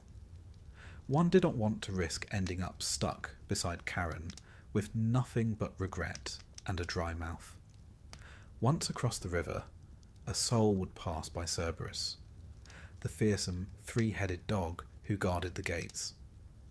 Unlike modern dogs, Cerberus was not interested in belly rubs. His job was to keep souls in, not out. He was, in effect, the underworld's answer to airport security, though far less likely to misplace your luggage. Cerberus rarely caused trouble, except when Heracles dragged him out during one of his labours, and when Orpheus lulled him to sleep with music. That's the sort of workplace chaos even Hades didn't enjoy. A bit like having a dragon as a receptionist and finding him humming to a lyre. Once past the gate, souls were sorted, not by a divine receptionist with a clipboard, but by 3 judges, Minos, Rhadamanthus, and Aeacus. They were former mortal kings, now given posthumous promotions to arbiters of eternal destiny. From there, souls went to one of 3 places. Asphodel Meadows was the most common destination. Souls here wandered in a grey, twilight world, stripped of memory and identity. It wasn't punishment, just boring. The Greek version of eternal mediocrity. Elysium, or the Elysian Fields, was a paradise for heroes and the especially righteous. This was the Greek reward for a life well lived. Green fields, music, and an absence of paperwork. Some believed Elysium even had its own special reincarnation cycle. The Isles of the Blessed for those who lived 3 consecutive virtuous lives. And then there was Tartarus, a prison for the wicked and rebellious. Notably, it also held divine enemies like the Titans, along with famous mythological wrongdoers. More on them later. They're quite the rogues gallery. Later philosophers, especially the Orphics and Pythagoreans, would complicate this map. They introduced ideas of reincarnation, transmigration, and the soul's journey through many lives. But the standard map remained etched in the Greek imagination. A journey downwards, a ferry ride, a judgment, and an eternity, somewhere. The Greeks, being delightfully imaginative, located several earthly entrances to the underworld. Among the most famous was Cape Tainaron in the Peloponnese, a cave by the sea said to be an actual doorway to Hades. Another was Lake Avernus in Italy, adopted by the Romans but inherited from Greek tradition. Poets and pilgrims alike treated these sites with reverence, or at least with caution. One didn't go spelunking near a gate to the afterlife. Not without Hermes on speed dial. The Greeks believed the soul, or psyche, departed the body at death, often imagined as a small winged figure. Not an angel, mind you, just a ghost with accessories. This psyche then journeyed downward through all the stages we've mentioned. Interestingly, the soul in Greek tradition wasn't necessarily immortal in a celebratory sense. It lingered, it remembered, sometimes, but it was diminished. This was not a resurrection faith. The afterlife was a shadow of life, not a glorious continuation of it. To understand the underworld is to understand Greek morality. Life was lived under the constant shadow of death, and the afterlife wasn't a reward or punishment system so much as a mirror, reflecting your deeds, but dimly. Only the truly great, the dazzlingly virtuous or heroic, made it to Elysium. Most wandered Asphodel. The worst went to Tartarus. And the rest? Well, that depended on the ferry fare. So here we are, standing on the bank of the Acheron, coin in hand, a dog with too many heads watching us shuffle nervously toward the ferry. It is a strange thing, this underworld. Grim, yes, but orderly. Logical even. A place where death is not the end, but the beginning of bureaucracy. And for the ancient Greeks, it was precisely this structure, this detailed, mapped and river-crossed realm, that brought meaning to the unknown. The underworld was not chaos, it was navigation. And in that map, they found comfort. Next, we'll meet its rulers, the quiet king, Hades, and the unwilling queen, Persephone. But for now, keep your obol safe and don't pet the dog. When one pictures royalty, certain images come to mind. Golden thrones, courtiers fawning, banquet halls echoing with laughter, The underworld's rulers, however, are a rather different sort. Hades and Persephone do not throw feasts. They don't pose for coins. They reign quietly, more like librarians than monarchs. But make no mistake, theirs is a formidable kingdom, not of conquest, but of permanence. Let's begin with Hades himself, the eldest son of Cronus and Rhea. Yes, eldest, though often overshadowed by his more flamboyant brothers. Zeus got the skies, Poseidon got the sea, and Hades drew the short end, or depending on how you see it, the deepest one. He was given dominion over the land of the dead, which in ancient Greek cosmology was less of a punishment and more of a cosmic necessity. Someone had to tend the graveyard of the world. Contrary to popular interpretation, Hades wasn't evil. He was stern, yes, unforgiving, certainly, but not malevolent. He ruled with order, not cruelty. In fact, the Greeks didn't even like to say his name aloud, not because they feared him as wicked, but because they respected his solemn distance. Euphemisms were preferred. Pluton, meaning wealthy one, was a common choice. It's a clever nod to the riches of the earth, gold, silver, and the dead, all found beneath the soil. His appearance in myths is rare, and when he does emerge, he's not tossing thunderbolts or turning into animals. He appears when duty calls, when lines are crossed, or when a bride must be taken. Ah yes, Persephone. Her story, like so much in Greek mythology, is layered. On the surface, it is a tale of abduction. Hades, stricken by love, or something close to it, bursts forth from the earth, seizes Persephone as she gathers flowers, and vanishes with her into the shadows. One moment she's picking narcissus in a sunlit field, the next she's hurtling into the abyss. Naturally, her mother, the goddess Demeter, is displeased. When a goddess of agriculture is upset, she doesn't send letters. She simply stops growing things. Crops failed. The earth withered. Humanity, caught in the divine domestic quarrel, began to starve. Eventually, a compromise was brokered. Persephone would spend part of the year with her mother, and part with her new husband. This seasonal arrangement became mythological shorthand for the changing of the seasons. When Persephone rises, spring returns. When she descends, the earth sleeps.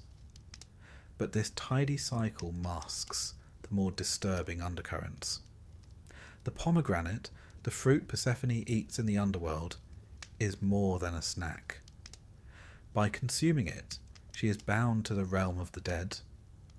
Some versions say she was tricked, others that she accepted the seeds willingly. Either way, the symbolism is rich. To eat of the underworld is to belong to it. The fruit is both wedding ring and chain. Now, as Queen of the Dead, Persephone becomes a dual figure, both maiden and matron, life and death. She is not merely Hades' wife. She is a sovereign in her own right, and her presence in the underworld changes it. She brings a certain grace, a balance. Where Hades governs with rules, Persephone governs with meaning. She is the mourner's comfort, the priestess's prayer, the spring within the soil. Their relationship, though born of force, evolves. Later myths portray a far more complicated, even tender, bond. Persephone is no prisoner sulking in shadows. She becomes the judge of souls, the enforcer of curses, the veiled queen before whom even the dead lower their eyes, and Hades, he is fiercely loyal. Unlike most Olympian gods, he has no dalliances, no swan-related scandals. His affection, however oddly acquired, is singular. The story of Hades and Persephone became the spiritual core of the Eleusinian mysteries, one of ancient Greece's most sacred religious rites. Held annually in the town of Eleusis, the mysteries promised initiates a deeper understanding of death and the hope, however dim, of something beyond it. The exact rituals remain, well, mysterious. The Greeks were excellent at keeping secrets when properly terrified, but we do know that the story of Demeter and Persephone lay at the heart of it, and that participants came away changed. Not immortal, but comforted. It was, perhaps, the first afterlife assurance plan. There's something else curious about Hades' kingdom. It is not a place of chaos, but of categories. And no category was more serious than burial. To die without it was to be condemned to wander, unable to enter the gates, unable to be judged, unable to forget. The importance of a proper burial cannot be overstated. Even criminals were sometimes afforded rites, if only to avoid haunting.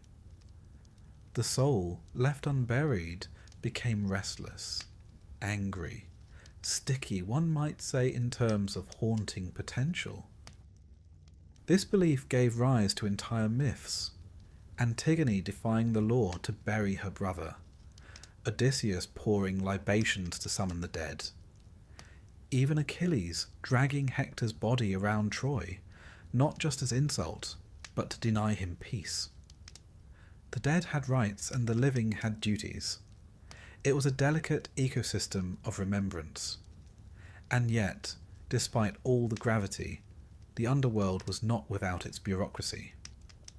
The judges, Minos, Rhadamanthus, and Aeacus, presided over souls like a celestial tribunal. They were not Olympian gods, but mortals rewarded with posthumous promotions. Minos, in particular, was viewed as the chief judge.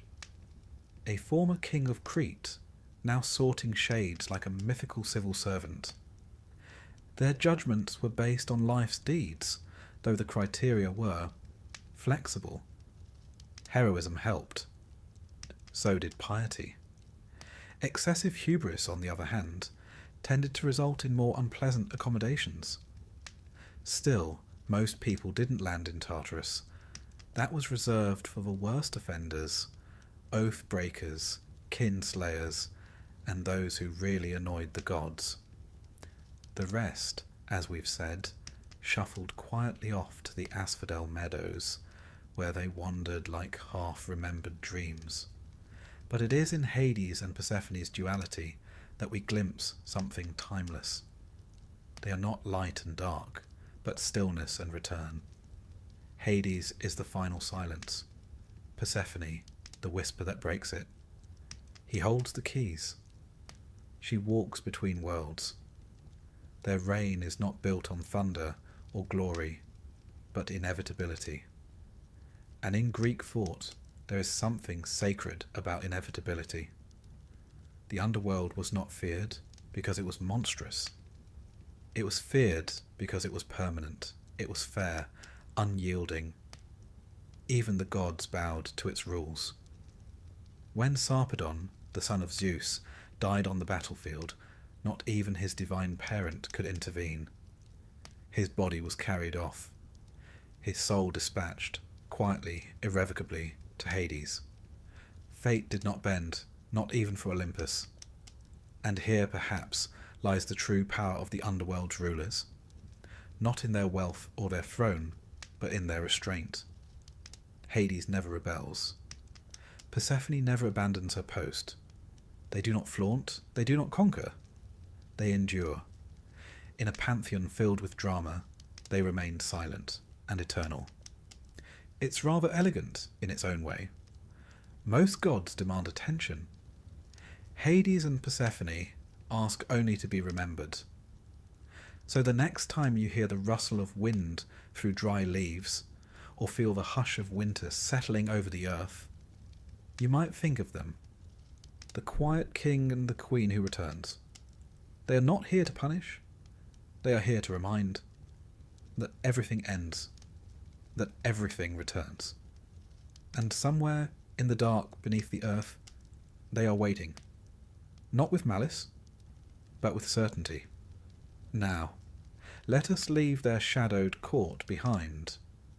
For in our next descent, we'll meet the judges of the dead themselves, and explore how morality, memory, and myth intertwine in the soul's final trial. Just be sure to bring your best defence. If you thought death in ancient Greece meant a simple fade to black, think again. The Greeks had a deep fondness for formality, and the afterlife was no exception. Once you'd been ferried across the river, nodded politely at the three-headed dog, and stepped into the shadowed halls of Hades, there was one final obstacle to overcome: judgment. Because even in death there's paperwork. Welcome then to the tribunal of the dead, presided over not by gods, but by three rather serious-looking mortals who had earned, through various deeds in life, the eternal privilege of sorting souls like celestial customs officers. Their names were Minos, Rhadamanthus, and Aeacus. Collectively, they judged every soul that entered the underworld. Individually, well, they each brought their own flavour to the court. Let's begin with Minos, former king of Crete, builder of labyrinths, wrangler of minotaurs. The myths describe him as wise, fair, and occasionally terrifying. In life, he was something of a mixed bag, prone to wrath, but fond of justice. In death, he was promoted to the highest bench, chief judge, robed in dignity, always frowning. He wasn't alone, of course. Rhadamanthus, his brother, was renowned for his unwavering honesty and incorruptible nature, qualities that, then as now, often made someone utterly exhausting at parties. He was assigned the souls of Easterners, Greeks from Asia Minor and the islands, and is said to have judged with a kind of moral purity that brooked no excuses. If you were a trickster, or even vaguely smug, Rhadamanthus likely sent you packing. And then there was Aeacus, ruler of the island of Aegina in life, and in death, the judge of those from the Western world, especially mainland Greeks. Aeacus had a rather impressive resume, even by mythological standards. He'd helped build the walls of Troy with Poseidon and Apollo, and was famed for his piety. Not a man to cross lightly. The idea of three judges comes not just from myth, but from the Greeks' own legal culture. The city-states of Greece often used citizen juries to determine guilt, and the notion that the dead too would be weighed and questioned was entirely in keeping with the social order. Death, it seems, was simply another court date. Only this one was final. Of course, there was no cross-examination, no witty lawyers in togas. Your life was your testimony. Your deeds, your defence. What counted as virtue? The Greeks had opinions. Civic duty, honour in battle, respect for the gods, hospitality, generosity, and an avoidance of hubris, that ever-present sin of overstepping one's mortal place. The punishment for hubris, you'll recall, was rarely a slap on the wrist. It was usually more creative. Eternal hunger, unreachable water, rolling a boulder forever.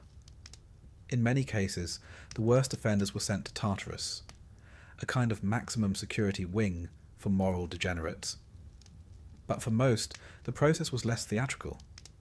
The average soul, upon arrival, would be judged and sent to one of three places: Asphodel for the neither here nor there crowd, Elysium for the righteous, Tartarus for the truly wicked. It was not a precise theology. The Greeks were more poetic than prescriptive. But it worked.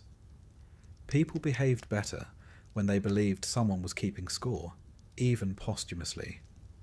Interestingly, the process wasn't just moral. Memory played a role. In Orphic belief, those mystery cults that sprung up in later centuries, the soul's memory was a key component of judgment. The Orphics taught that most people drank from Lethe, the river of forgetfulness, and wandered asphodel in dreamy amnesia. But the wise drank instead from Mnemosyne, the river of memory. They remembered who they were, what they had done, and, crucially, how to escape the cycle. For the Orphics believed in reincarnation, not eternal rest, but repeated trials. The soul, if it failed to achieve purity, would be reborn again and again, a cosmic loop of mortality until it finally earned release. The judges in this system were not simply clocks. They were gatekeepers to higher truths. Your judgment might determine not where you rested, but where you started next. This idea likely had Eastern influences. India and Persia had long traditions of cyclical rebirth, but it blended neatly with Greek notions of fate, character, and consequence, and it raised the stakes. Death was not the end, it was a checkpoint. Let's turn for a moment to a few notable defendants.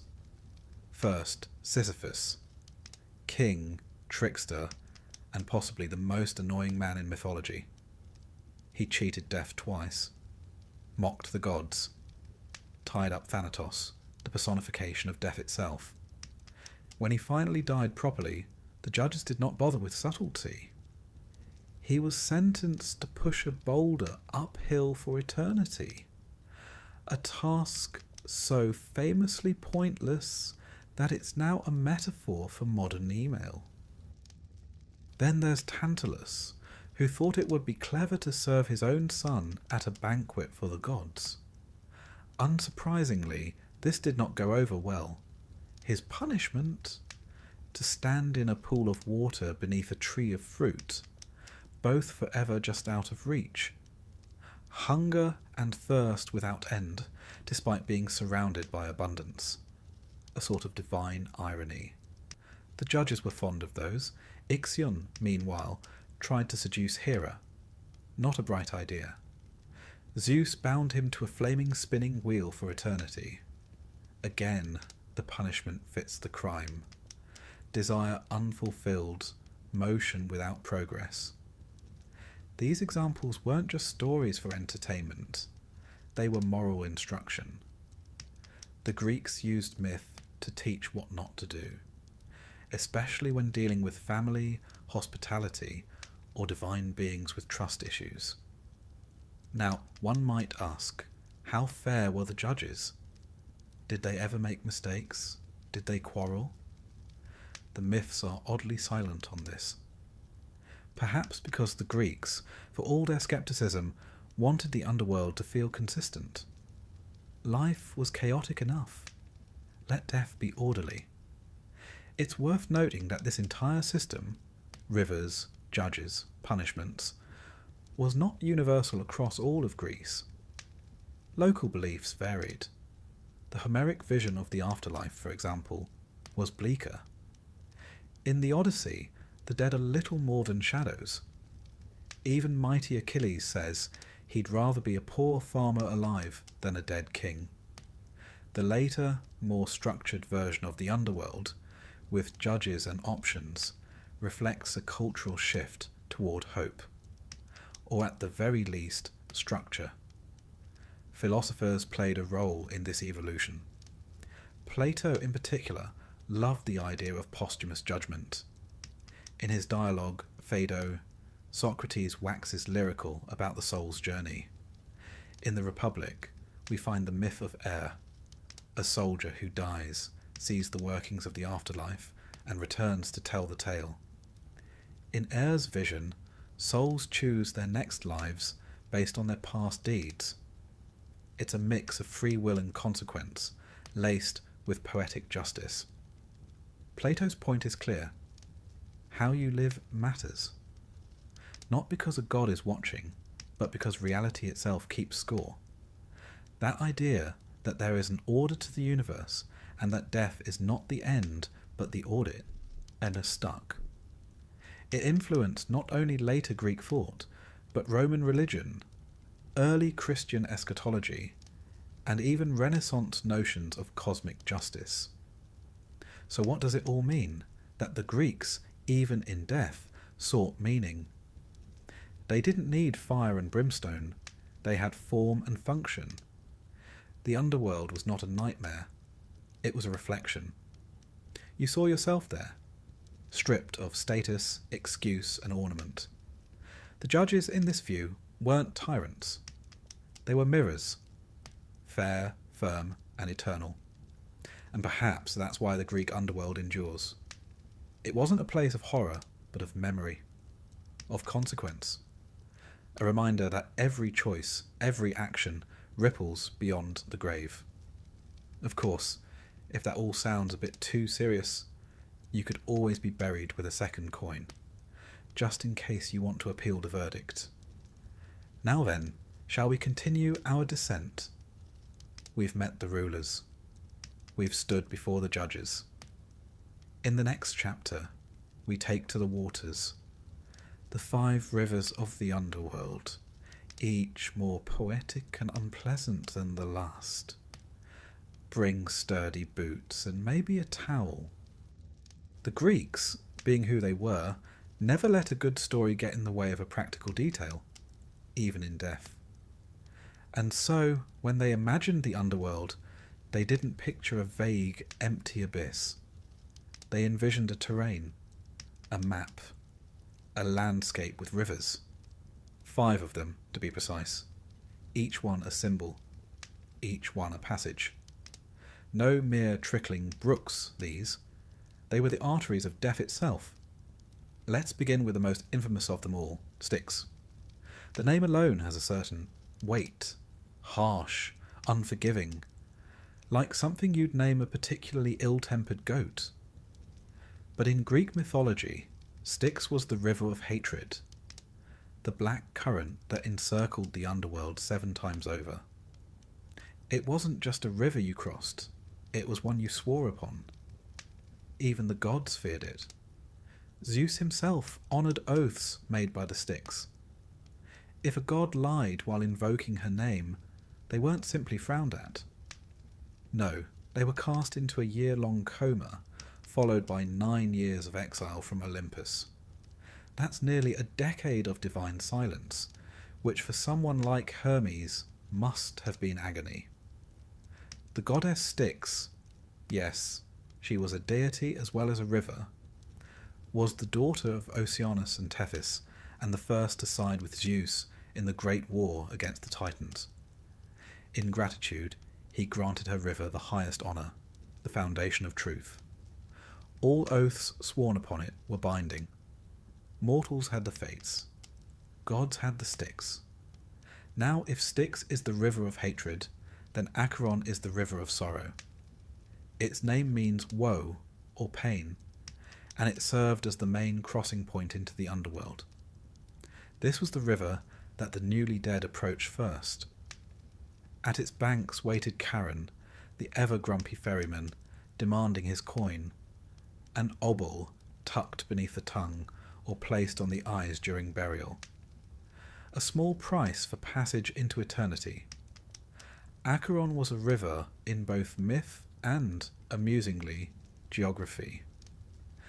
There is an actual Acheron river in northwestern Greece, and ancient people believed it to be a literal entrance to the underworld. You can visit it today, though no one recommends trying to pay the ferryman. Philosophically, Acheron represents the grief of death itself. The crossing is not merely physical, it's emotional. You leave behind the world, your family, your name. The water is not for cleansing, it's for severing. And then we come to Phlegethon, the river of fire. Not metaphorical fire, mind you. Flaming torrents, blazing, ever-burning streams that snake through the most dismal part of the underworld, Tartarus. If you've ever had a holiday go wrong involving lava, you're already familiar with the general vibe. Phlegethon was, quite literally, hellfire. It didn't just burn, it scorched the very concept of hope. Virgil in the Aeneid described its red-hot flood as hissing and moaning like boiling blood. Charming. In some versions of myth, it even joined the Styx, hatred and fire mingling together, which sounds rather like a family reunion in certain households. In later thought, especially Roman and Christian interpretations, Phlegethon became associated with punishment, a precursor to the lakes of fire in more familiar models of hell. But in the Greek world, it was less about sin and more about the presence of divine judgment. You didn't fall into Phlegethon because you were naughty. You fell in because the gods had lost patience with you. Cocytus, by contrast, was the river of wailing, a slow, mournful stream that twisted its way through the more desolate reaches of Hades. It was fed, so the poets said, by the tears of the damned, though one suspects that's more poetic metaphor than hydrological science. Still, it served a clear function. It reminded the soul of what it had lost. If Acheron is the grief of leaving life, Cocytus is the grief of what you've done with it. Some sources place Cocytus in the outer reaches of the underworld, where the souls of those who refused proper burial or died in disgrace drifted in endless lamentation, forgotten, unclaimed. Even the name is unpleasant. Cocytus. It sticks in the throat like a sob. Fitting, really. And now we come to Lethe, perhaps the most beguiling river of all, the river of forgetfulness. To drink from Lethe was to forget everything. Your name, your life, your choices, your shame. It was the great eraser, the final mercy, or the final theft, depending on how one viewed it. In most traditions, all souls drank from Lethe before entering the Asphodel meadows. It dulled the senses, softened the blow, and reduced the sting of death to a dreamlike haze. You wandered as a shadow, unaware that you had ever been anything else. But the Orphics, those mysterious sectarians who viewed life as a trap and death as a test, had a different view. They warned against drinking from Lethe. They taught their initiates to seek out Mnemosyne, the river of memory, instead. They buried their dead with tiny tablets engraved with instructions. Do not drink from Lethe.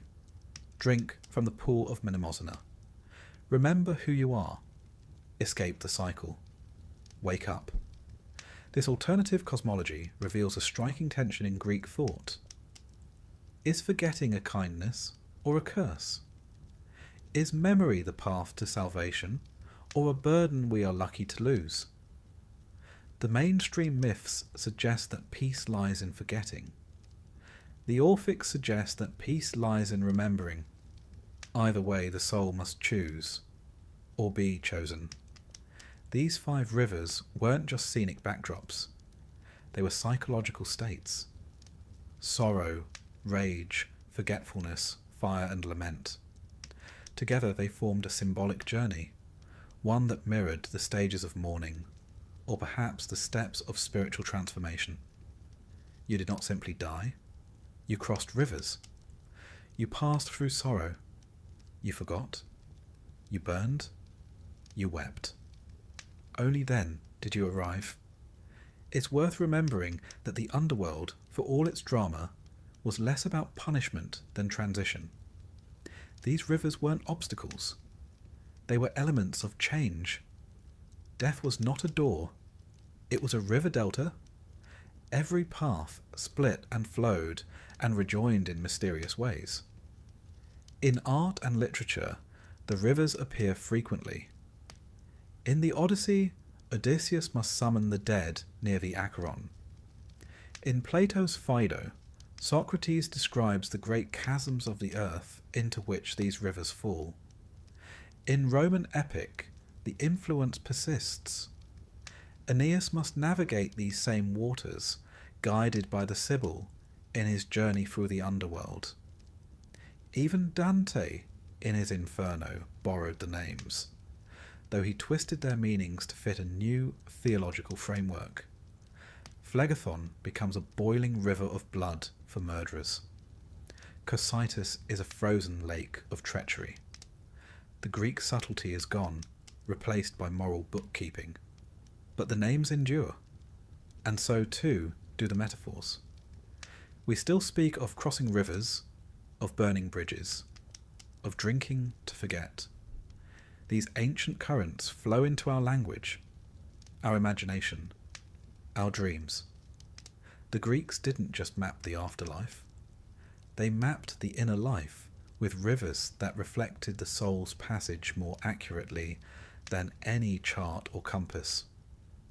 Today, one might be tempted to dismiss these as quaint fables, dusty footnotes in a forgotten religion. But think of how we still talk about loss. Grief comes in waves. Memory flows, sorrow pools, fire consumes. The metaphors have never left us. The rivers are still there. So when your own days feel like wandering between banks, when you wade through sadness, or forget your purpose, or burn with regret, you are, in a sense, walking old paths. You are retracing ancient watercourses. You are remembering what the Greeks already knew, that death is not a moment. It is a journey. And the soul, like a leaf on the current, drifts slowly into something deeper. And in the next chapter, we'll meet the ferryman who starts it all. Charon, keeper of the crossing.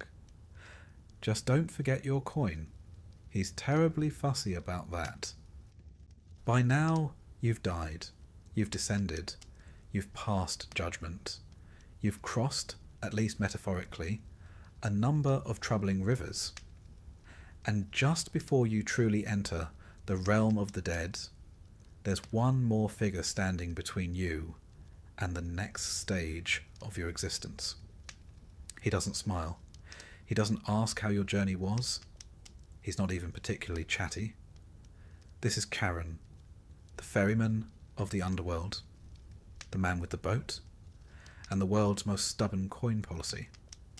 Charon, whose name means something between fierce brightness and keen gaze, depending on how poetic your ancient Greek is one of the most iconic figures of the underworld. And rightly so. He's the first employee you meet. Less a greeter, more a gatekeeper, and absolutely allergic to small talk. His job is simple. Ferry the newly dead across the river Acheron, or in some versions the Styx, and deposit them on the shores of Hades' kingdom. It sounds mundane until you realise he's been doing this job without a single day off since the dawn of human death. No wonder he's cranky. But before we get too deep into his performance review, let's talk logistics.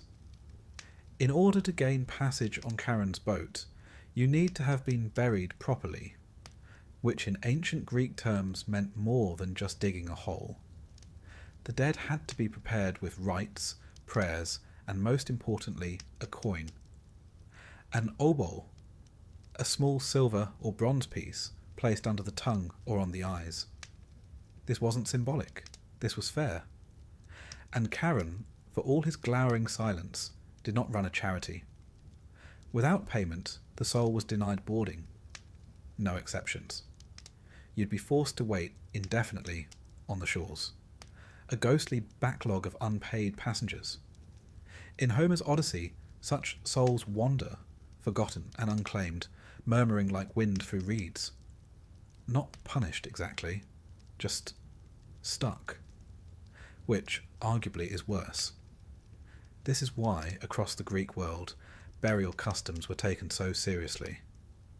To die without one was a kind of spiritual homelessness.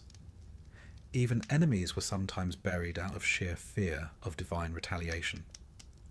Leaving a corpse unburied was not just an insult, it was a curse. It invited hauntings, plagues, and all manner of civic inconvenience. The dead were expected to behave, but only if the living did their part first. Charon, then, became more than just a mythological boatman.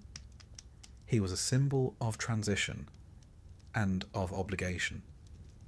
He stood for the idea that death had terms, and if those terms weren't met, the dead suffered a slow, bureaucratic purgatory, not because they were evil, simply because they weren't processed. Now, visually speaking, Charon evolved quite a bit.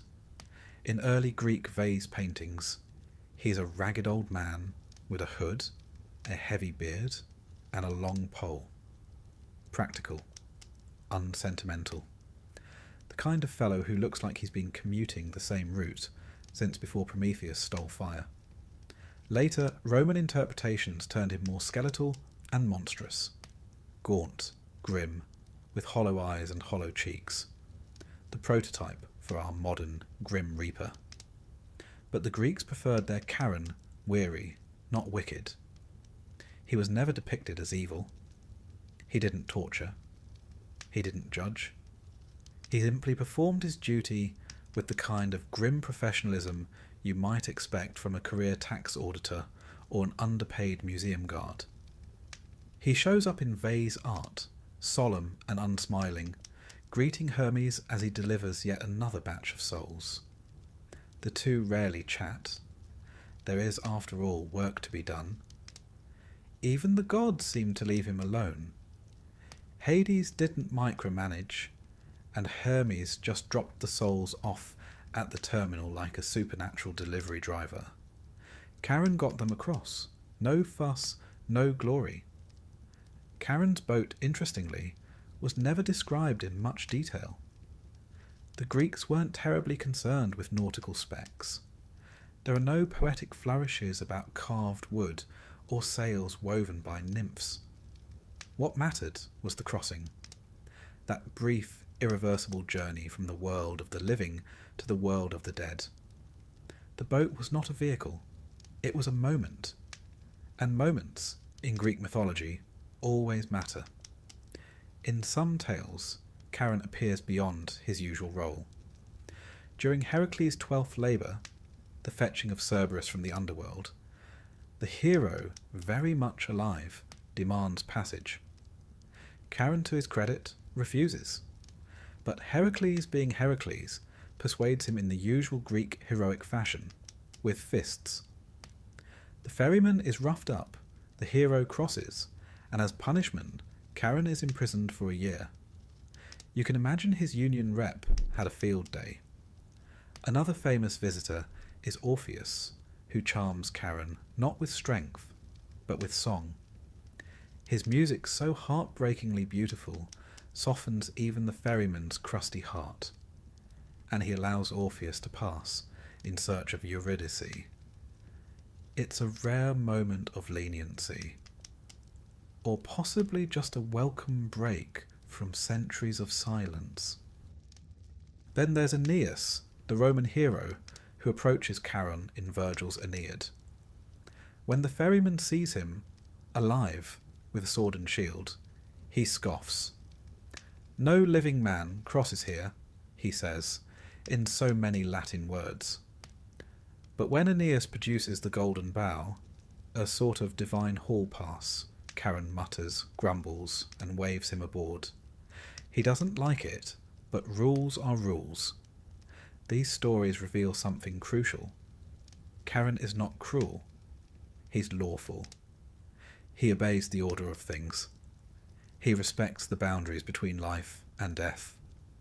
And when those boundaries are broken, even by heroes, even by fate, he does not rejoice. He winces. Because really, it's just more work for him. In Greek tragedy and philosophy, Charon looms large.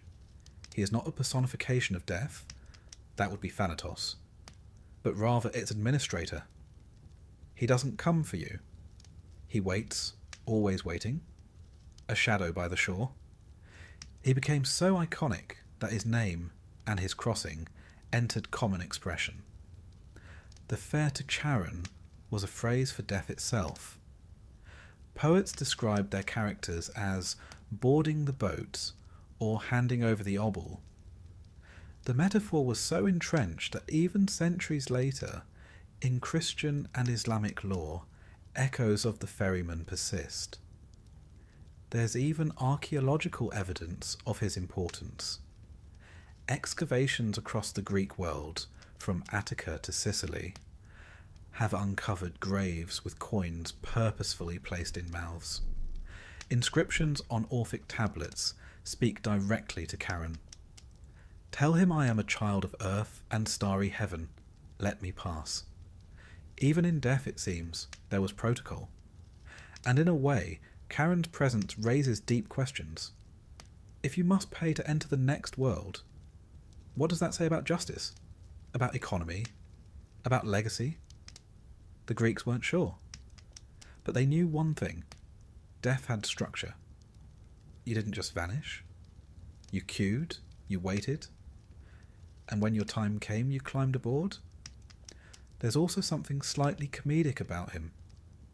Here is a man, assuming we can call him that, who has had the same job for all eternity, who meets millions of souls and says nothing, who rows in silence, always forward, never back, who never once takes a wrong turn, who has probably, at some point, cursed every philosopher, hero and singer who tried to sneak in under special terms.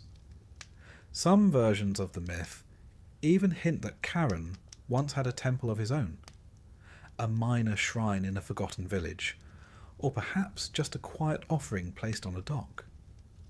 A crust of bread, a coin, a whisper. Not because people loved him, but because they respected him. Because they hoped one day when they met him, he might not be in one of his moods. And yet, for all his gruffness, he's essential.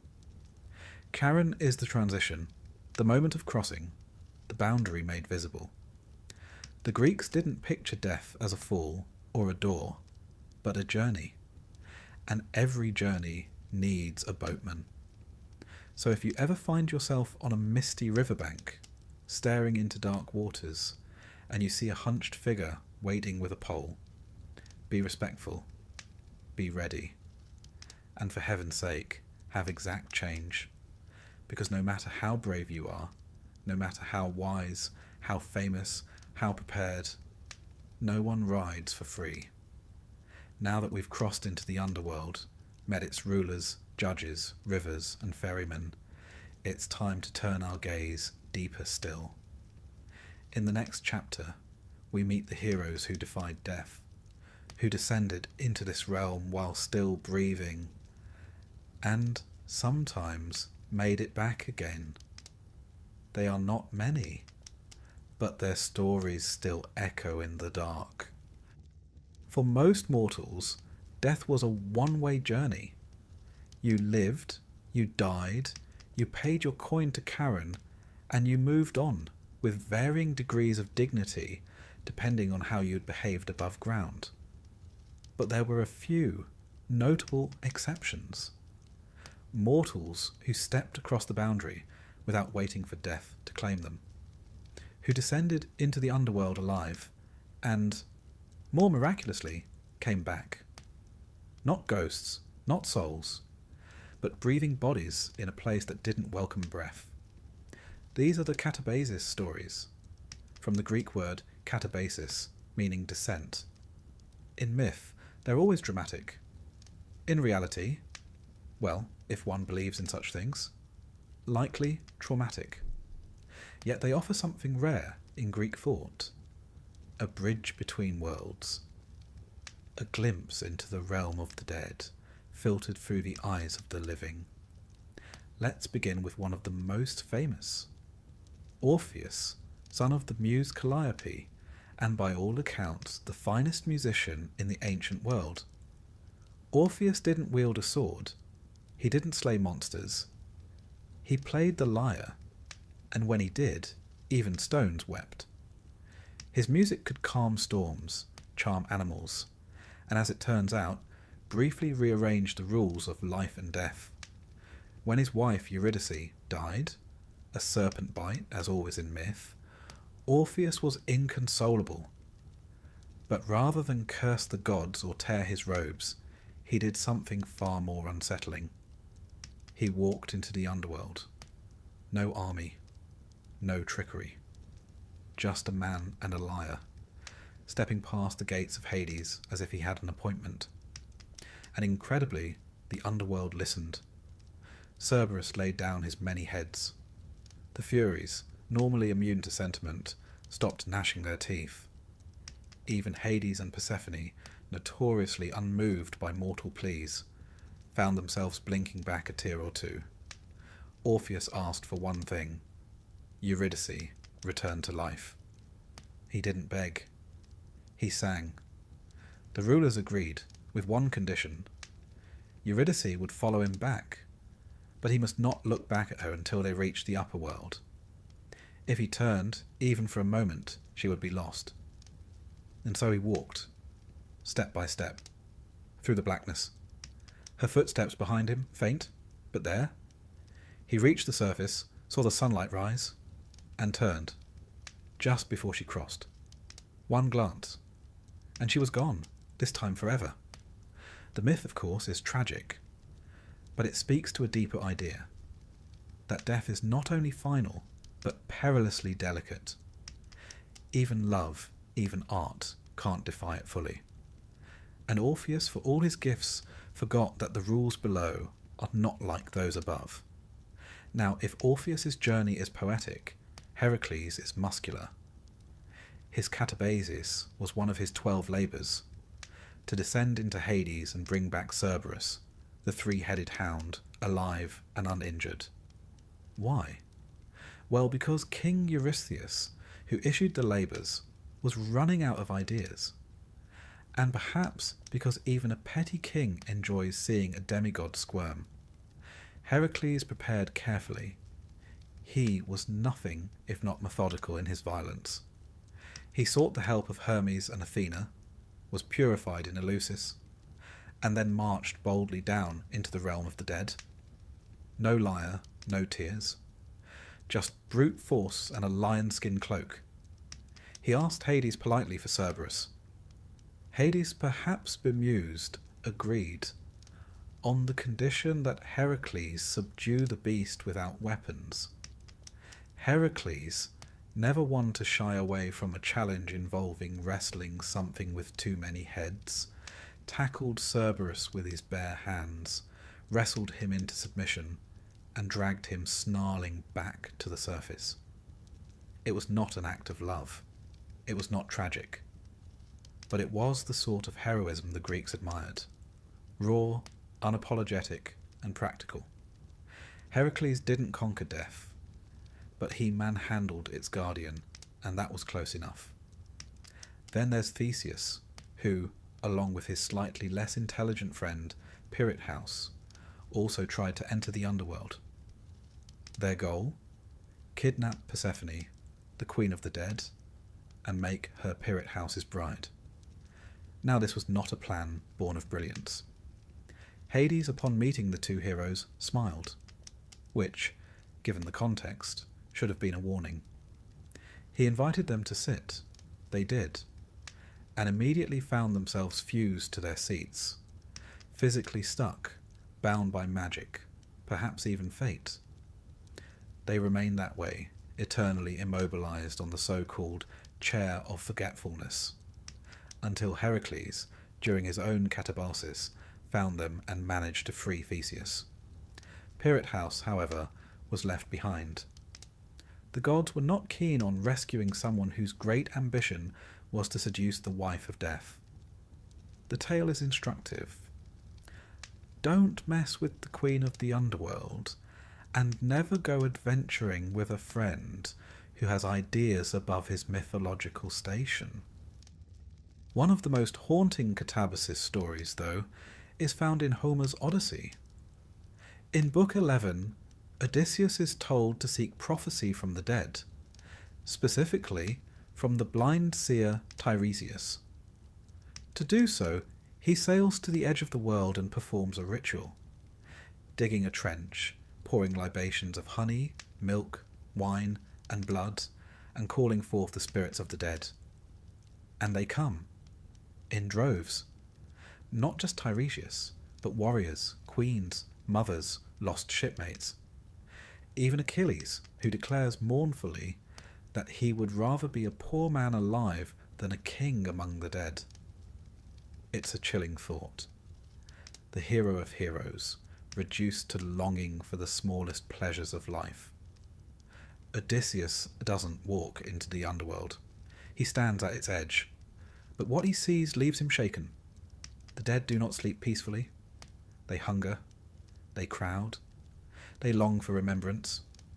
The journey is not a triumph. It's a reckoning. These catabasis tales serve several purposes. They are, first and foremost, dramatic. The living walking among the dead has a certain flair, but they also reinforce core ideas of Greek thought, that the underworld is not a place for the living, that its laws are absolute, and that those who defy them rarely emerge unscathed. And yet, the very fact that these stories exist, that mortals did descend and return, suggests something hopeful. A crack in the stone. A thread of possibility. Death is final, yes, but not always impenetrable. Later traditions would expand on this. In Roman myth, Aeneas doesn't just visit the dead. He meets his father, receives wisdom, and sees the souls of future Romans waiting to be born. For Virgil, the underworld is not only memory, but prophecy. In the Orphic mysteries, the soul descends not once, but many times, through lifetimes, seeking purification. Their catabasis is not a single heroic feat, but a spiritual map. The soul falls, forgets, remembers, and returns until it finds release. Their heroes are not warriors, but initiates. These stories influenced everything that came after. Dante's Inferno, with its guided tour through hell, is one long catabasis. Christ's descent into the underworld in Christian tradition echoes the same structure. Even modern literature borrows the trope. The hero who must descend into darkness, face death, and come back changed. In all these tales, the descent is not punishment, it's transformation. And perhaps that's what the Greeks understood best, that to face death, to look into it, walk beside it, and still return, is the greatest knowledge of all. The hero doesn't conquer death. He survives it. He sees its rules. And he learns how to live differently. So whether one carries a lyre, a club, or a coin, the lesson is the same. Those who walk into the underworld must leave something behind, and never return quite the same. In the next chapter, we'll travel deeper than any hero ever dared, to Tartarus, the prison beneath even Hades. A place not for mortals, but for monsters, titans, and those who offended the gods in ways that simply couldn't be ignored. Bring a torch and a sense of proportion. Beneath the underworld, beneath the rivers, beneath the meadows of asphodel and the fields of Elysium, lies something darker, older, less a place, more a consequence. A pit not carved into the earth, but into the bones of myth itself. Welcome to Tartarus, the prison of the damned and the divine, the abyss at the edge of everything. In the beginning, there was chaos, and out of chaos came Gaia, Earth, and from Gaia, both Uranus, the sky, and Tartarus, the pit. The ancient poets were quite clear on this. Tartarus was not just a location. It was a primordial being, a presence, a kind of cosmic depth. If Gaia was the ground beneath your feet, Tartarus was the endless drop beneath that ground, the no further of the universe. Later, the word Tartarus became shorthand for the lowest region of Hades. But originally, it was far worse. In Hesiod's Theogony, it's said that an anvil falling from heaven would take 9 days to reach Earth, and another 9 to fall from Earth to Tartarus. That's how far down we're talking. Not a hole, but a boundary. A containment zone for what even the gods couldn't allow to roam free. Tartarus was used to imprison the Titans, those colossal, elemental beings who ruled before the Olympians. During the Titanomachy, the great war between the gods and their predecessors, Zeus and his siblings fought from Mount Olympus, while the Titans hurled mountains from Ophrys. When the dust finally settled, the Olympians won, with some help from the Hecatoncheires, 100-handed giants useful in a scrap. And the Titans, locked in Tartarus. They weren't just dropped in like stones down a well. They were bound in chains of adamant, an indestructible divine metal, and sealed away. Cronus, once king of the cosmos, now languished in silence. Some versions say he sleeps still, others that he contemplates revenge, but none suggest escape, because Tartarus isn't a prison you can leave, it's a punishment you become. Yet the Titans weren't the only residents. Enter Sisyphus, the most clever man who ever lived, and perhaps the most irritating. King of Corinth, Sisyphus had a habit of angering the gods. He chained up Thanatos, the personification of death, to prevent people from dying. For a while this worked surprisingly well, until Ares intervened, furious that no one was dying in battle anymore. When Sisyphus was finally caught, he convinced his wife not to bury him, then complained to Persephone that he hadn't received proper rites, and thus couldn't be dead yet. She let him return to the living world to sort it out, whereupon he promptly refused to come back. Twice he escaped death, but 3rd time's the charm. He was sentenced to Tartarus, where he now pushes a boulder up a hill for eternity, only for it to roll down just before reaching the top. Every time. Hope followed by failure. An endless loop of almosts. And then there's Tantalus, who thought it wise to test the gods' omniscience by serving them a stew made from his son. The gods, fortunately, noticed the suspicious flavour. Tantalus was punished by being placed in a pool of water beneath a fruit tree. But whenever he reached to drink or eat, the water would recede and the fruit lift away. Hunger without satisfaction. Desire without reward. From him we get the word tantalize, a reminder that language remembers cruelty. There's Ixion too, mortal king, murderer, and general menace, who tried to seduce Hera. Zeus, testing him, created a cloud in Hera's shape. Ixion, ever charming, fell for it. From that union came the race of centaurs. Zeus, unimpressed, bound Ixion to a flaming wheel that spins for eternity. The Greeks, you see, had a particular genius for fitting punishment to crime. And then we have the Danaïdes, the 50 daughters of Danaus, many of whom murdered their husbands on their wedding night. Their punishment? To fill a leaky vessel with water, endlessly, like Sisyphus, like Tantalus, condemned not by pain, but by futility. Tartarus isn't fire and brimstone.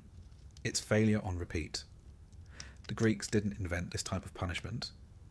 Mesopotamian and Egyptian myths have their own versions, but the Greeks made it elegant, personal, morally ironic. If you lied, you were denied truth. If you cheated, you were tricked. If you tried to surpass the gods, you were crushed by your own ambition. And speaking of ambition, one of the most fascinating inhabitants of Tartarus is a monster who never actually lived among men. Typhon.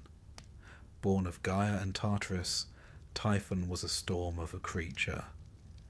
He had 100 dragon heads, each spitting fire, and wings that stretched across the heavens.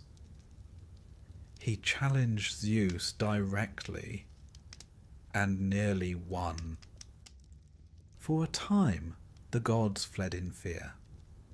According to the Homeric hymn to Dionysus, they transformed into animals and hid in Egypt, a delightful bit of mythological crossover. But eventually, Zeus rallied, struck Typhon with a thunderbolt, and buried him under Mount Etna. Some say his fiery breath still fuels the volcano. Typhon wasn't placed in Tartarus just to contain him, but to ensure he could never rise again. Tartarus, in this sense, isn't a place. It's a lid.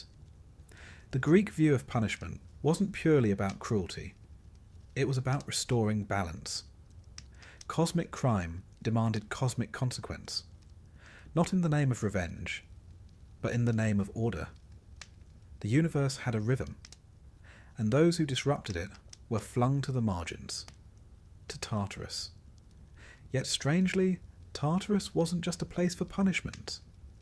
In some esoteric traditions, particularly among the Orphics and Pythagoreans, Tartarus was also a place of purification, a fiery crucible for the soul, burning away its misdeeds, preparing it for eventual rebirth. Reincarnation, after all, was a deeply held belief in some Greek circles. To these thinkers, Tartarus was more than hell. It was transformation. Even Plato, in his dialogue Gorgias, offers a vision of the afterlife where souls are sent to Tartarus for temporary penance. Not everyone stays forever. Some return chastened, enlightened. That idea of punishment as cleansing marks a shift from myth to philosophy. But let's not romanticize it too much. For the poets, Tartarus remained the dark basement of the world, a place where screams echo endlessly and the air tastes of iron, a place not just beyond life, but beyond meaning. And if you think no one ever dared visit it, well, think again. Heracles, as mentioned, descended to fetch Cerberus. But some say he glimpsed Tartarus too, peered into its chasm, heard the weeping. He said nothing about what he saw. He just came back stronger. Orpheus, during his descent, heard a sound from a distance. Not music, not speech. A kind of grinding. Perhaps the wheel of Ixion. Perhaps something older. In later Roman poetry, Lucan describes Tartarus in horrifying detail, full of ghosts, gorgons, and the ashes of hope. It became the model for later Christian hell. But the Greek version always retained something cooler, more clinical. You weren't burned. You were bored. You weren't screaming. You were straining. It's also worth noting that Tartarus wasn't for mortals. Not most of them. You had to do something truly memorable. Kill kin, defy the gods, meddle with fate. Everyday cowardice or greed didn't get you sent there. No, that earned you the Asphodel Meadows, which, depending on your tolerance for grey landscapes, might have been just as bad. In this way, Tartarus stood apart. It was a warning, a boundary, and a narrative tool. And it's still with us, really. The word Tartarus has persisted into modern language. It shows up in video games, novels, theology, and even cooking, though Tartare's source is mercifully unrelated. It's our cultural shorthand for the worst that can happen. Not pain, not even fear, but eternal consequence. Because for the Greeks, that was the true horror. Not death itself, but what came after. Not punishment, but being remembered only for your crime. To live on in myth, not as a hero, but as an example, a warning. So next time you hear of someone getting away with it, remember, in Greek thought, no one truly does. Not in the long run. Not in the mythic rhythm of the cosmos. Justice may be slow, but it's thorough. In our next chapter, we climb out of the abyss and walk into the light. Not the world of mortals, but Elysium, the paradise of heroes, philosophers, and poets. But don't relax just yet. Even paradise has conditions. And sometimes the reward is more complicated than the punishment.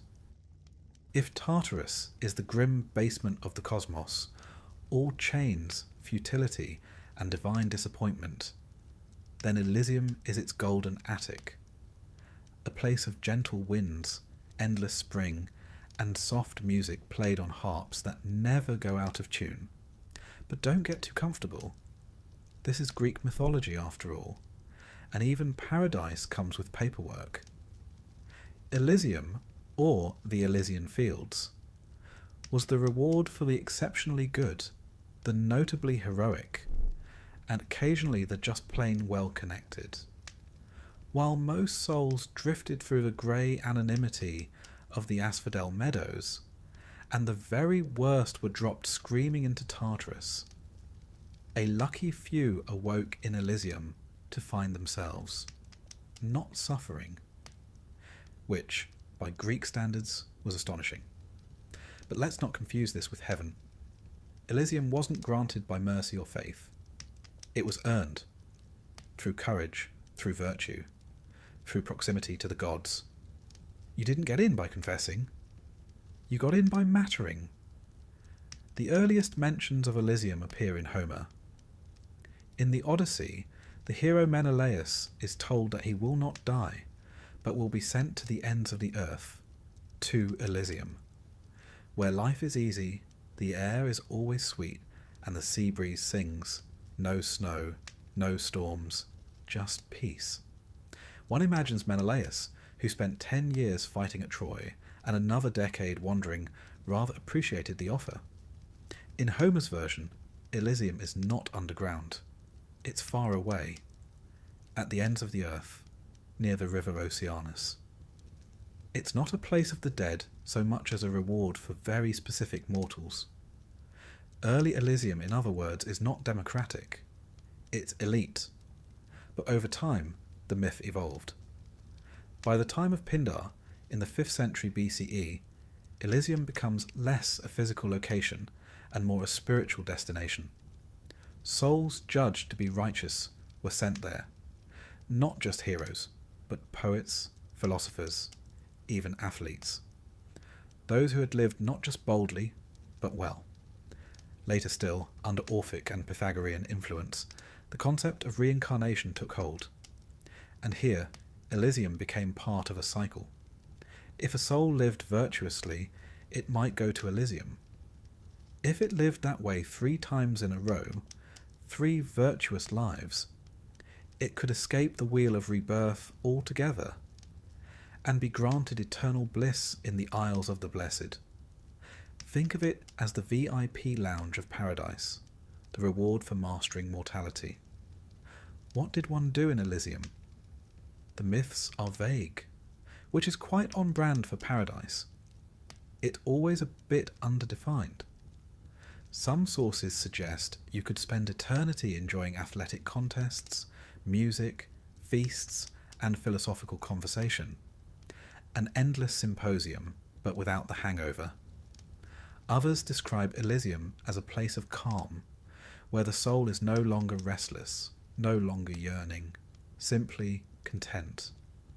One later tradition paints it like a permanent springtime countryside. No extremes, no chaos, just balance. As if the very climate were a reward. There is no farming in Elysium, but the fruit grows on trees. There is no fire, but the warmth is constant. No need for temples or sacrifices.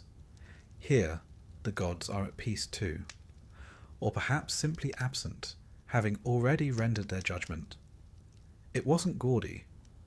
There were no gold streets, no gem-studded gates.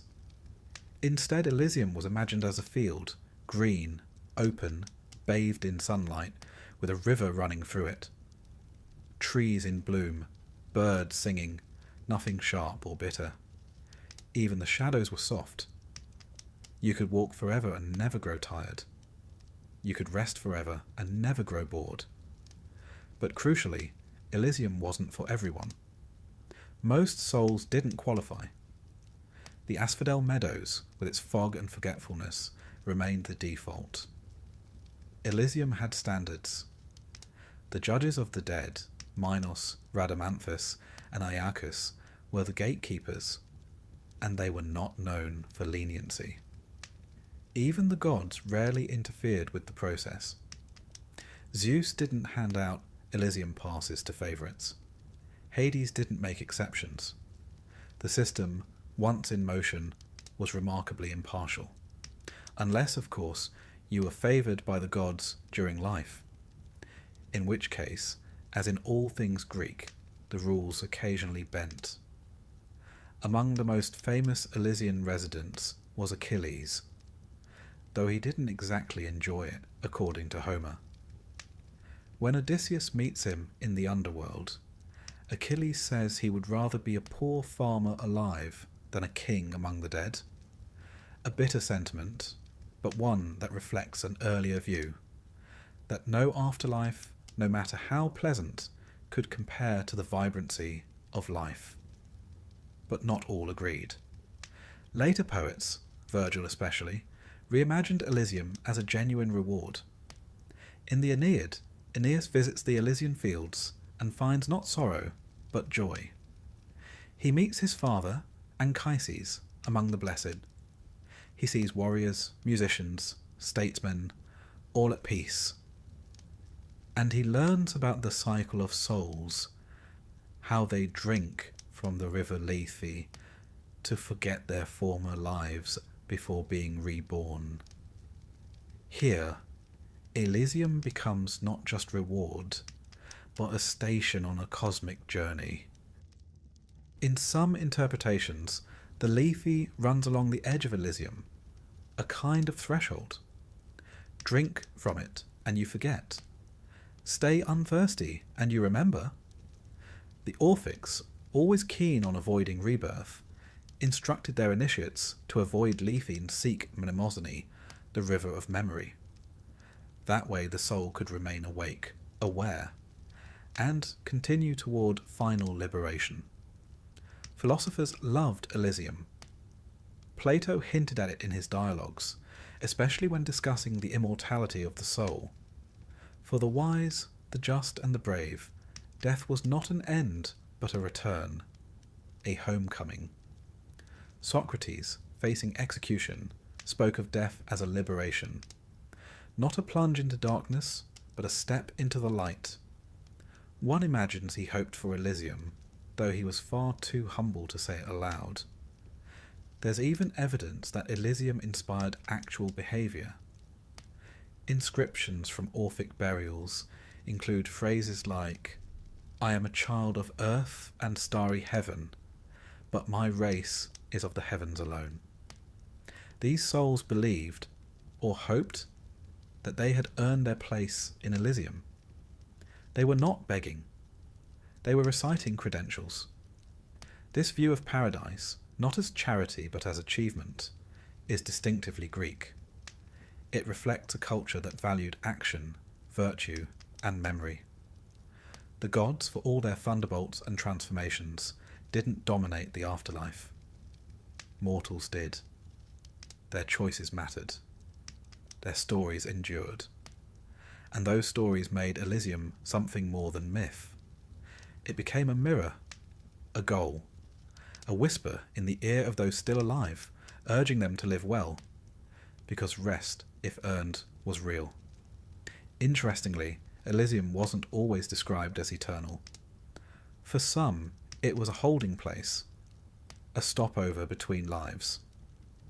In certain traditions, even those in Elysium could choose to return to the mortal world if they so wished. In Virgil's Aeneid, Aeneas sees the souls of great Romans-to-be waiting patiently in Elysium before being reborn into history. The afterlife, it turns out, had recruitment posters. Some souls chose to return, some did not. The idea that paradise includes the option of leaving it is one of the more philosophically haunting aspects of Greek thought. Fulfillment might exist, but so does choice. Even joy cannot always bind a restless spirit. And let us not forget the Isles of the Blessed, sometimes considered an extension of Elysium, other times a separate realm entirely. Reserved for those who lived 3 righteous lives, the Isles were said to be even more beautiful, even more serene. There, it was always spring. The breeze was perfumed. The stars shone closer. If Elysium was a dream, the Isles were the dreamer's final piece. Poets, too, imagined Elysium as a place of legacy, where bards might sit beside their muses, where wisdom flowed like wine, where the noise of war and politics faded into memory. It was not about doing any more. It was about being complete. It's a curious thing that the ancients, so often focused on glory and power, placed the greatest peace not in triumph, but in letting go. That after a life of striving, the prize was a green field and silence. Perhaps they understood what we often forget, that the highest reward is not to be remembered by others, but to no longer need to be. And so, Elysium waits, not with open arms, but with soft grass, warm sun, and the gentle hush of everything finished. In our next chapter, we descend once more, but not into punishment or paradise. Instead, we meet the beings who keep the underworld running. Creatures, spirits, and divine enforcers who inhabit the space between myth and metaphor. Cerberus, the Furies, the Shadows. Those who are not judged, but who judge. Those who do not rest and make sure others do. By now, we've met the kings and queens of the underworld. We've strolled through its fields, peered into its prisons, and crossed its rivers. But there's another class of inhabitant that we've yet to meet. The enforcers. The watchful eyes. The teeth behind the judgment. These are the creatures and spirits who dwell in the shadows, not to be judged, but to make sure judgment is upheld. They do not rest. They are not reborn. They are the staff. Let us begin with the most iconic of them all, Cerberus, the 3-headed hound who guards the gates of Hades. Sometimes called the Hound of Hell, though that's a later Christian phrase, Cerberus is not evil. He's simply thorough. He stands at the threshold of the underworld, not to keep people out, but to keep the dead in. It's an important distinction. The Greeks didn't worry much about demons dragging people to the afterlife. They worried about the dead wandering out again. Cerberus ensured the finality of death. If you passed him, you stayed past. Descriptions of Cerberus vary. In some myths, he has 3 heads, each snarling and independent, perhaps representing past, present and future. In others he has 50, or 100. He may also have a mane of snakes, a serpent for a tail, and eyes that see both night and soul. Despite all this terror, Cerberus is remarkably ineffective against certain musical genres. Orpheus, on his descent, famously lulled the hound to sleep with his lyre. In other stories, Heracles subdues him with brute strength, dragging him into the sunlight as part of his 12th labour. A thankless task for Cerberus, who simply wants to do his job without being serenaded, strangled or kidnapped. Still, he is loyal, fearsome, tireless. And like most underworld entities, he doesn't hate. He simply functions. There is something almost tragic about him. The dog who never leaves his post, never runs, never plays, always watching, always waiting, but Cerberus is not alone. Wander deeper into the gloom, and you'll hear another sound, not growling but hissing, whispering.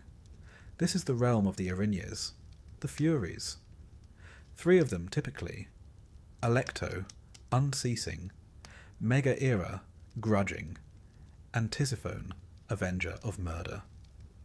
They are older than the Olympians, born, some say, from the blood of Uranus when he was castrated by Cronus. Others say they sprang from Night herself. Either way, they are vengeance incarnate. Unlike Cerberus, who stays in Hades, the Furies move freely. They travel to the surface when necessary, to punish those who commit heinous crimes: murder of kin, betrayal of blood, oaths broken beyond repair. They are not malicious, they are meticulous. The Furies are not the punishment, they are the pursuit. They chase, they drive their quarry mad, not through torture, through guilt. In Aeschylus's Oresteia, the Furies pursue Orestes, who has killed his mother to avenge his father. The morality is complex, the gods are conflicted. But the Furies do not debate. They howl, they torment. They claw at the mind until justice is acknowledged, or a new justice is invented to contain them. Eventually, Athena calms them, offers them a new role, as Eumenides, the kindly ones. A diplomatic rebranding, if ever there was one. The idea was to give them a shrine, honour, a role within the city's justice system. But one suspects they never quite stopped being Furies. Just quieter now, waiting. And then there are the Shades. The majority of souls in the underworld are not heroes or villains. They are the anonymous dead, the forgotten, the ordinary. These are the Shades, pale, insubstantial, without memory or form. In Homer's Odyssey, Odysseus must feed them blood in order for them to speak. Without it, they drift, murmuring, mindless. In early Greek thought, the shade, or psyche, is what remains of a person, not the full self, just the outline, like a dream of someone you once knew. They do not suffer, but neither do they thrive. They do not speak unless spoken to. They are not cruel, but they may be confused. Shades populate the asphodel meadows in vast numbers. Billions of them, one imagines, flickering like candlelight in mist. A field of memoryless souls, each one having lived, loved, died, and now indistinct. It is one of the more haunting visions of the afterlife. Not torment, not reward, just erosion.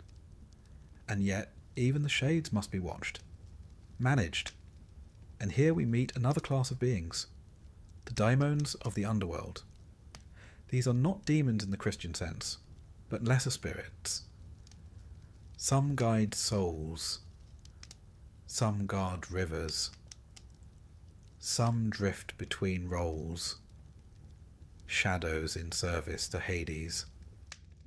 Among them are the carers, the spirits of violent death, war, plague, accidents. They do not kill. They arrive when death is inevitable, like buzzards, but with a sense of timing. Hesiod calls them daughters of night, sisters of doom. In battle, they drift above, waiting for blood to spill. They are drawn to it, not to cause it, to witness it. There are also spirits called lampades, torch-bearing nymphs who accompany Hecate, the goddess of witchcraft and crossroads. They guide souls in ritual. They flicker in the dark corners of the world, especially at the edge of night, or when the moon is thin. Unlike the Furies or Cerberus, they are not feared, but they are never far. And we must not forget Charon, our ferryman from chapter 5, who continues to row back and forth, patient, silent. He is not a creature in the bestial sense, but he is part of this cast, an underworld staff member, a cog in the machine, reliable, underpaid, immortal. The Greeks imagined the underworld as fully staffed, fully organised. There were guards, messengers, guides, enforcers, even border patrol. But there was no king's guard in shining armour, no choir of angels, no gloating demons. The underworld was dignified, grave. It policed itself with ritual, memory, and myth. Now, step back for a moment. Ask, what do these beings represent? Cerberus is not just a guard dog. He's the line between life and death, crossable in only one direction, and even then, not easily. The Furies are not just angry goddesses. They are the embodiment of consequence, especially the kind we try to forget. The guilt that doesn't go away, the memory that festers, the voice that whispers, "You know what you did?" The shades are not merely souls. They are the inevitability of being forgotten, a reflection of the Greek fear not of death, but of oblivion. To die is natural, but to be unremembered, that is tragic. And the daemonic figures, the carers, the lampades, they remind us that not all of death is planned. Not all is fair. Some deaths come screaming, unexpected. Some slip through cracks. The underworld acknowledges them all, tracks them all, processes them all. Even the gods fear some of these beings. When Hera, Queen of the Heavens, seeks revenge, she doesn't always throw lightning. She whispers to the Furies. She stirs up the spirits. She moves the pieces that cannot be moved by Olympian decree. Hades and Persephone, too, rely on this retinue. They do not rule through fear. They rule through structure. And structure must be upheld, not by laws, but by those who live in the cracks between laws. The underworld creatures do not judge, they enforce. One must also mention Hecate, a complex figure, often shown holding twin torches. Though not confined to the underworld, she is closely associated with it. She walks between worlds. Goddess of magic, crossroads, and ghosts. She was invoked in household rituals and major rites alike. She presides over entrances, not just literal doors, but thresholds of transformation. She is there when a soul crosses from life to death, and perhaps when one tries to return. In some versions, Hecate is honoured as a companion of Persephone, or even her guide. She is not one of the dead, but she moves among them, and they obey her. It is fascinating how many of these figures are female. The Furies, the Kyries, the Lampades, Hecate herself. The ancient Greeks saw in death a feminine power, not soft, not maternal, but relentless, precise, watching. And that may be the most striking thing about these creatures of the underworld. They are not evil. They are inevitable. They do not break the rules. They are the rules. They are the jaws of justice, the teeth behind myth, the reminder that death, like life, has a bureaucracy, and it must be obeyed. And yet, in all of this, there is something comforting. The underworld is not chaos. It is order. It is staffed. It is monitored. One does not fall into it and vanish. One is received, processed, watched. That may not be cheery, but it is dignified. Perhaps that's why the Greeks feared the underworld, but did not hate it. They respected it. It was not wild. It was civilized, in a way that only eternity can be. Next, we reach our final descent, not into a place, but into an idea.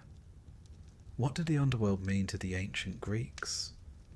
What did death teach them about life?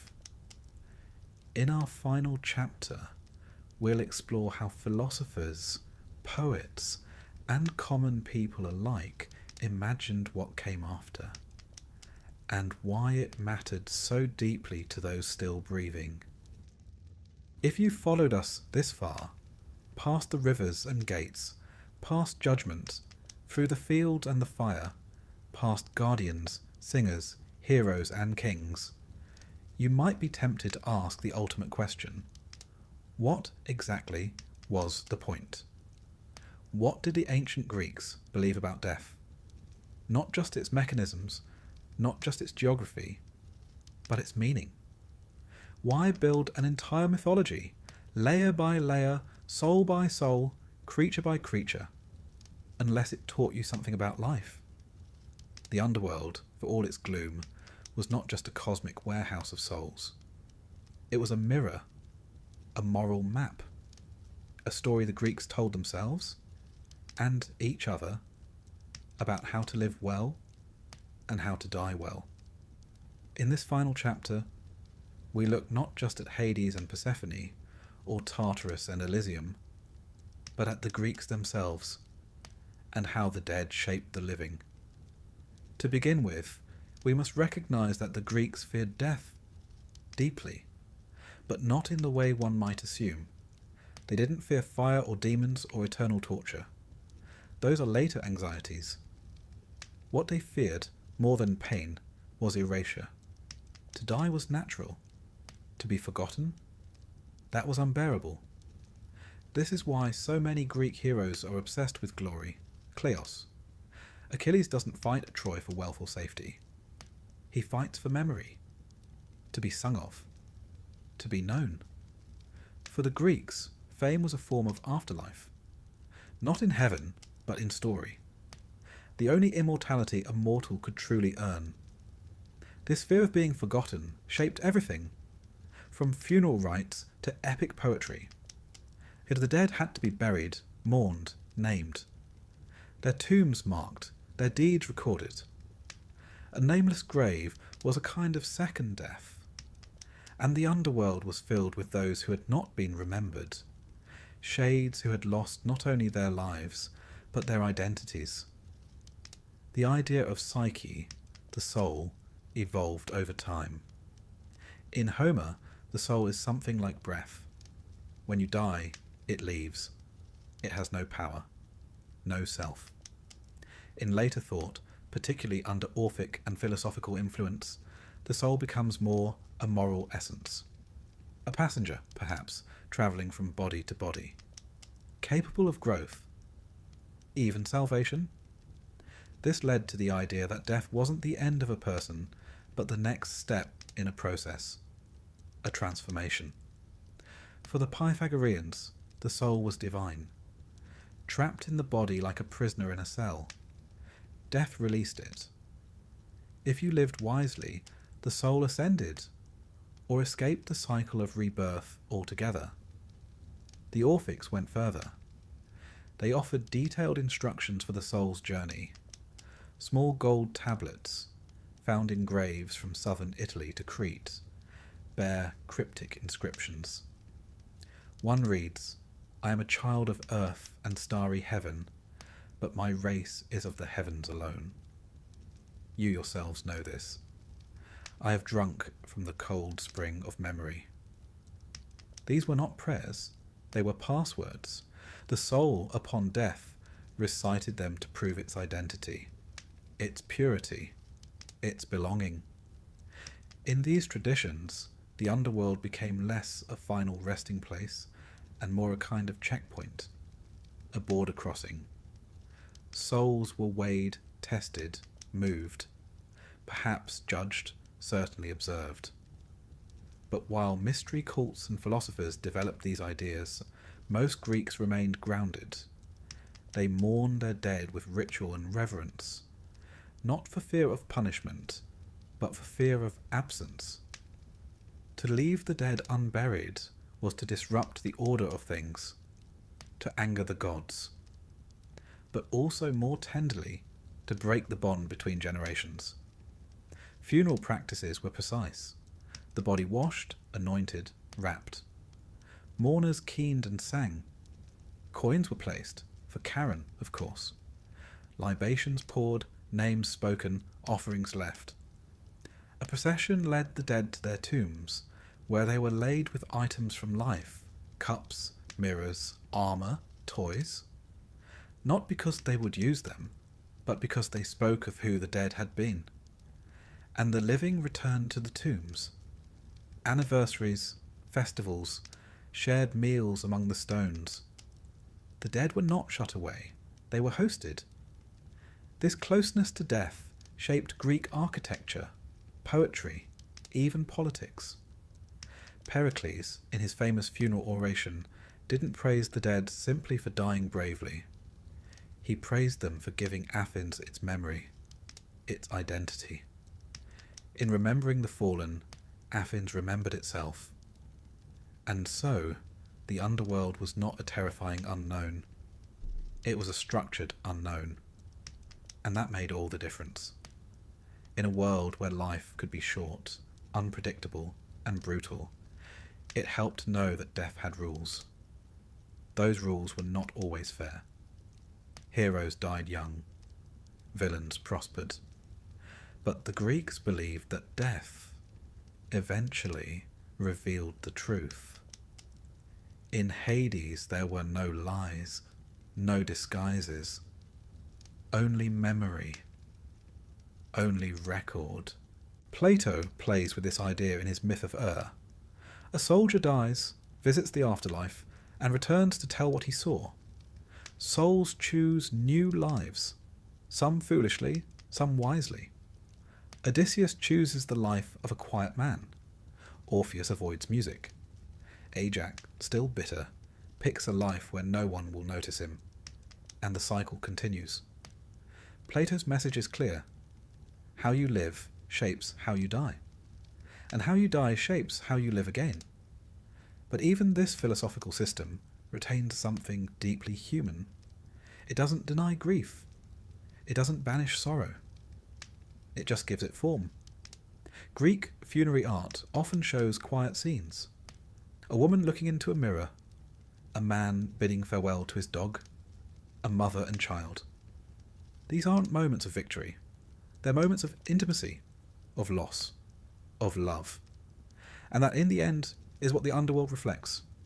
Not just justice, but emotion. Not just fate, but feeling. Hades, the god, is not a monster.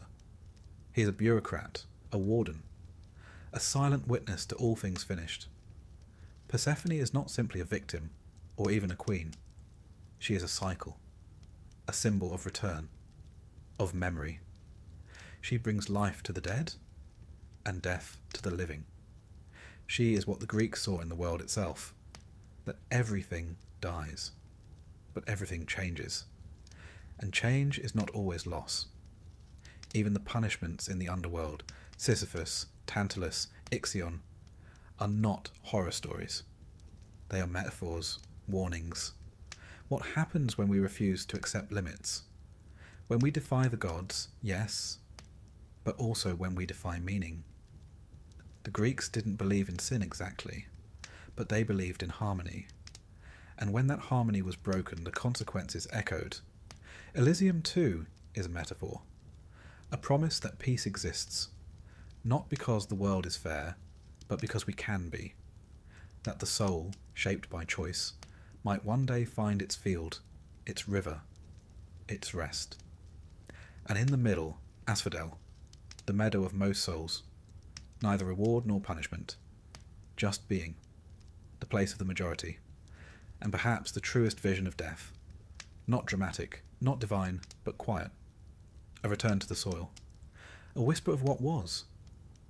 Today, we inherit these myths without always realizing it.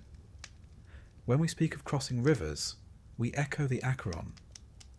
When we speak of ghosts who linger, we recall unburied shades. When we fear being forgotten, or hope to be remembered, we walk in Greek footsteps. Even modern literature borrows this blueprint. Dante's Inferno, Tolkien's Paths of the Dead, Disney's Hercules. All of them owe a debt to the meticulous world the Greeks imagined under our feet. But the greatest lesson of all is this: the Greeks did not create the underworld out of fear. They created it out of need. They needed a story big enough to hold sorrow. A map big enough to fit all their ancestors. A place where their heroes could rest, their enemies could pay, and their questions could echo forever. They did not always agree on the details. Some believed in rebirth, some in rest, some in nothingness. But all believed that death meant something. that how you lived would ripple into the dark, that memory mattered. And so the underworld was not a horror. It was a human thing, wound around grief, honour, consequence and hope. You did not need to understand it fully. You only needed to walk forward. One step, one coin, one name spoken over your grave.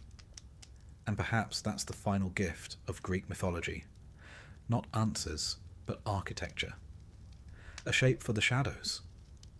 A way of looking into the unknown and saying, yes, there's something there, and it means something. And now, dear listener, our journey too has reached its shore. The ferry waits, the wind stills, the light fades. But the story remembers, as all stories do.